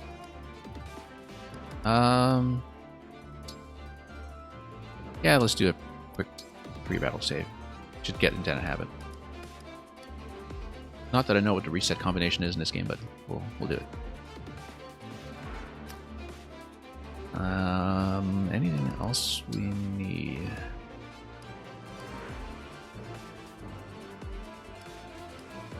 Vulneraries all over the place. Lots of vulneraries on the archer, which is great because she's the one who needs it. Let's fight. Alfred! Saline? What are you doing? I was, but Alfred... What? I cannot say. But then we were ambushed on our way. Louis and Chloe, please, we... Absolutely. Pardon me, Princess Saline, but do you have the emblem? Yes, Mother gave it to me. Goodness gracious! The Divine Dragon? I am. May I say, the emblem ring is right here. Oh, okay, we could use it. The word. Care for us. Emblem of Echoes. Yeah, that's what it is. It's Celica for sure. Guess we're going through them in not quite chronological order. I guess we got Sigurd first, but...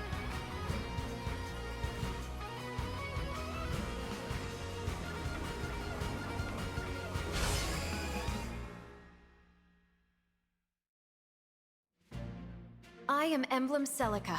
I detest violence, but I will always fight to defend the innocent. Thank you for answering my call. So, this is the emblem that was in Firene's ring. Emblem Celica. Divine One, with your blessing, and hers of course, I must protect the people of this village and ensure Louis and Chloe's safe. I entrust this ring to you, Saline. Okay. We got a rapidly expanding party here. I won't be able to get very far with these archers everywhere. How about this? I take care of the archers and you deal with the magic users. Good idea. While their spells will go right through your armor, I'm resistant to magic. So leave the mages to me. Indeed. Is it...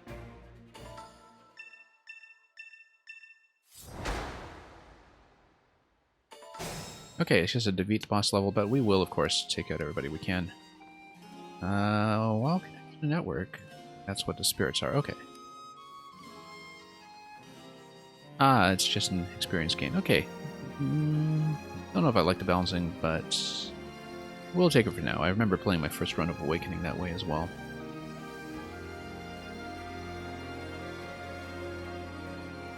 Yeah. For all I know, this was also in Three Houses. I just have no memory of that because I don't think I turned those features on. Where many foes have fallen. Okay. The kill zones.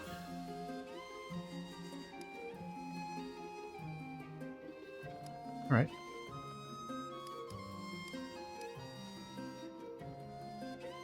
Anyway, let's see what Selena and Celica doing. Also, can I control these units? Yes, I can. So they were marked as allies earlier because I couldn't actually configure them, but we have armor. Let's take a look here.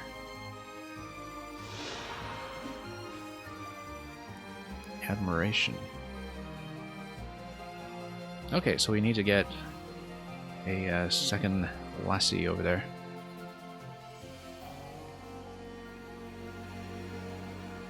Pretty low speed, that's the main thing to watch out for with him here. Very low speed, that's speed 3. And here's our first Pegasus of the game. Yeah, I think we're going to immediately park in the house in case, you know, the enemy comes and burns it down, like it sometimes will do. But we will want to deal with fire, of course. What have we got here? Speed 13, speed 8. Let's go!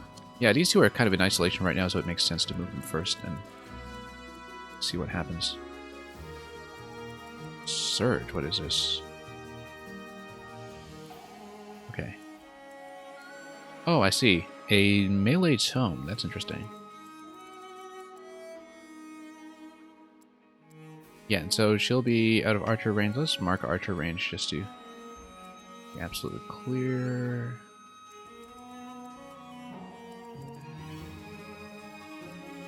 And what do we got here? Okay. In that case, I think we just need to get over here and do something anti-magic. Also, given that, yeah, Slim Lance will do a lot better. Slim Lance will just kill immediately. With no break effect, though, so... Yeah, shouldn't have just gone for the javelin position, obviously. We'll just take that. Again, just an isolated part of the battle, no reason to straight up based on anything else. Naturally, I'm wondering if triangle attack is in this game, if you do get a triple Pegasus hit squad at some point. Your orders, please. Yeah, we're just going to park back here.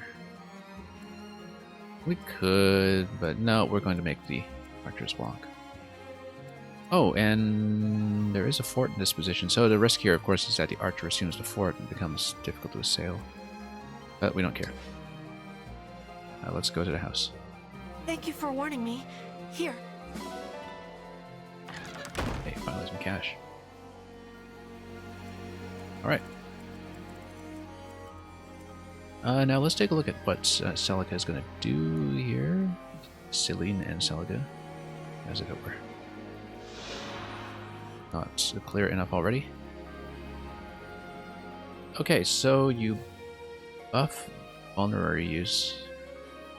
I have to say, I rarely ever use vulneraries in this game. I usually just run sufficient healing for it to not matter, but there seem to be quite a few skills already that do incentivize them. And then it is going to be frontline fighting against corrupted. Mystical. Need to unlock this first. Ooh. Now that'll be interesting. Or make a powerful magic attack, okay. I always love positioning tricks in like this. Magic attack is pretty significant. Oh, and she's also got a sword in hand, which is good. Effective against corrupted, okay.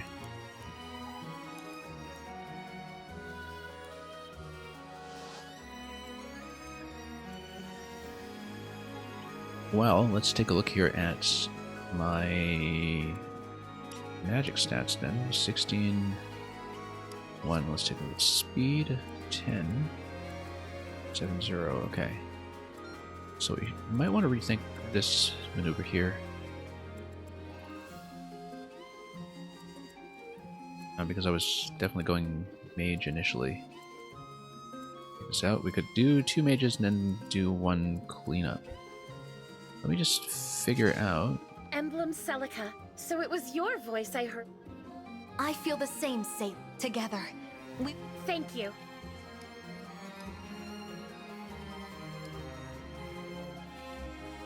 What's some of the damage received? Yeah. Then. Yeah, if you engage with her now, you can probably one-shot something. With Celica's help, I. So, for example, standard attack.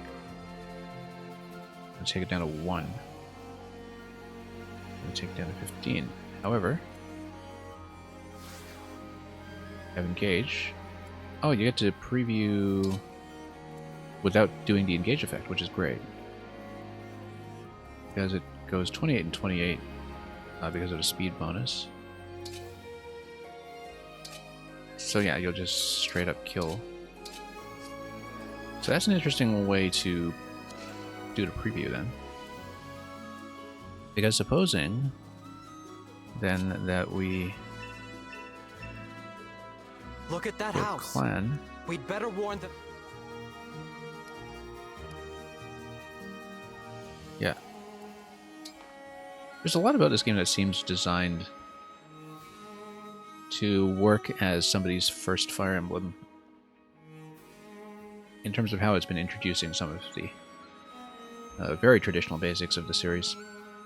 Feels kind of like the early chapters of Fire Emblem 7, in fact, the first one in the West. Anyway, this is going to be 9. Let's see. I am your weapon. What happens if we take him down? It's going to be down to 13, so not quite. But you can always gang up on him with 2. What's our move?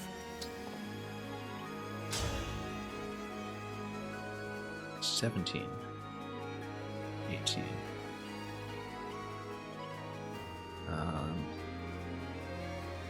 Okay, that'll be 10 damage here.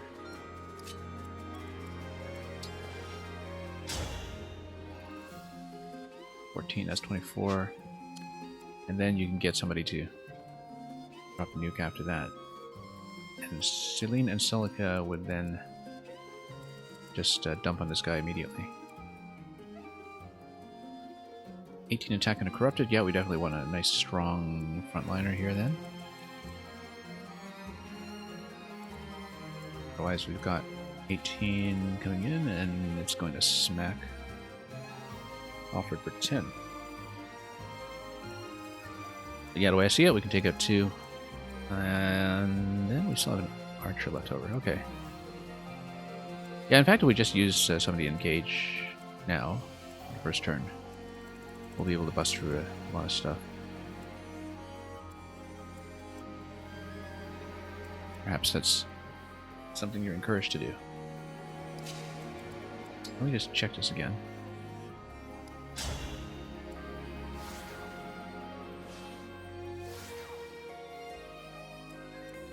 Yeah, engage doesn't seem to... Oh, yeah, if you change the weapon Seraphim, then you get to nuke. I think we'll just go with it.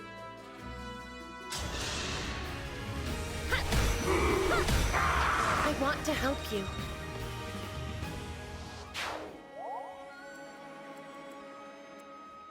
Yeah, so when you're inspecting a damage option, you can just kind of switch to engage. I guess we skipped the animation, but that'll do.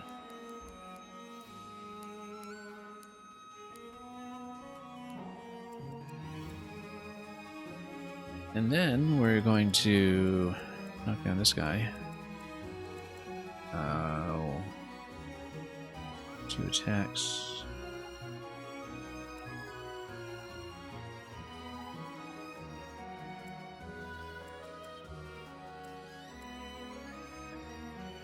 Got 16 over here.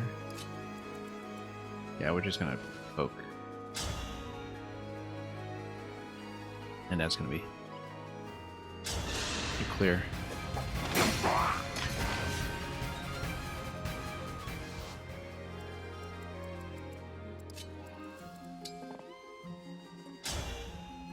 And then it's not gonna hit back. Interesting. Oh, because it's Because the break state is persistent after the weapon triangle advantage. Okay, that's really important to know when calculating.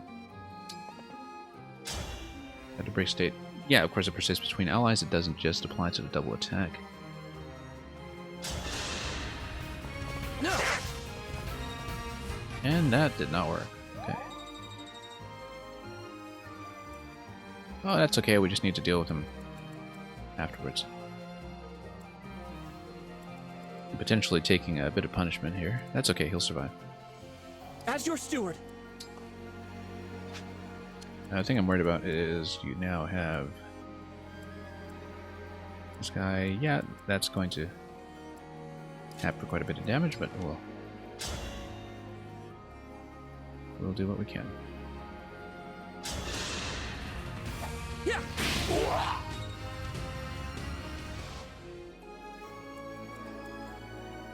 Okay. Or we can activate Boucheron with the massive speed bonus and just run all the way over. No, I don't think we will. Where to? Okay. Let's take a look at how much we're going to get out of this. 10 out of my archer. Possibly more than that if we can fight. Myself up first. Only 8 out of that. Then we can check and compare. 13 out of that.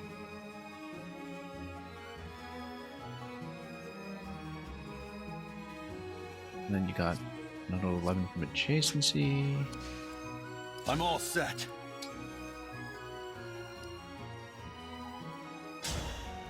Then you can kind of compare. Rider's Bane is not going to do anything. Break, however, is going to prevent the incoming damage, which is good. Then you get follow-up attacks, so you're definitely going first. And do we want to merge immediately?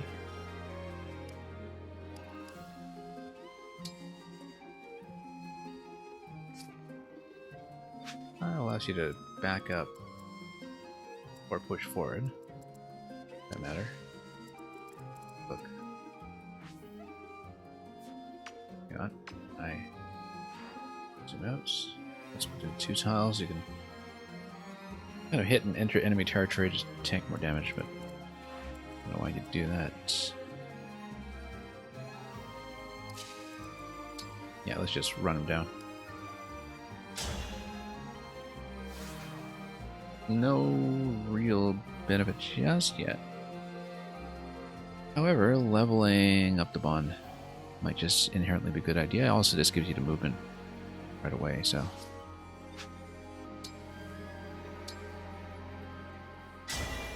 I draw on your power!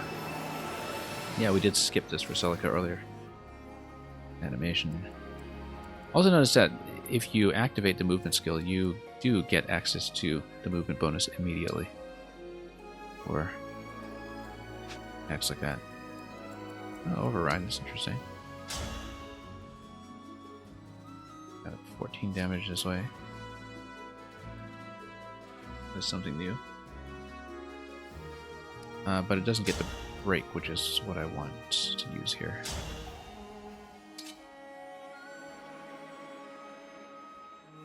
Yeah, let's just do this.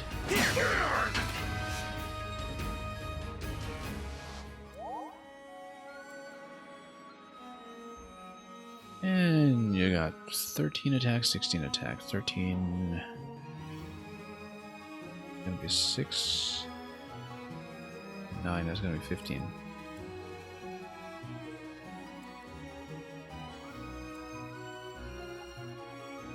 Yeah, I definitely want to lure him in, I think. Then we'll just gang up over here. I'd like to stay.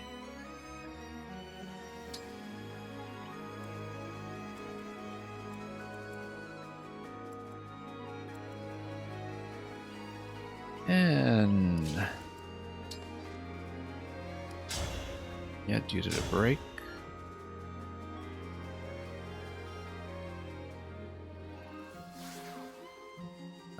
Yeah, if you Power up right away, you. You get a slab and we'll do it with Libanish on in case we get a replenishment.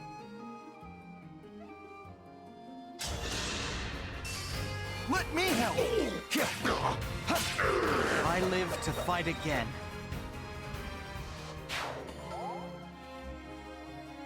One XP is max. Okay, so it's capped until you have some kind of conversation, I suppose. Can't do that until you're out of the battle, by the looks of it. Or can you? Maybe you can. Yeah, conversation will come later. So you cannot raise the level until after the conversation. That's okay, now we know.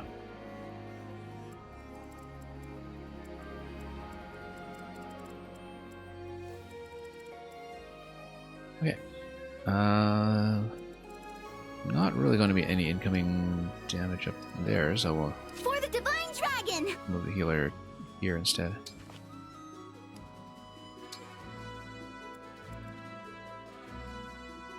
And does she get any action here? No, not really. But it makes sense to bust down that side fast. I got a lot of flyers, though.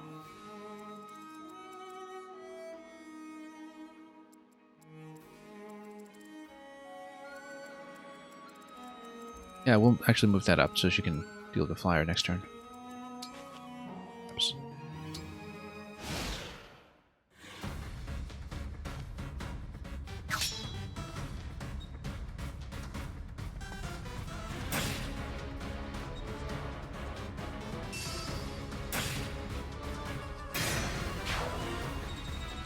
Okay, pretty simple counterattack.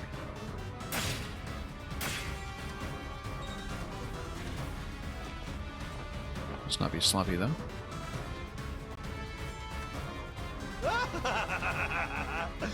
Time for good old-fashioned village pillage, not on my watch. Where did you get that? It was in the ring vault. Vander found it after the battle at Leith. Why? A draconic time crystal. An artifact okay. capable of reversing time itself. Now why would we possibly need that? There is a limit to its power, but... Time crystal, huh? Since we have it, I suggest we give it a try. Rewind and retry? No, we aren't fond of that. I try to avoid it whenever possible.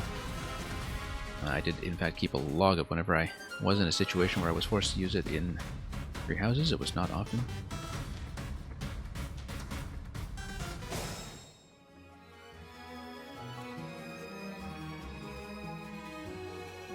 And yeah, time crystal, no. Not gonna bother.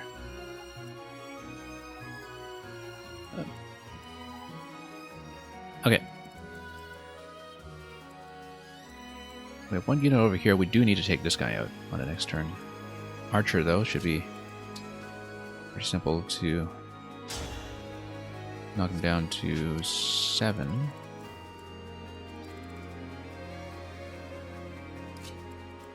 Then...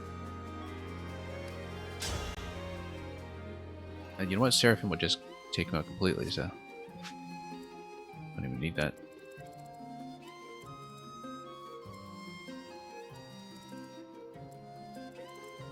And these two are going to hold up. I mean, Warp Ragnarok is nice, but we need it.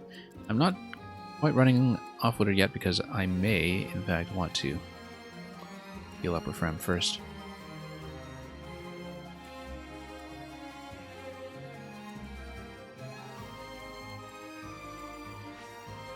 Okay.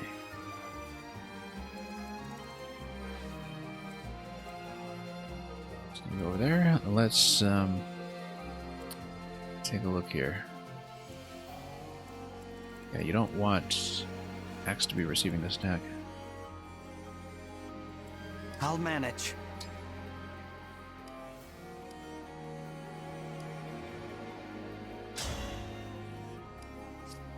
Let's do a range check here. Okay, nothing else is going to hit. You should be able to bust through that pretty quickly.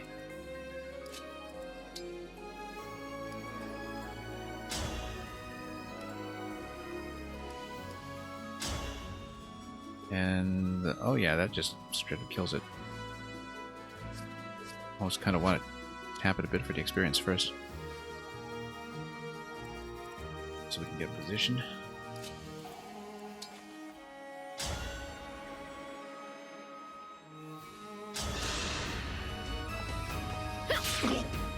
What the?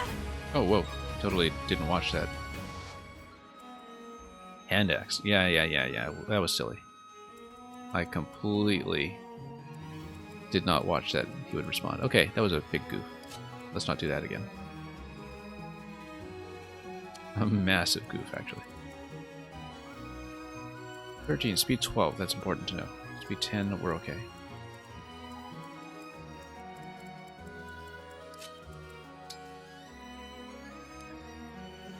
And we're going to attack in. And then this guy can run pretty much anywhere I like at this point. Any other houses for the picking? I don't think so.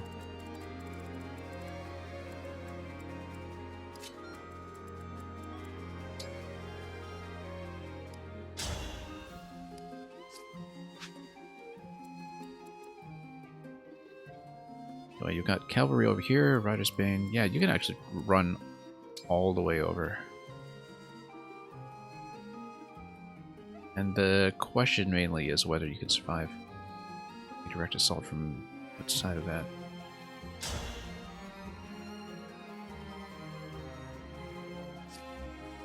Yeah, that's actually a huge attack. Just kill immediately.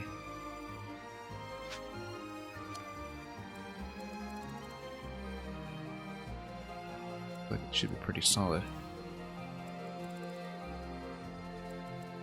Then you don't have much that will hit me from that position.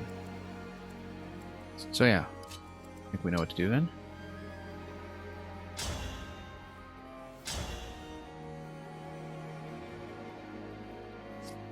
Yeah, we don't really need Lodestar.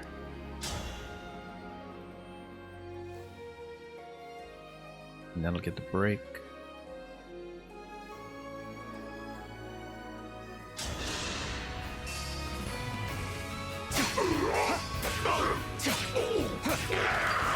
Cannot afford to lose.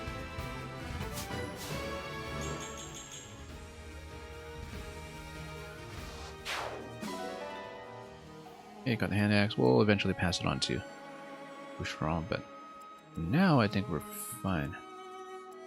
Boucheron, I think, is a lumberjack. And he's okay. Sleeps all night and he works all day.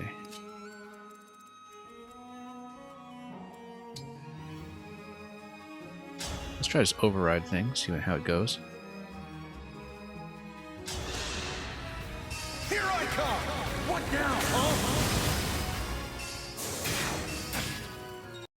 Yep. Same ability in Triangle Strategy, in fact, with the Cavalry class in that game. Here, we want to remain in a position that allows me to basically avoid incoming damage from any of these coming by. Or, yeah.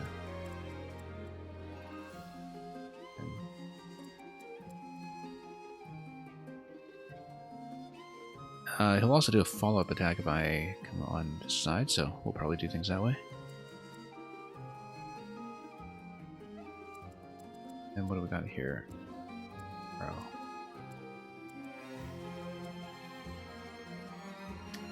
Yeah, we can park him here, or we can park him down. Let's go down.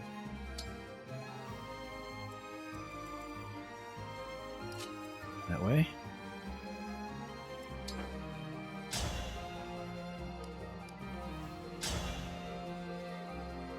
And yeah, that's just going to kill it with a chain. Let's see what this does.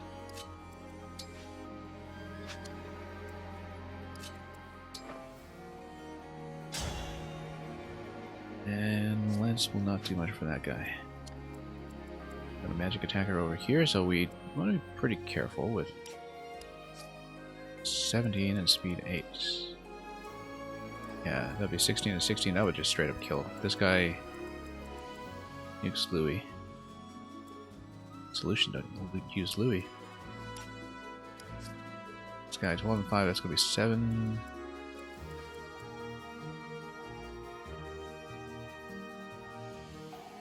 And yeah.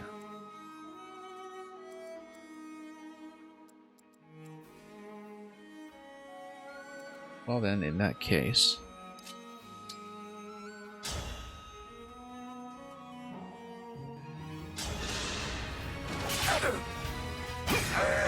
my apologies. all right.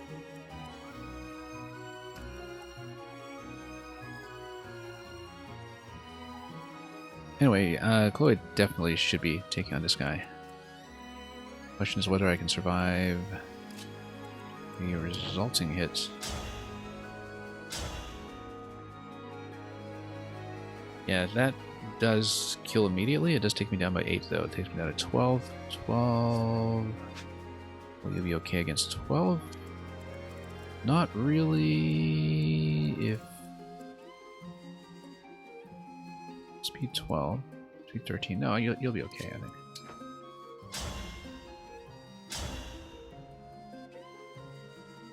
$17. And yeah, I've got weapon triangle advantage there anyway, so. And you've got ticket here, so. We'll just do it. I've had my eye on you. Hopefully I'm not missing anything too critical.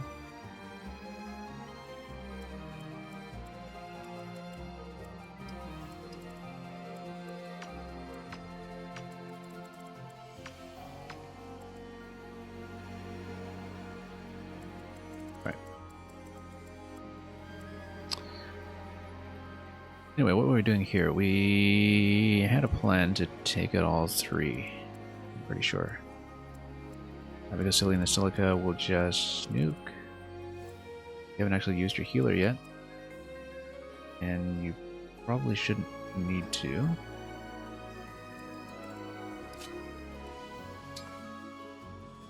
We'll do staff first, we'll visit next turn.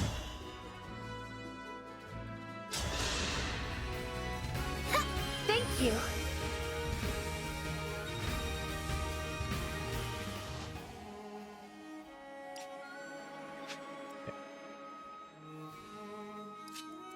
And then Celica will just get into melee range. Echo. At 2 separate times.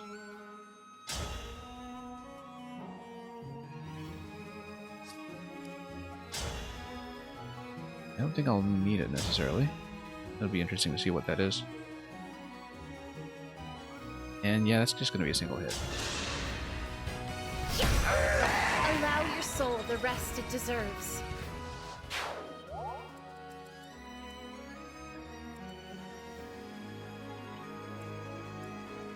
We can keep grinding up clan perhaps, but... Oh right, you were going to do... We'll get through this. Not a break. Actually, Lance is into quite a bit of trouble here with how tanky this guy is.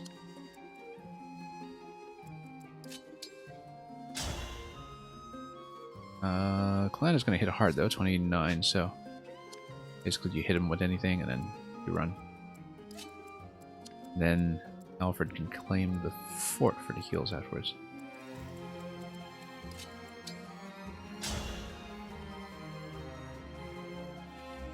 And let's do it. Axe and Lance. No break interaction I see this time. But... oh, I guess maybe that was from Marth.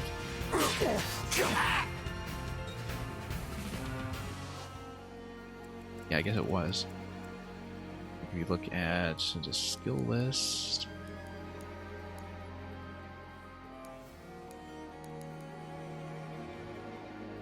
well, how do you systematically determine if you can do it a break then? That I don't know yet. Because... well...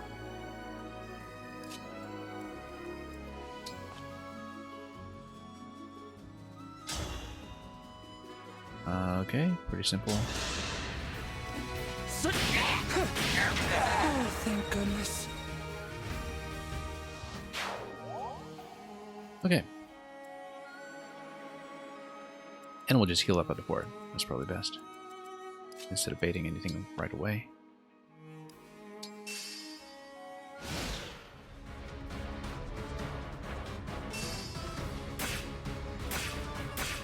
And we will also heal up at the fort and heal up with the ability.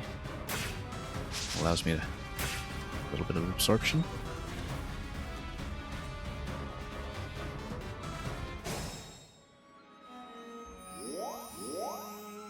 Okay, so this was a massive mistake here. So we need to stop this guy, for sure.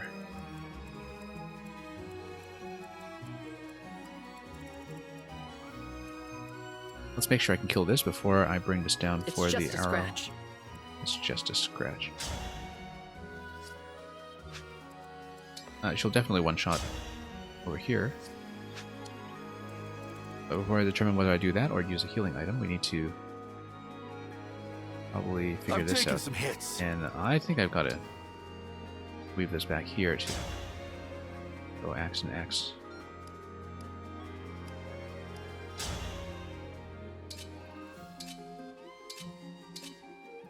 Yeah, Rider's Bane over here. Let's go for as much of a kill as you can. I've got this.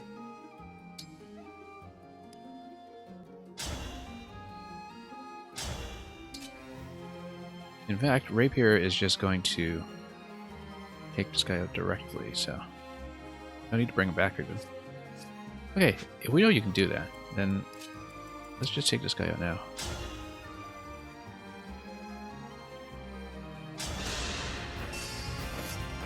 Looks like I broke him. Yeah, the visual integration of the battle camera and the overhead map is actually quite vivid in this game.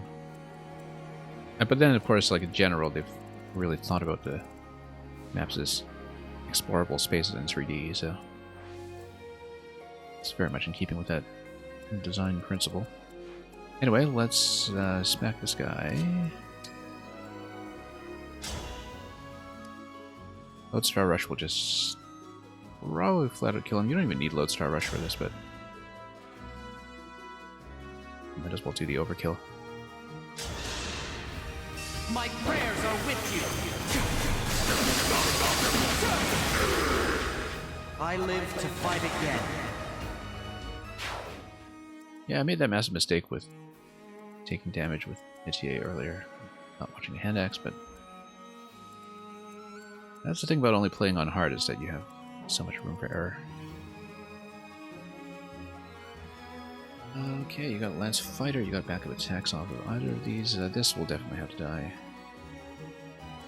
This guy, am I worried about him? Not really. I mean, the axe will weapon advantage, but other than that.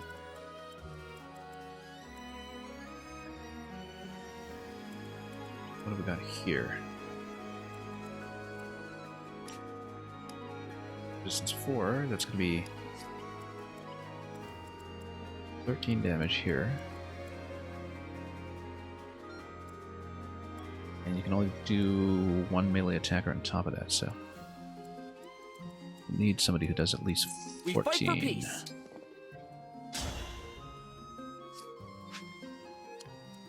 Otherwise, this guy just walks around. Or you could walk things off a bit.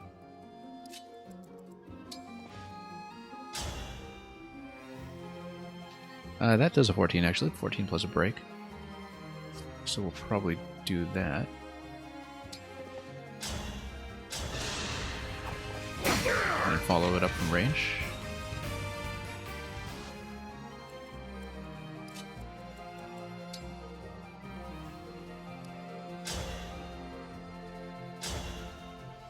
Seraphim again should do a trick. Actually, that hits him like crazy, 25. Could have just used that in the first place. I want to help you.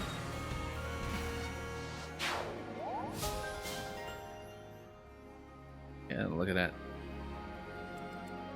It drops more nukes.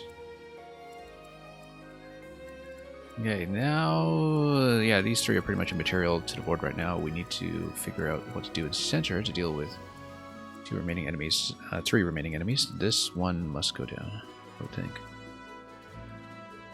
22 physical attack. We're not just going to leave him here. 4 movement points. You can't actually get down and attack this guy if I'm on the fort or blocking the fort, I think.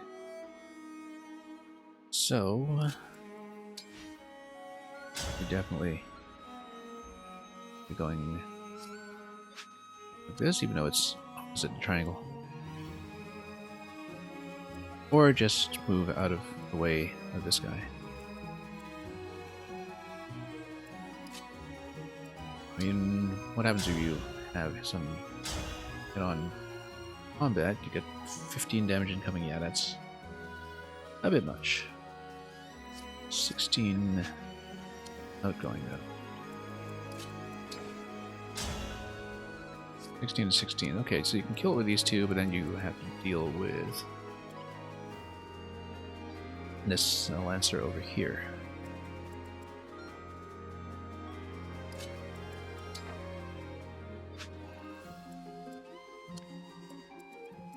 What do we got?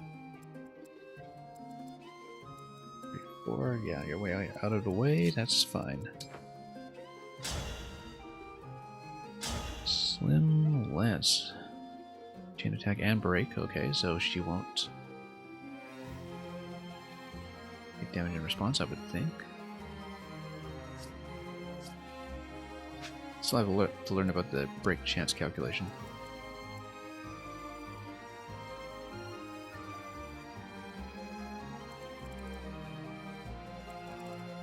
Well, this guy's got 22 attack coming in. It does make sense to try to take him out immediately. Just soak damage from the rest. This will do 2 points, but it's not going to even dent him here.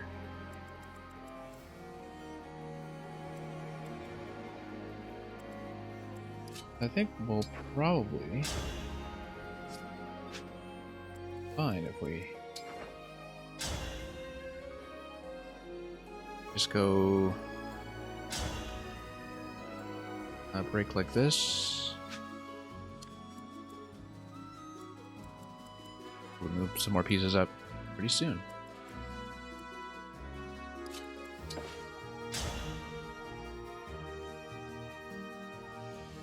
So yeah, let's do this way.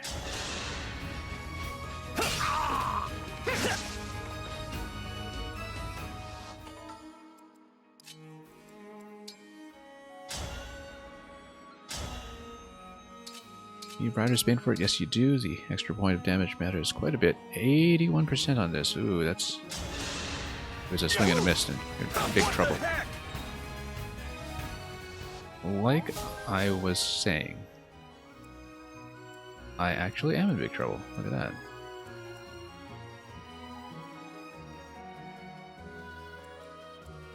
Okay, okay. This is a problem. We may actually have to rewind for the first time, just because of this issue here.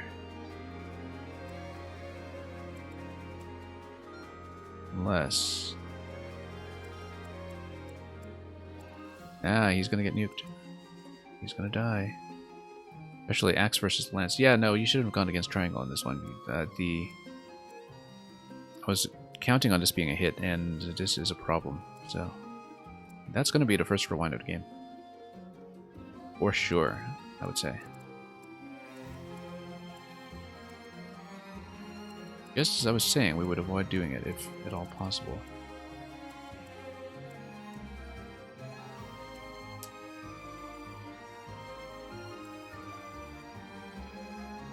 Yeah, that's that spot to be in. So expecting 16 and 16, and instead you got this on 80%. I don't see a way out.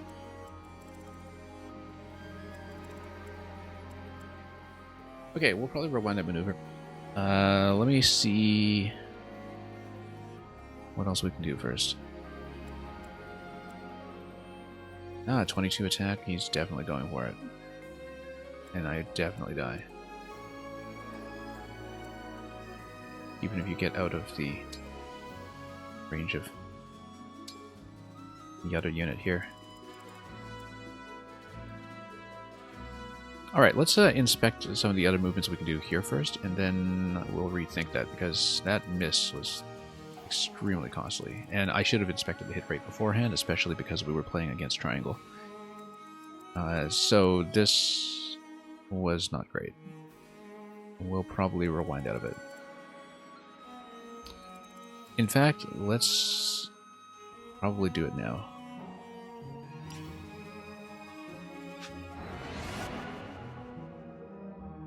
Yeah, because no way does he live. I mean, the axe doesn't have the best hit rate, but no, it's got triangle advantage. It's going to whack him. And it's going to whack him hard.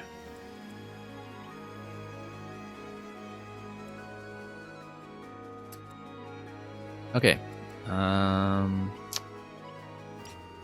really hate using the rewind. Feels very un-Fire Emblem.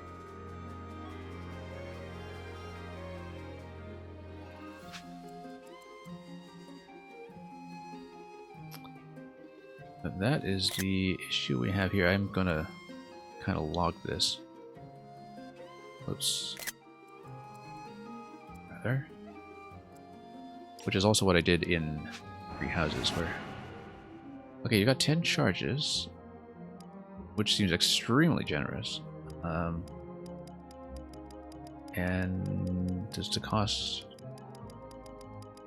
kind of increase with time? I don't know. Oh, yeah, Selim getting to kill here. We probably only need to rewind the 2 steps. So we go... So if I rewind at this point, does it go back to... Does it delete this move, or does it delete...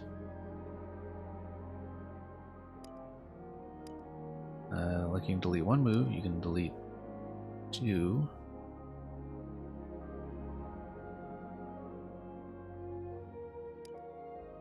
Yeah, I mean, this is definitely going to hit, so why don't we just go back here just to see how it works.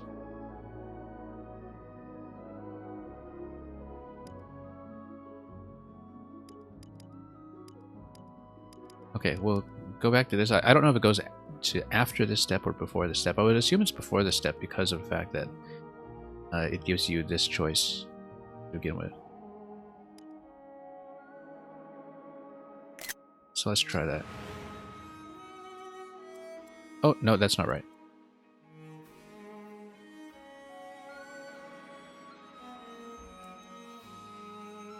Okay, that's fine. We'll keep it. We'll keep it.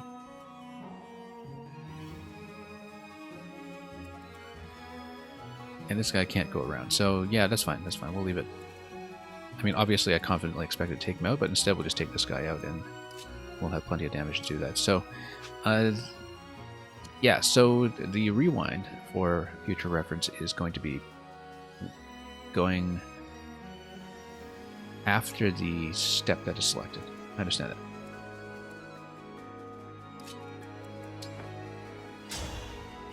Okay, how much is this? This is 10 and a break.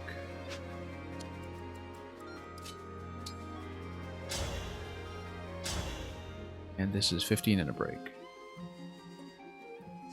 So that'll kill.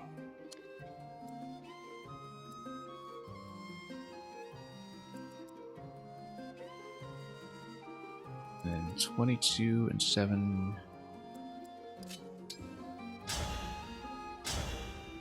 Sure. Wow, he can't hit a thing. He cannot hit a thing.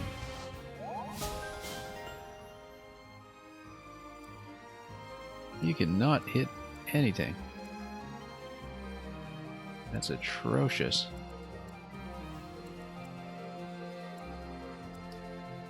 Well, okay. We will just need to rethink this completely because I did not expect the hit rate to be that abysmal, especially with the triangle advantage over here. So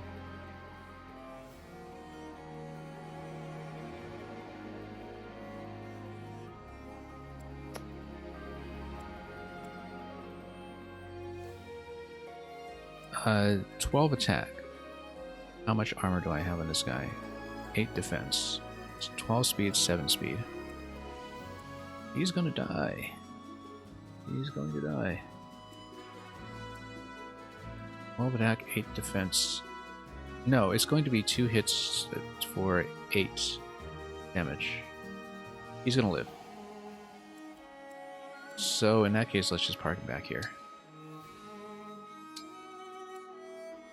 That is absolutely terrible. Okay, so we've got... That's assuming that I don't have my bond expire yet. I don't think it does. But I don't quite have an intuitive sense of the turn order yet, so... Alright, so 12 on 8. It's going to be 4 and 4. It's going to take him down to 1. We will... make sure, first of all, this doesn't get in the way. 1, 2, 3, 4. And no slim lens or anything as a backup weapon. Okay, good. We will then, in that case, go over here. And for 2 combat rounds, 7 and 7 chain attack and break. Yeah, should have done this first. I just to get a guaranteed break. So that's the idea behind the break mechanic, I think. That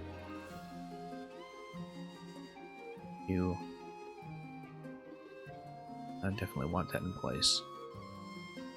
Because it'll be 7 damage incoming. Yeah, I wasn't expecting incoming damage because I thought it would get a triangle advantage break. And so if I'd watched the hit rates properly, I would have known that this should have been first attacker, this should have been second attacker. He'll live, but just barely. Now I can bring the healer up here so I can get some heals up right away. In the next turn, let's see, 1, 2, 3, 4. 1, 2, 3, 4. He'll get a square. And he can move after an attack, so it's a big deal. But then that would be moving Clan back here. No, I think I would rather have Clan up front as an attacker. You just use a vulnerary on him if necessary. And just swarm this guy over here. So, healer is going to visit. What's that? Monster, take this. Okay.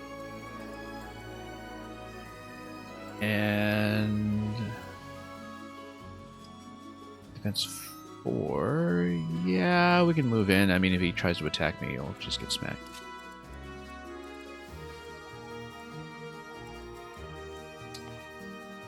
I should be okay.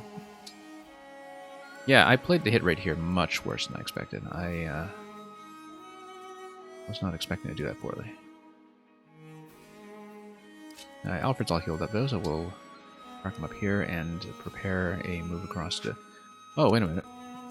What's the movement on this river? Flyers only. Okay, yeah, no wonder I'm stuck here. I might be able to pull him, but didn't even look at how the bridge was out.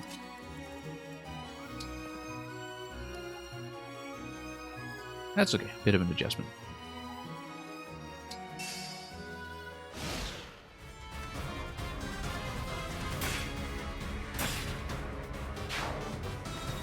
Okay, that solves itself. And that also solves itself. Yeah, because I guess the AI realizing it doesn't get to kill. We're losing ground, are we? Okay, more reinforcements, that's fine. Should have parked in supports. We're fine because we're going to unite the party over on that side. And I'm going to get well within range for a heal, so... I'm okay. It's only going to be 4 damage here, though. Yeah, so Corrupted Flyers. I have to stop reading these like they are wyverns that are weak to magic. There. Definitely not. They're actually high resistance. They're similar to... they're just kind of, you know, Dark Pegasus. Because I'm just so accustomed to reading like, light colors as Pegasus high resistance and dark colors as wyverns high defense. Nope, we got to be a lot more careful than that. A lot more particular. And then the bond is off on Celica, so I can't just one-shot. But we should still be able to do reasonably. Some combination of Vander and Alfred. Yeah, Alfred just straight up kills, which is nice. Vander's going to take him down pretty far. So it's just a matter of who do we want to grind up. We should probably actually level Vander at some point, but I always end up sidelining these pre-promotes. Even though I think they're much less unreasonable as damage sponges than they used to be. If we're going to do some poke damage anyway, we might as well just poke him for the experience.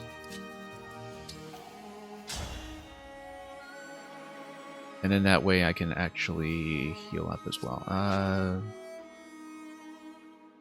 want to be on that square? Yes, I do. Okay. And, okay.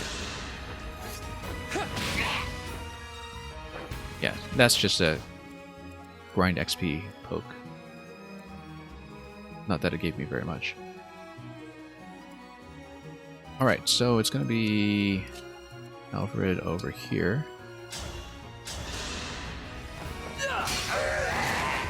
I win this one.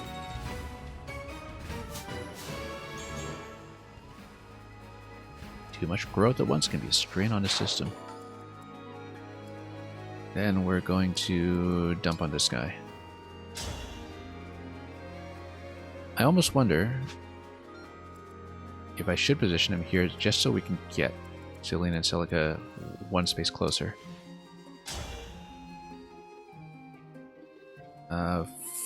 14. Let's just make sure we know what our numbers are. And 13. 14 and 13, perfect. We can do it. Is that true also of this position? Yes, it is.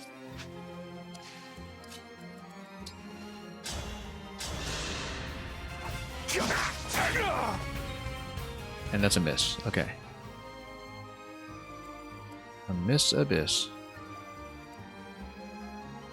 And that was in favor of me on a triangle too, so that was very unfortunate. That's okay. I'll only take 7 damage from this guy. Let me take a look at how much I would take if he attacks into me. That would be... Why only 1 damage? That doesn't make sense.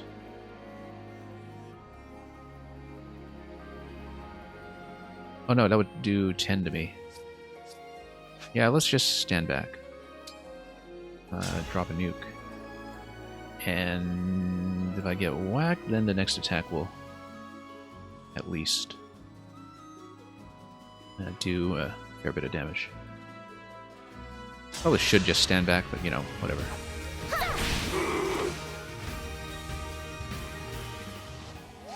Yeah, he's going to attack into me. That's not going to be fun. But we'll do some grinding. And we should claim forts as well, just to get healed up when I'm out of position.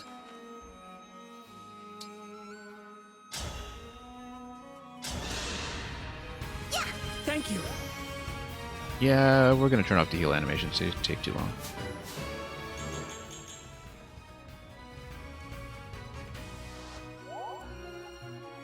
That's what I eventually wind up doing every time I play one of these. We'll gradually tune things down. Yeah, off.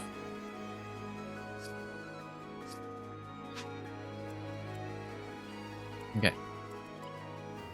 Nobody in here, which means we can run around and just grab these locations. Just heal up, perhaps. Lance armor and corrupted. Yeah, that's not too much to deal with.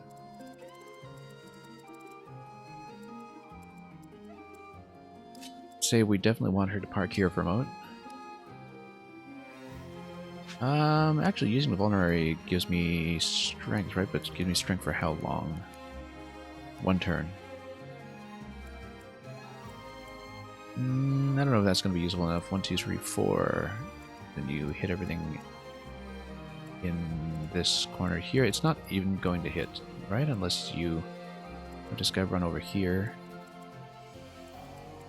Oh, on the other hand, 3, 4.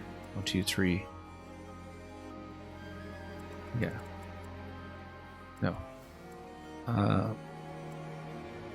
Movement penalty. 2, 3, 4. You hit if it's camped out in this location. So you park this guy back at the fort. You get Bouchon and Sigurd replenished. And might as well just step on some of this stuff and collect it. Okay, so rather than parking the fort, then we're going to go vulnerary. Because the damage buff could be useful. That should hopefully last me a turn. Now we'll see if that actually is the case. 18 physical attack. Or if it's something that you just do to get strength on defense. But you can definitely step in here and then prepare a bit of a trap.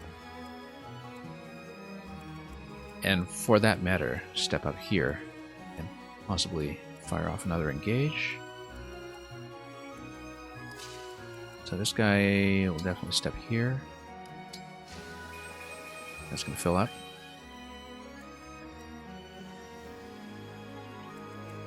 Well, it should have healed up that as well, but we'll over here. You're going to be way out of position for anything anyway, so I might as well just go for this one.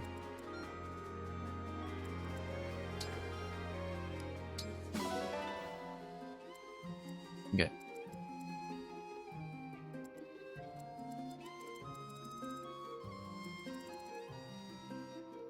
What have I got left? Yeah, he's going to pull back.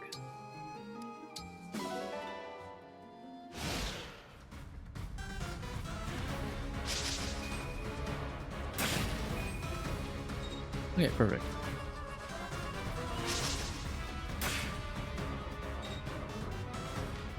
So, lesson hopefully learned. We got to watch our hit chance. We've got to watch our forts too. As we actually did know from experience. Luckily, Whatever you say. Archer will take her out if I just go back and stand and use the adjacency. You got 3 on 1 here. That should be simple.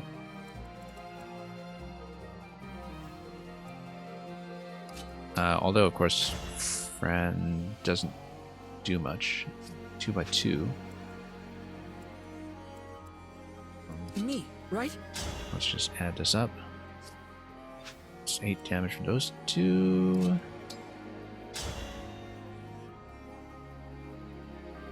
And 12 and a break, huh?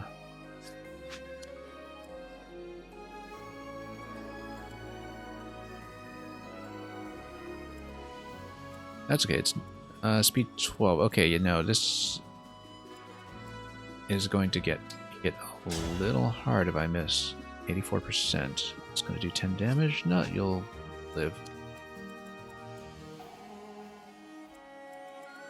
What I can do is Chloe can come here, poke that. You can come here. And that would knock you down quite a bit. So that could work. Whoops.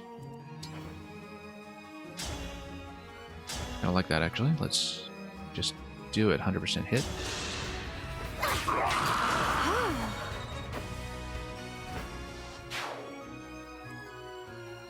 Okay.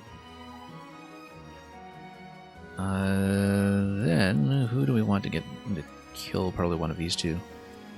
Since they're down on level 3.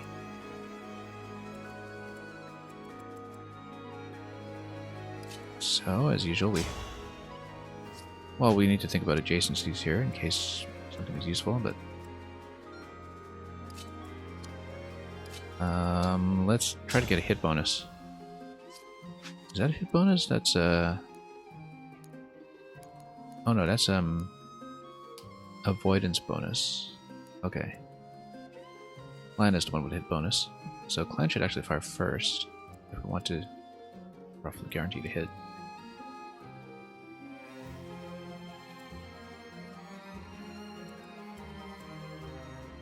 Hang on.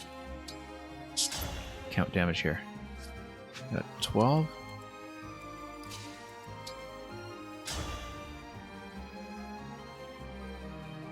Eight. That's 20. And 4 and 4. Okay. Yeah.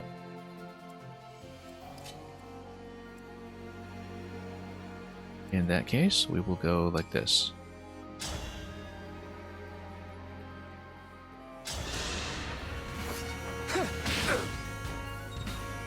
Point of this maneuver is to maximize hit chance. Still at 84 though. Wasn't it a hit chance buff? Let's take a look at this. Maybe I was wrong. Oh, adjacent to Divine Dragon, not adjacent to just anybody. Alright, fine then.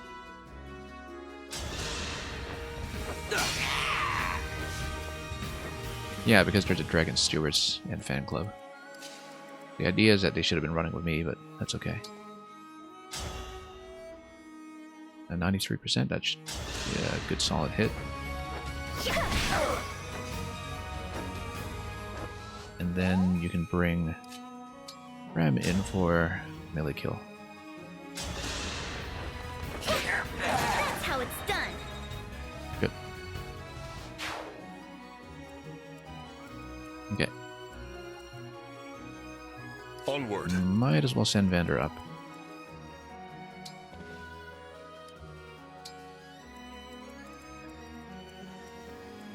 And yeah, this will be Bo if you stand here.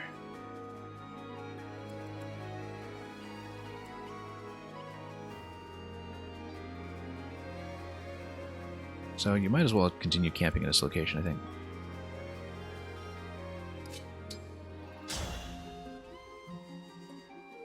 No, because you will just hold the fort, really. Until such time as you don't want to. Pretty high defense, so you'll eventually need to get either anti-armor or some other kind of nuke. Anti-armor, of course, rapier would be a natural choice, but I can't stand on this spot right now. And Sigurd was anti-cavalry, so... if I'm correct. Yeah, Rider's Bane was just cavalry. So, no particular point. I can heal up with a vulnerary if I want. Even the healer is quite some ways away. You can also take the fort, but I don't think that's advisable, given 18 attack, 8 defense. Yeah, that's a little weak for that. Or sit on fort and take the vulnerary, that's also an option.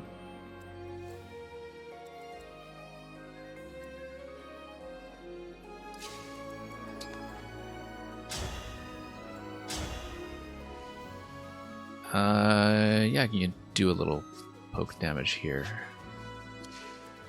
Or just let this guy run over. Then go the original plan to nuke these guys as fast as possible. That's going to be 5 damage, not much really. Very low defense on her too, so.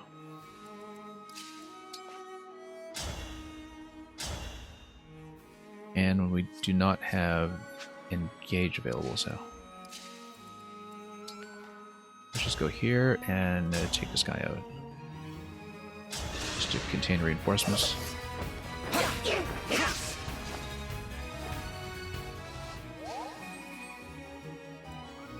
Steadily try to fill up the meter.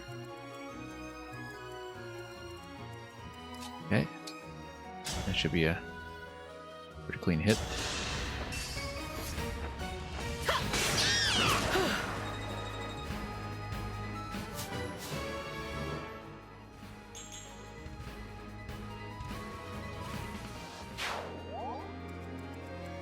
Okay. Yeah, probably vulnerary while on top of the fort. That's the way to do it. And you just kind of set up over here.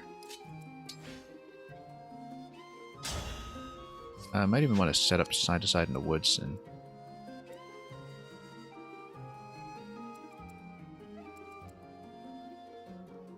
yeah, because well, it's a really rather unassailable position right now. 6.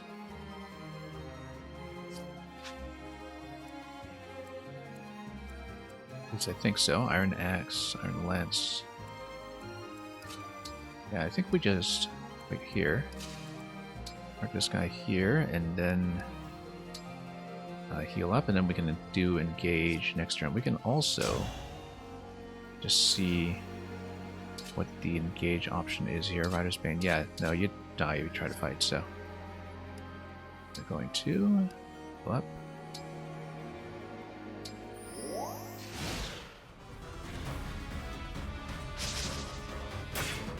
Okay, pretty simple from here.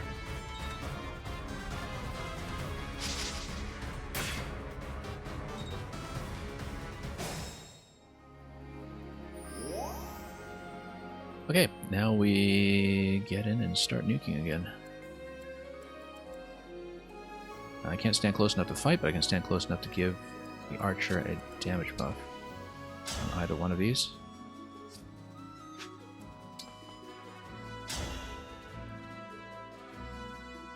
Yeah, 333. Time for a chain attack. Be down to 6. I think if you come down here, and also notice the output command just from the commander, not useful yet, but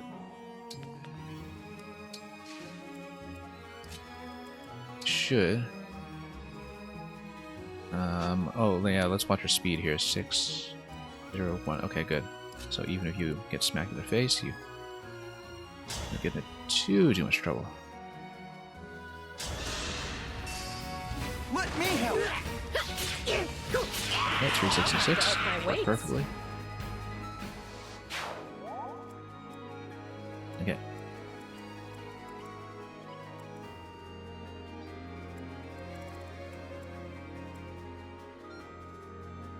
And we're gonna have Louis here. We're going to poke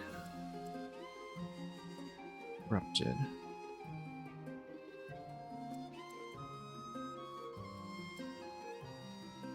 Which one is Sigurd? Yeah, so let's just take a look at what we can do damage wise. That's gonna be a 6. Point the way again. Also, let's actually watch this. I may actually have to camp this fort too in case there's a additional spawn there, but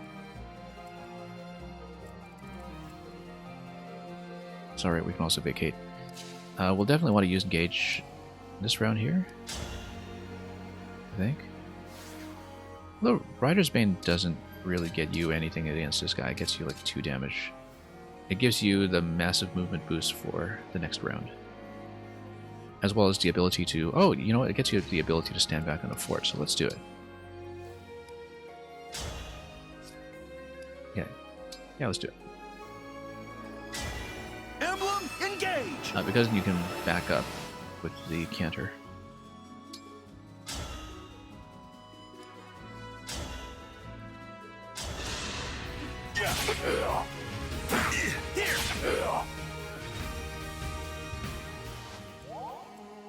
Okay. And not really going to get the kill or anything, but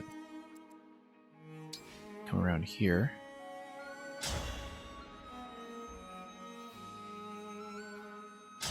And steadily work our way up.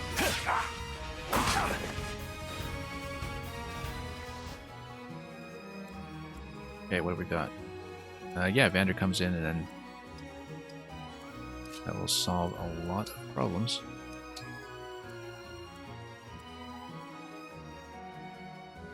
And I guess we'll probably get somebody to camp the fort here too. But Frem should probably steadily make her way up. Although Frem could also pop a heal. That'll be useful. Oh hey, you can actually talk. Should have thought about the talk effect here. I guess I wasn't zoomed enough to see the option up here. I should do so with my other fellow as well. Yeah, let's talk. It's a great idea. Chloe, You too, Princess Celine. I was able to find Alfred. After that, the Divine One summoned Emblem Celica. A noble dragon. It does. Let's... Okay. And then we'll just heal up.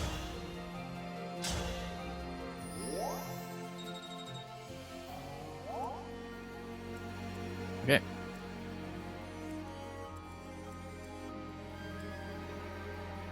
And yeah, Alfred can definitely start to run over.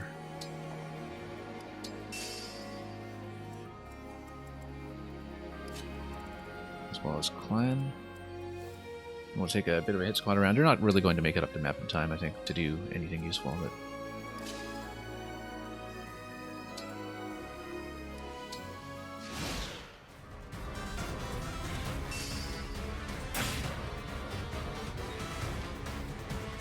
Yeah, I did kind of expect to be hit that hard, but that's okay. We'll park her in the fort afterwards, and it should be okay. Level 4 on some of these.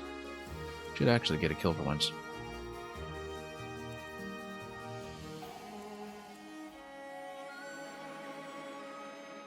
But also get their bond up too.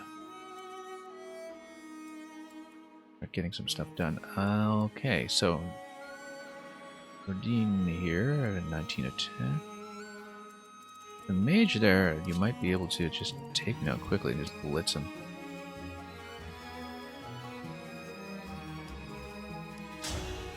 If you look at the override there, it's going to hit pretty hard. The problem though is that it is not actually going to kill, and with no resilience, yeah, you just die. So, better just steadily make our way up. Starting here, poke, make our way up. Or hold the fort. You can also hold the fort with... No, you don't need to. You can lure him over here. It's going to be 15, speed 7. 15, speed 7. Yeah, that's going to do 12. That's okay, you can probably take it. So he'll move up here. And then I'm still only level 4 myself, so let's probably look that up. But I want to step here, fuel up. Which means that we want some archery going on. Can't show weakness. Come here and camp on a fort, actually, to heal up, and then take a shot. Let's see. If we're taking a shot, that's not going to be enough. It's going to be 1.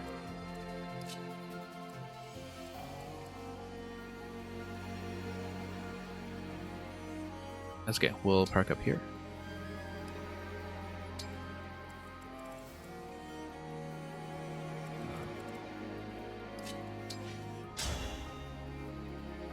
That also takes it down to 1, so we'll do that to level these two up.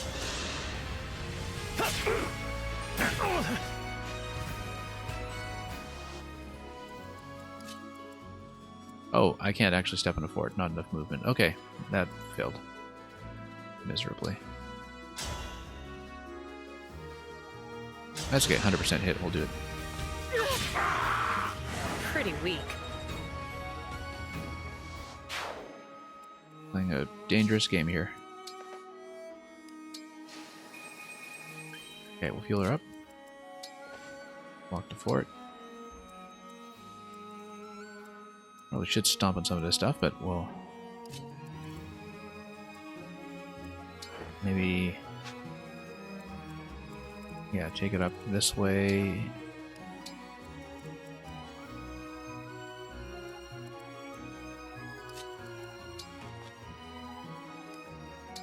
Then...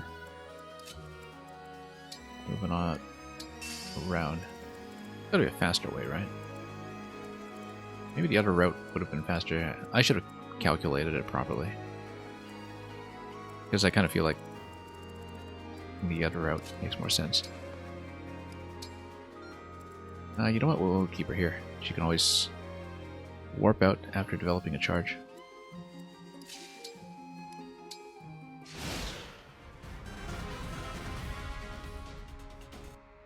Okay, he's gonna hit as expected.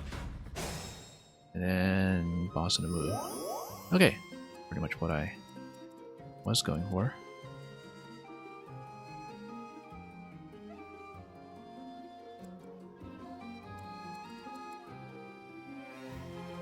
And this guy's gonna go 19.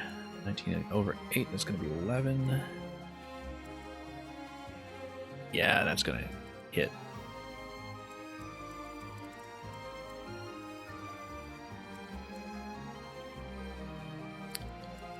Well then.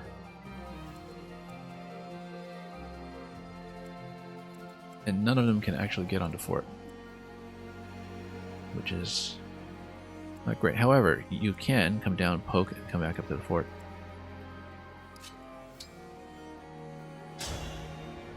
And also just straight up kill this one. If I can get within range to... you know what? You park my avatar next to it. That gives you the additional 3 damage that you need for the poke. Then you back up onto the fort. So that's the way to do it.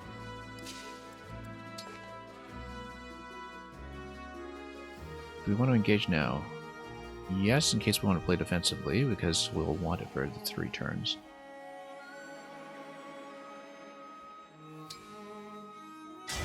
Emblem, engage!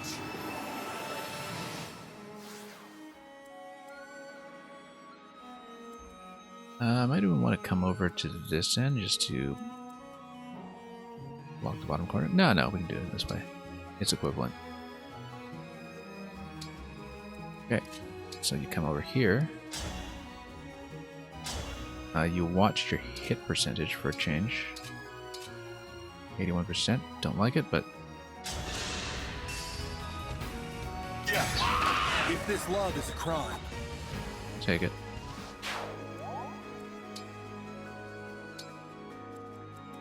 Retake the fort, and then we need to start healing up in the back line a bit. Okay.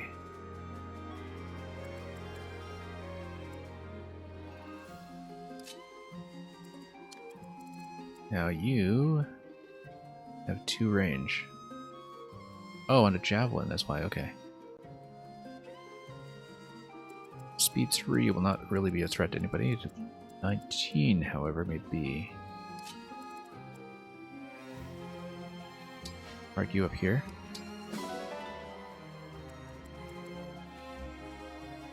And... yeah, actually that is a pretty big resource gain.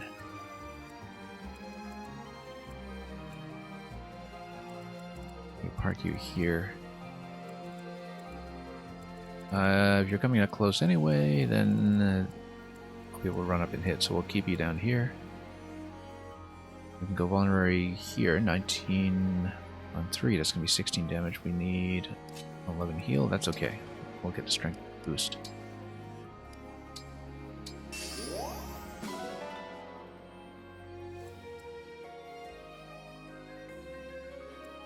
Notice physical attack's gone up to 19. Oh, I thought it is a temporary boost to 1 turn. Yeah, I guess we leveled up earlier. Okay.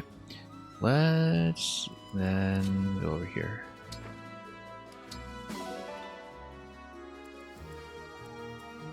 As your steward. Okay. Then let's camp here.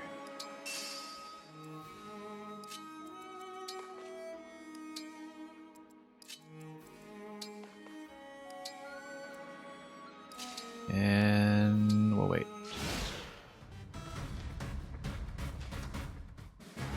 Soon I'll be a legend. The man who captured the prince. Not on my watch. Although that was rather threatening.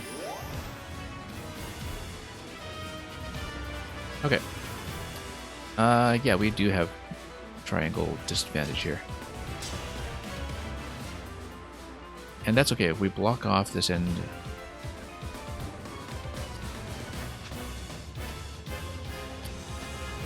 That's the thing, I do need heals on myself here because Stay strong. I'm the only one who's got rapier for the armor.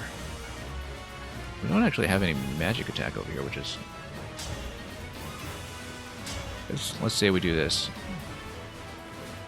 And then I would get hit and I would die. But let's just do a damage assessment of Lodestar Rush so we know what we're dealing with. Lodestar Rush would hit 100%. It would take you down by 18. So we need to do 16 on top of that. And we should probably use adjacency as much as possible to get that done. That's going to be 6. Scrape up 10 damage from somewhere. 2.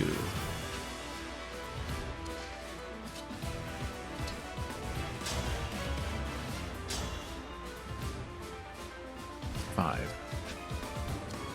Yeah, not nearly enough. I don't have a javelin or anything here, right? You do have Vander able to come over here and hit. But then I need to move myself out of the way first, which might be required anyhow.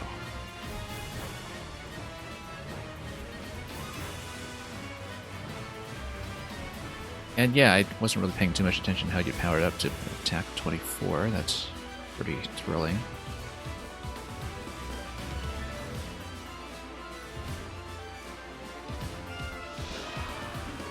Attack 24. Oh, and the steel lance. Yeah, no, that's why. That's why.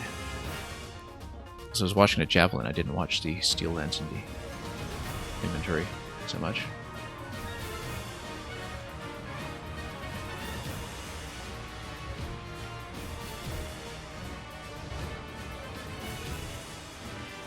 Okay, in that case, we probably do want the 20 of you. It's not going to do much, though. 18 damage. I need magic attack. My mages are all stuck back here. I should have watched this carefully.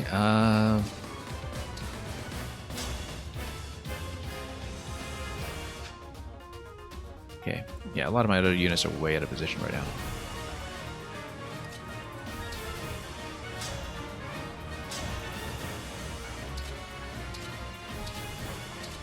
Okay. It's going to do 5.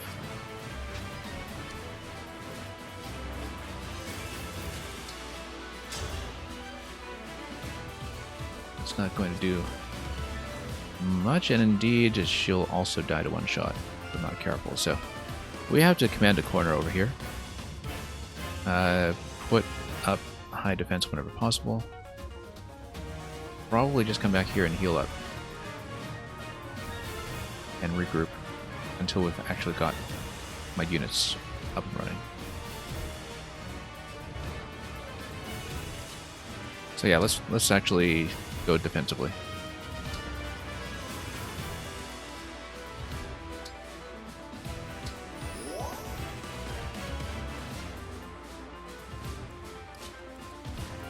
So the idea is that we should be able to hold this fort here. It's going to be 14 damage incoming. That's okay. We can handle that.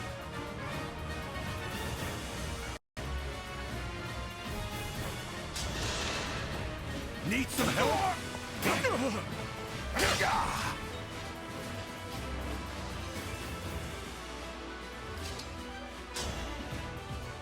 Yeah, that's going to take him down by too much. Let's camp him over here for a moment.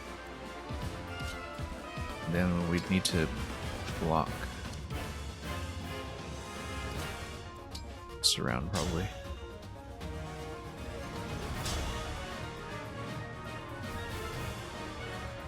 And then that would be 8 damage going in this way.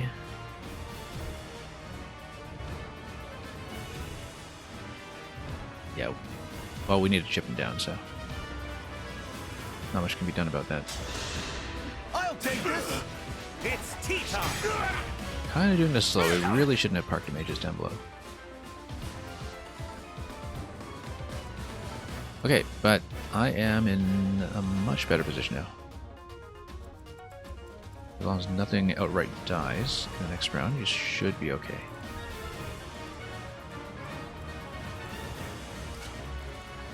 Start getting some other units up.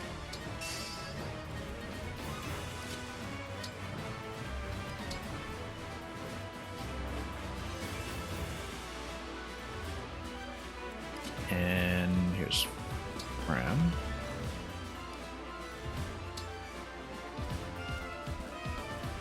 Notice that Chain Guard doesn't work with the adjacency of the fort, probably because the fort already takes care of that function. We'll also get a unit in here. Not that I'll be within range to do much.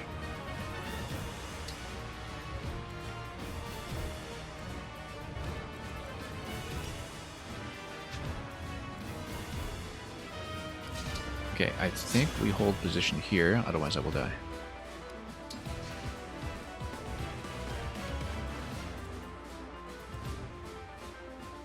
Likewise with you, except... Yeah, because Javelin... Javelin, on the other hand, only does 19. So technically, I could take a shot. That's awfully risky, though I'd rather not. And my standard attack is doing no damage. Anyway, it's entirely a follow-up.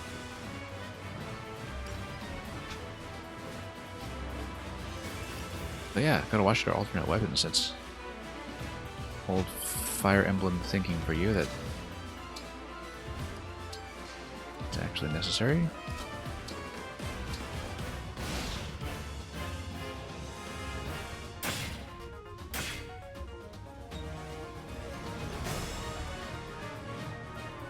Okay. Now we have to burn him down this turn.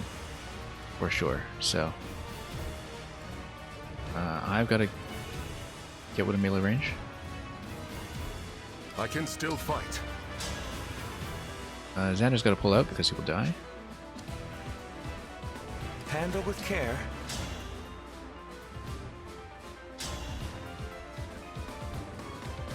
And yeah, you do as many follow-ups from the fort as possible.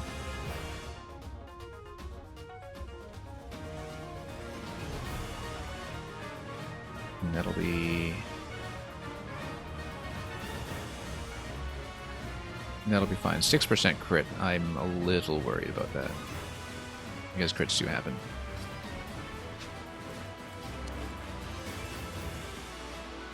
But at 6%, I mean, you're not going to get too much better than that.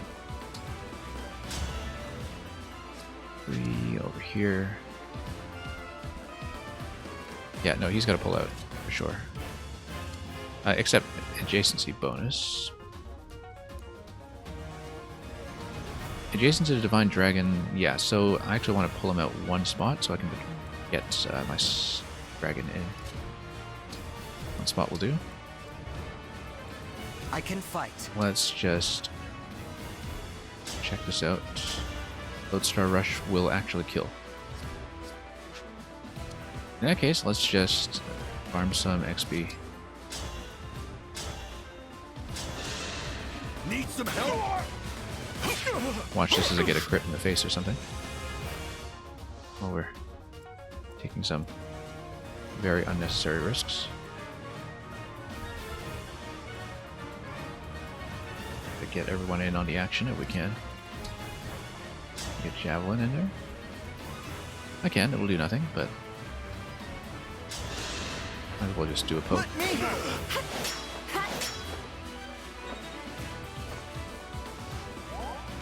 Okay. I'm going to get myself to kill on this one if I can. Level 4 could use some work, so.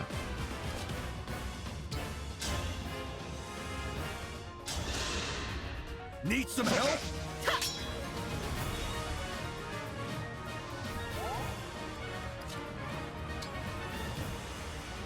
And the standard attack will also do it.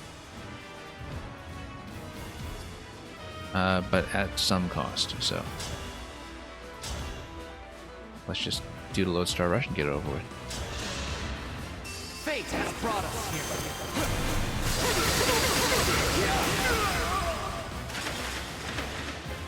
I would have won, you know.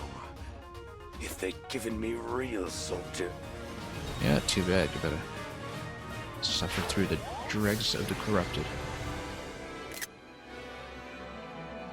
Okay, so bit of rough going there with the hit chance on my X-Men.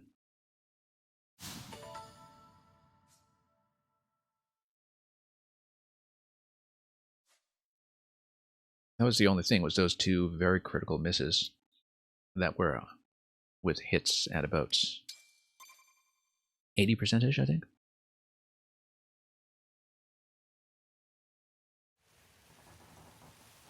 Anyway, we are going to log off after this chapter here. So we'll just watch it end and we'll probably take a pause in it from there.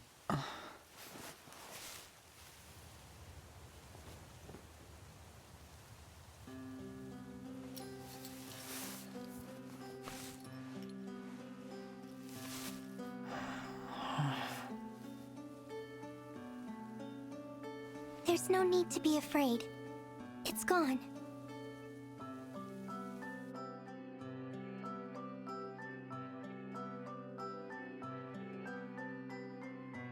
You saved my life. It was nothing, really. Are you here? I am. You're braver than I am. I was so startled I couldn't think. I see. Oh, I haven't introduced myself yet. What a lovely name. I'm Vale. Vale. Might I interrupt? Oh, Marth has something to What is it? comment on here. Even with the corrupted gone, it may not be safe for her out here. Perhaps we should escort her home, or to an inn. Party member or somebody suspicious? I guess we'll find out. That's a good idea. Hey, Vale, do you live around here? Huh? She's gone.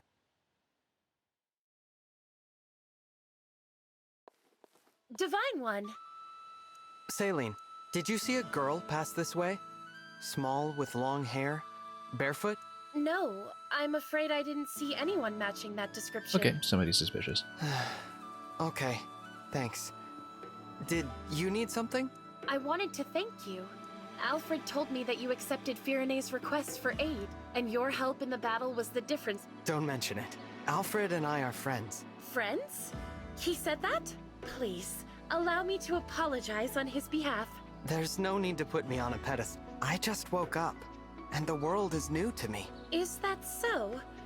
I thought surely the Divine Dragon, but here I find that you are rather more... Then what do you say, Saline? I would be honored.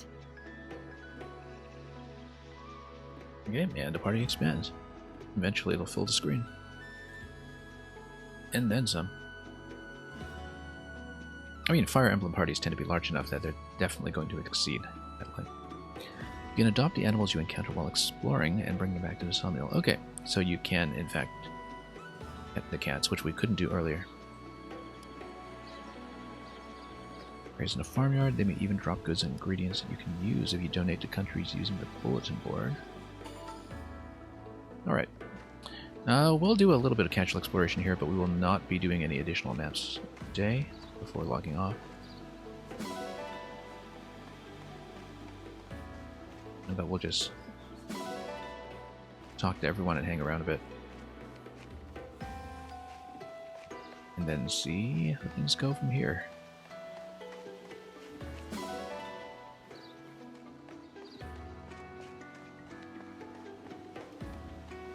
Yeah, I mean, we're only 4 maps in. Not really too much we can say in detail just yet. Given that it does feel like we barely started. I think so far the main thing is that the cast doesn't really stand out for me so far. But that's partly coming off of Three Houses, which arguably has the strongest cast in the series. But so far, I mean, a lot of it is a new context for familiar Fire Emblem archetypes. And that's fine, it's going to be somebody's first game somewhere. For a lot of people, no doubt.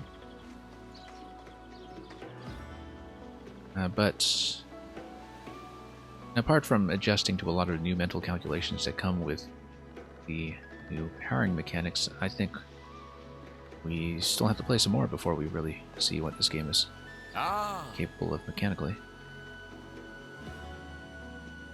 But if you think about it, even you think back to Fates, which was mechanically very elaborate, especially in the map design, on the Conquest route in particular. That's not something you saw in the first few maps. You were still very much in tutorial mode all the way up until the branch in Chapter 6, for instance. So, and I think that's true of many of the older games as well, is that they don't really show what they're capable of until much later. When you get your skills up and have a lot more diversity in your party when it comes to your skill set. So, seems like even after one fairly lengthy session, we hardly seen anything. We are adopting chicken. I don't know how to raise it. Okay, so yeah, we need to raise the level. We can go over to dog, but So, yeah, you really did pull your weight. You were the MVP. Ah, that's what bond fragments are. We haven't actually seen them yet. Yeah, I guess that's how you kind of kickstart a bond if you want to reassign one of the emblems. You can train as a kind of catch-up mechanism, so you don't have to grind through a lack of synergy until the skills that you actually want start to kick in. When you finish exploring, you will receive any available bond fragments that you missed, so you don't have to have the conversation, but you might as well for the pleasure of the conversation. Oh my! Yeah, we'll explore a bit first. We'll probably grab the puppy, despite my natural disinclinations.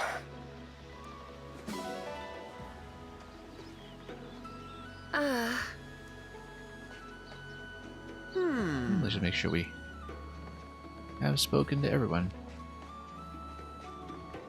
Quite a lot to speak to, in fact.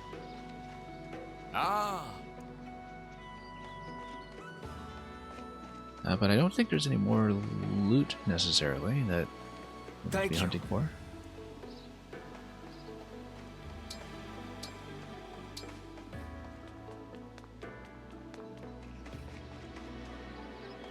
What? Yeah, it's kind of interesting though that even on the larger battle maps of this scale that you have them fully explorable.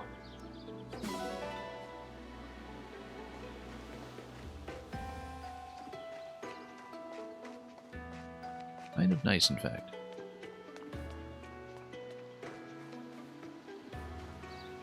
That the sense of space is something that's definitely very notable as something new that this entry is bringing to the table.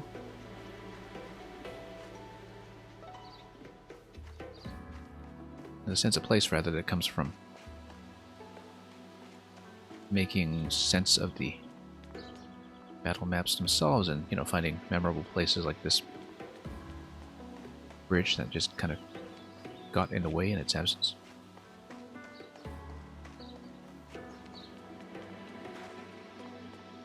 Ah. Well.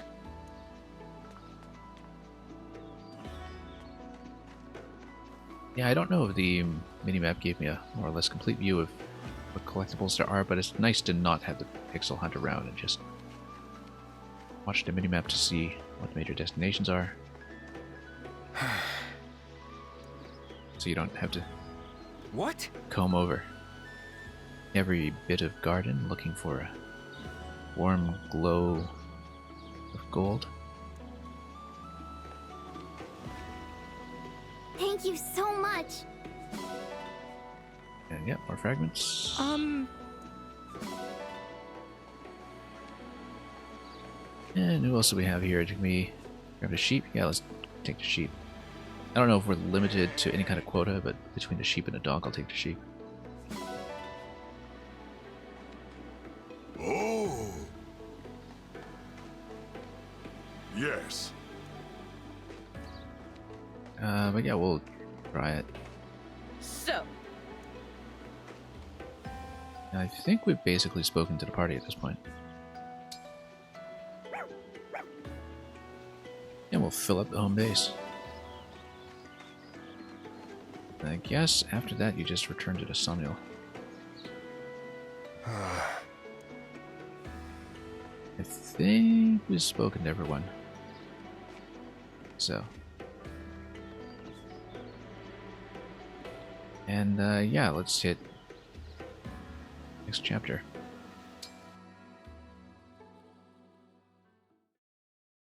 And if we're going back to the Somniel for this, we'll probably save from here. Hey, folks. Mind if we bend your... Name's Durden. I'm an armorer. Okay, and more this shops. here's... We saw you trading thumps with those things. Yes. If you need, we'd be happy to provide you with anything to defeat those creatures. How would you feel about moving to our base? What? We don't have any facility. You're gonna let us open shops at your base? If you'd like Very to. much like you to open we'll shops need at my plenty base. of weapons. It's a haven. You got yourself a bargain. Thank you for this. I will do my utmost to ensure you receive the finest items. Yay, so now we can finally spend some currency. Okay, 10,000, that's easily going to cover the 5,000 donation that we're going to need to adopt a chicken.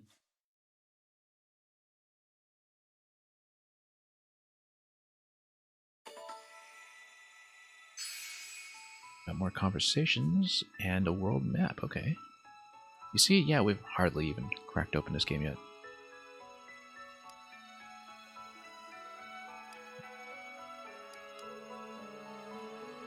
Select a destination, manage your inventory.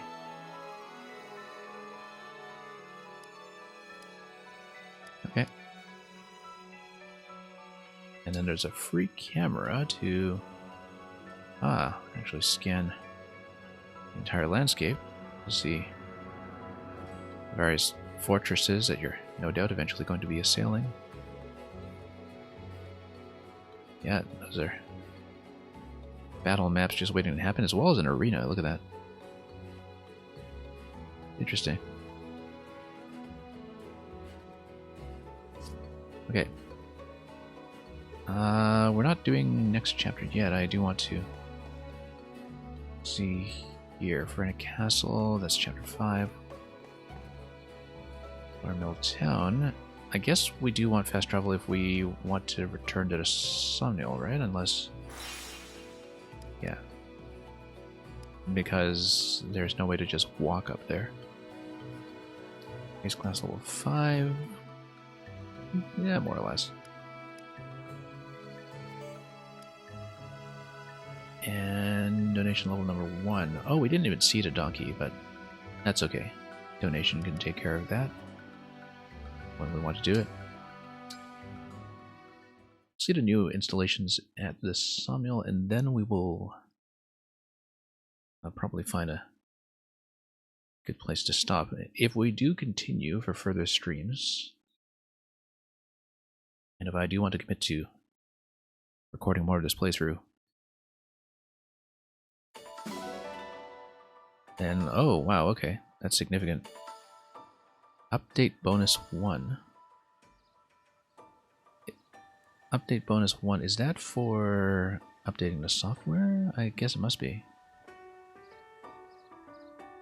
Incentivizing actually patching your game, perhaps. I don't know. You now manage your skills. Great, great. Some customization. Seems like the game is just beginning. Yeah, certainly if I want to continue to another session on stream, I want to start it up as close to the battles as possible. I'll probably be doing a lot of this running around town and management and shopping off stream instead of recording 100% of what I do in the game. But certainly the main event here is the battle maps, and we want to show this off as much as we can. You can inherit skills from emblems in the ring chamber. Right, okay. Once you get up to that level 5 bond, I bet. See your allies' skills and equip inherited ones. Yeah. On conversations. Okay. And we've got the shops.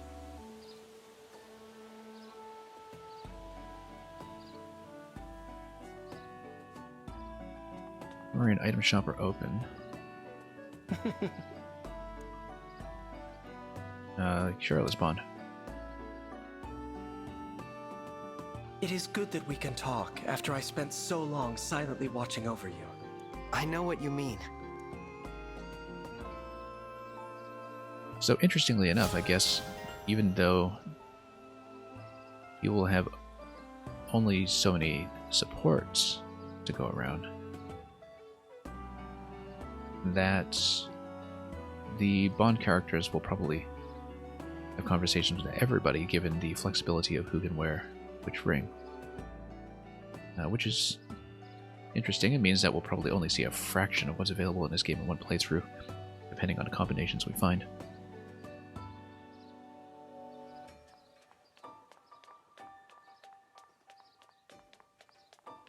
But yeah, let's grab some of the loot, and we'll probably look into some of the shops. Wheat flour.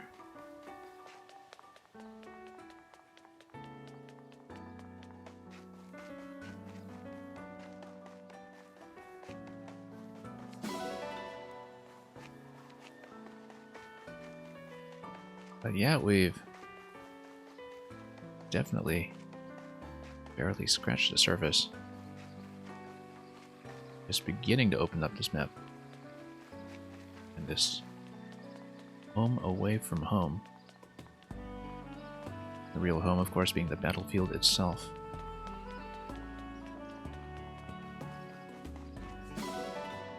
That's that. That's the same old garden, though. With some variation in the fruit that we're going to pick up on a given day. This is a very elaborate garden design, in fact. Oh yeah, we just make it through the gazebo.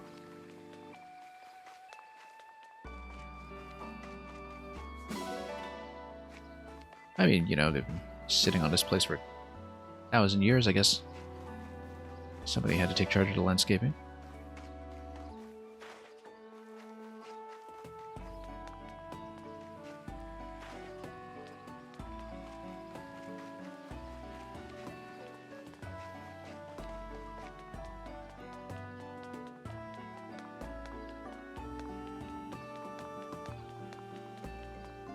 Okay. Let's take this. Milk and eggs.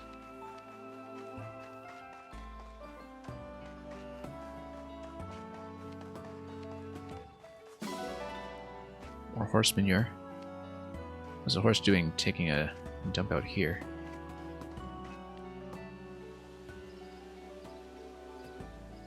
Excellent, more supports.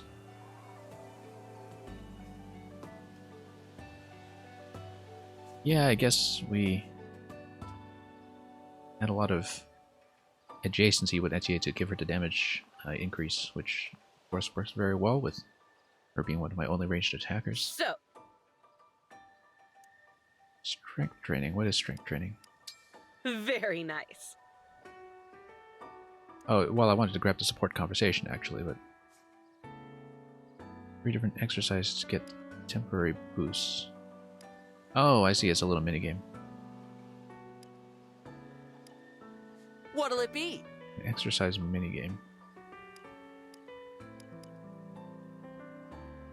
Well, let's see what the push-ups are like. It's 3 times and it's over. Stop the bar at the perfect position right when it speeds up. Oh, I see. So you just... It's like the Stardew Valley fishing game. That's what it is. How hard do you want to go?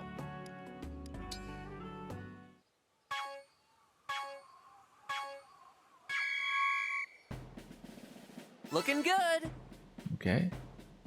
Just have to push up Perfect. before you collapse. I see. You've got this. Perfect. That's the thing about doing push-ups. You don't want to Looking die good. to input lag. Keep it up. A little bit off now. Perfect. Nice. Well, the perfect is the enemy of the good, as they say. Getting Keep it up. a little trickier. Nice. Yeah, we're a little behind now, consistently. Keep it up. Oh, changing camera angle. That's a Nice. interesting twist of proceedings. Keep it up. A little late every time. Nice.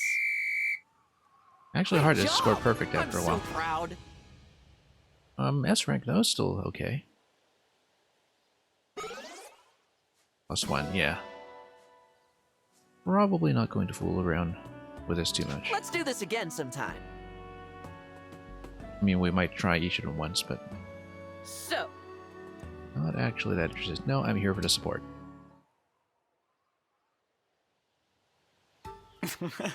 huh? What's up? You're looking at me kind of weird. Sorry. I didn't mean... Is there something wrong with how I look? Oh, no. Then tell me why you're laughing already. Well, you know how you're always so confident? Huh? I was thinking about how plain it is on your face. There's confidence all over you. Which is why you were staring. Forgive me, Etienne. Nah, I don't mind. If staring at me lifts your mood... Thank you. I mean, it's a little embarrassing. See you around, Divine One.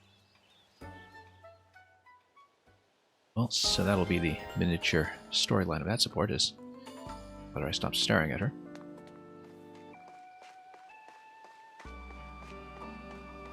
That's Fire Emblem. Oh my. He really does have a great sense of casual dress when he's out of armor.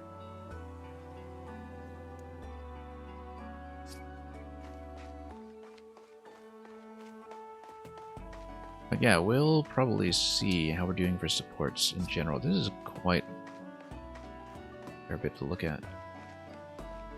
Oh, and I guess the stable is where you keep the adoptions. Now, do you need materials to feed them, or you just let them out? Guess you just let them out.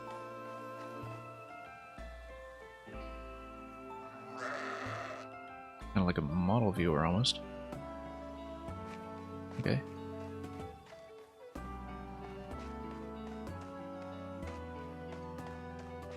And then...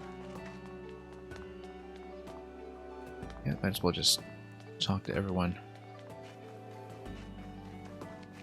Make sure we've got our party covered. My day just got more. Okay.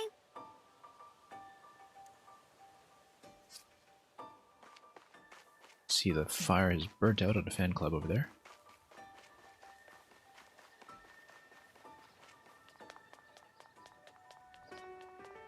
Anyway, let's see what's Klein up to.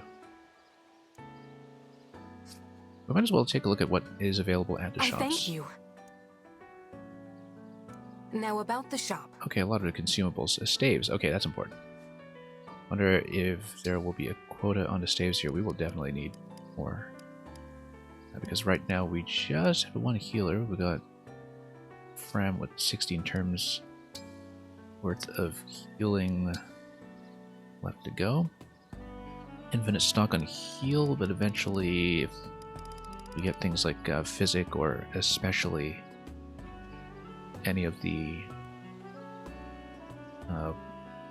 warping skills, anything with teleportation or movement, that's something we'll want to bring in. Staff that magically shines through it. Darts. Interesting. This implies that Fog of War in this game, and that hasn't been around in Fire Emblem for quite some time. We probably will have to grab this. I only have one of these anyway, but yeah, because I can't remember if we've even seen Fog of War mechanics since. I mean, they were in Fire Emblem 7. I'm just trying to remember if they were in the Radiance games. But it's been an absolute eternity. If that is what it is. Do come again. Let's see. what else is available here.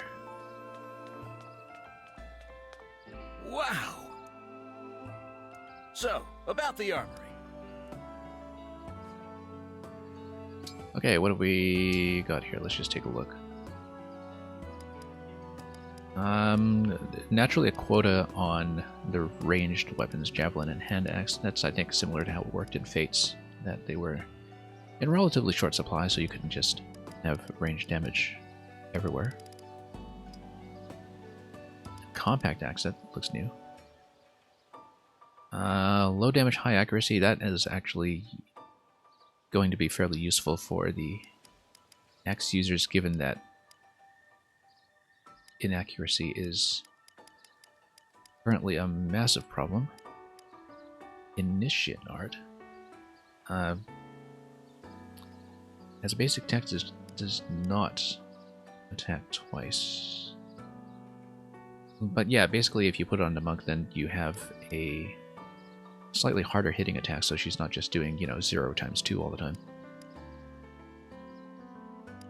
This is still all level D stuff, though. I mean, don't really need any developed weapon skills for this. One range short bow for people who are still archers only. Might want to put that as an alternative on my archer, of course. And we don't have an assassin for knives yet, so... or whatever the equivalent ninja class is going to be in this game. Take care. Yeah, just gonna see the new stuff and then we're going to be done for today. Yes. That's right. Yeah, I mean, he's right. We are spending hours here just being acquainted.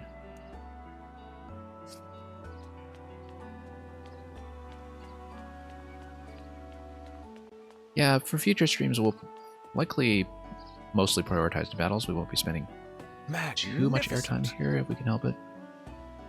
I say that now, of course, but I tend to be fairly thorough. So, I may turn out to be wrong. It's like this. Okay. Thank you.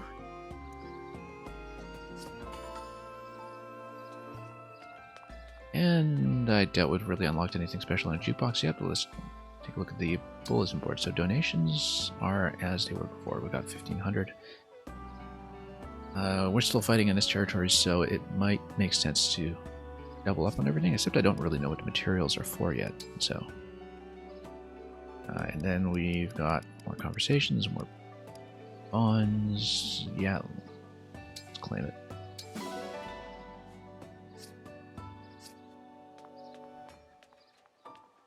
Not really looking at any of that exhaustively at the moment, although I guess the bond fragments largely give me some versatility to switch back and forth between the pairings, if I understand them correctly. We'll of course have to actually look at the relevant building here to confirm that. If I may. And what about the other supports? What do we have? Well, let's take a look at the map first of all, see who we haven't talked to.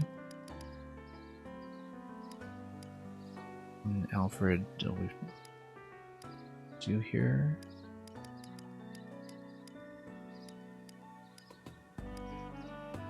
And yeah, the ones with the dialogue bubbles don't have anything special to say.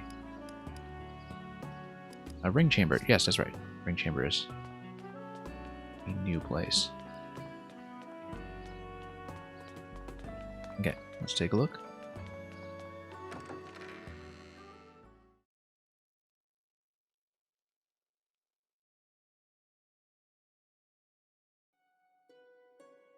Okay, this is new.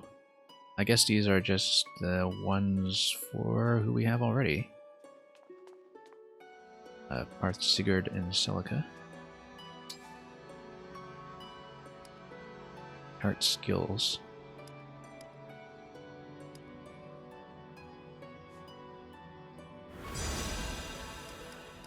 Okay, we'll just take a look. I'm not going to be too spendy or anything right here.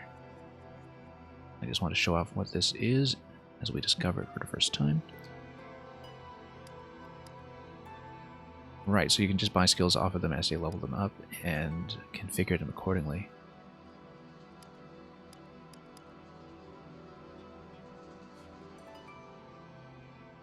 So for example, we've got Marth level 5 over here, and the other two are nowhere close yet, so... And... yeah, so this is how we can plan ahead, is that even if we do want just a specific skill tree,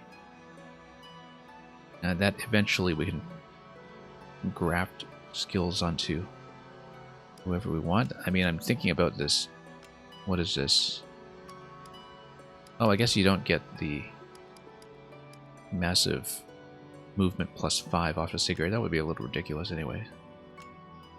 It would break everything. But, you know, eventually things like the hit chance are going to be pretty useful. Especially now that I see how this works, I'm glad I'm building him on Boucheron with the axe.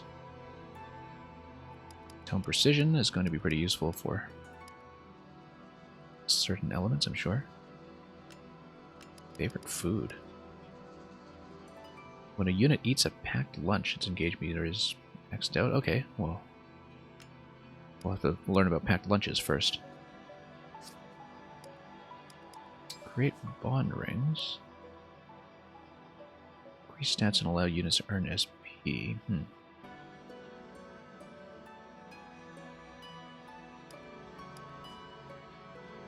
I don't know what this is.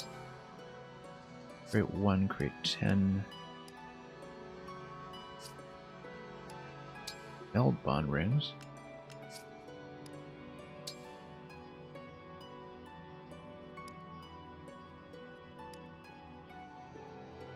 Oh, okay, so he's got a certain level of morale. Does this cost anything?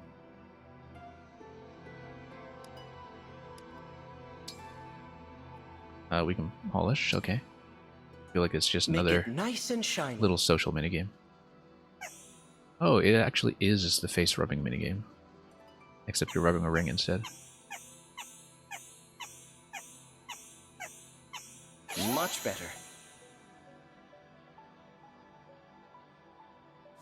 What will they come up with next? Polish firmly? Okay. We're already at max in a meter, though. I think we can probably just afford to end it. Okay, and then he's super happy. So yeah, this is the kind of stuff that we'll probably not spend too much time doing on stream. We might want to see what this is. Create 1, create 10. Bond rings obtained 40. Let's see what this is.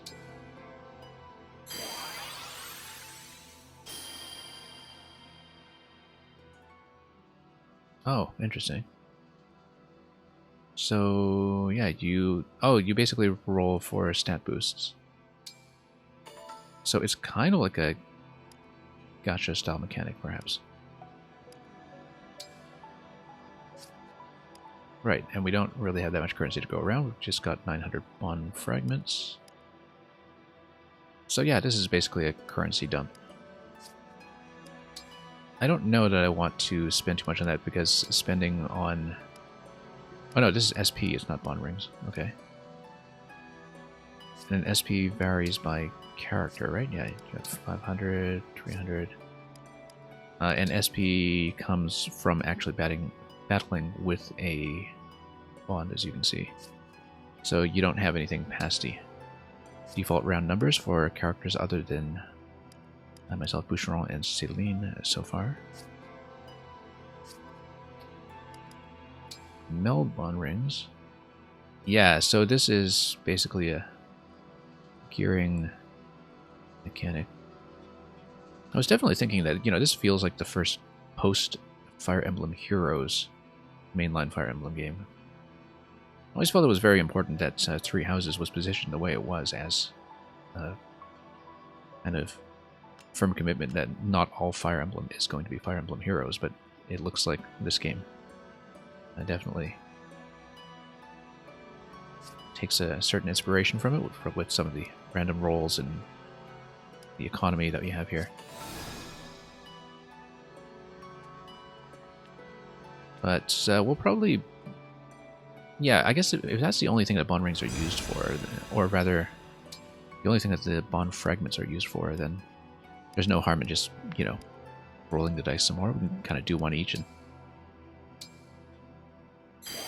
see if we have anything interesting. What do we have? Duplicates eventually. Yeah, as you can see, you've got different grades of quality: bronze, silver, gold. And I guess they are all going to represent their respective party members from their games. So it literally is, you know, this kind of retro tribute mechanic that is exactly like Heroes. We'll probably save up until we want to dump on this, but I don't know. Yeah, I guess it's just random what quality is, I would guess. And you would need a certain number of duplicates, like 3 duplicates, 2 duplicates, to improve the quality further, as well as more bond fragments to spend. So that looks like it's where the achievements are dumped.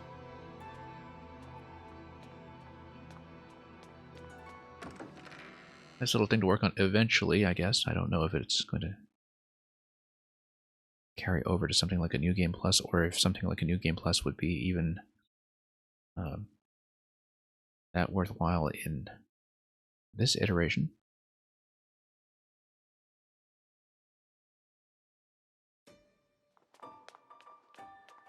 So yeah, let's take a look at how we're doing for supports. Shrine? What shrine? Something about a notification.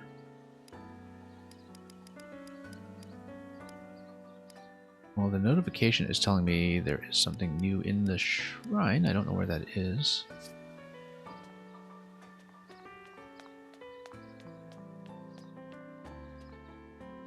Oh, I think I see. On the map, yeah. Actually discovered it yet.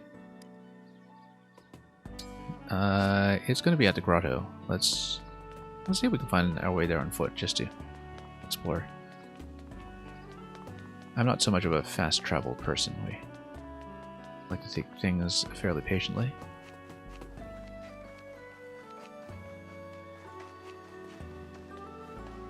Although the grotto seems like it's going to be accessible from down below, so... I mean, it is a grotto. That's what you would expect. Here we are.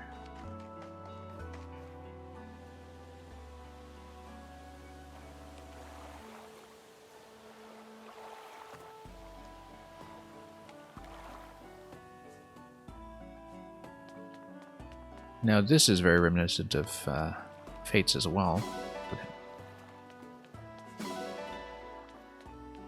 With that companion dragon who's reborn as a defensive structure.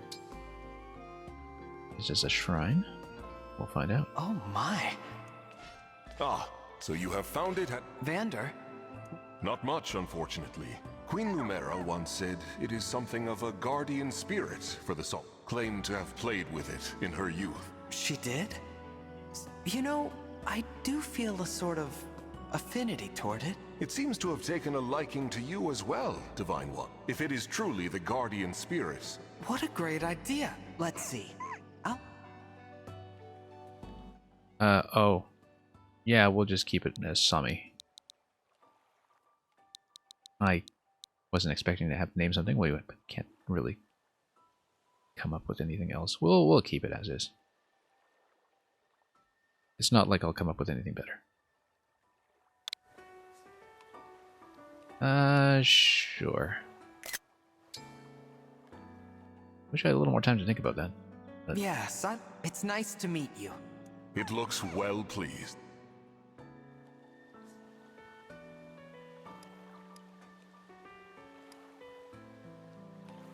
Okay.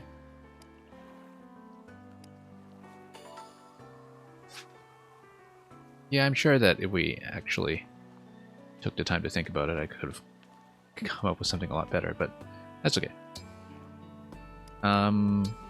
Yeah, this is literally, you know, the same kind of thing as in Fates. I don't even remember the name of that character at this point, the guardian spirit who dies and is essentially reborn as a pet you have to feed. Or whatever it was. That was quite some time ago.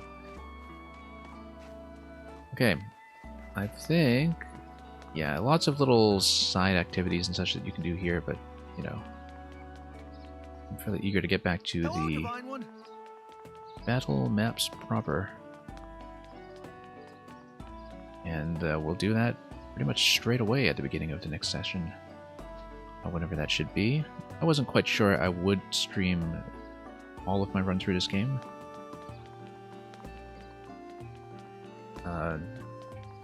But it is worthwhile to, you know, commentate the battles at least. I think if we do stream it, it will be a very battle-centric experience, and we won't do too much of the establishing material like this from now on. But it makes more sense to kind of run it on the side. Regardless, I think we're just going to leave things off here then. And that's going to be it for the first session with Fire Emblem Engage. How engaging will it be, really? Well, time will tell. We're only a few chapters in. We've hardly seen what the battle system has to offer. Guess we'll just have to be back soon. With all that said, I think it is time to, at last, wind down, probably an hour after I said I would.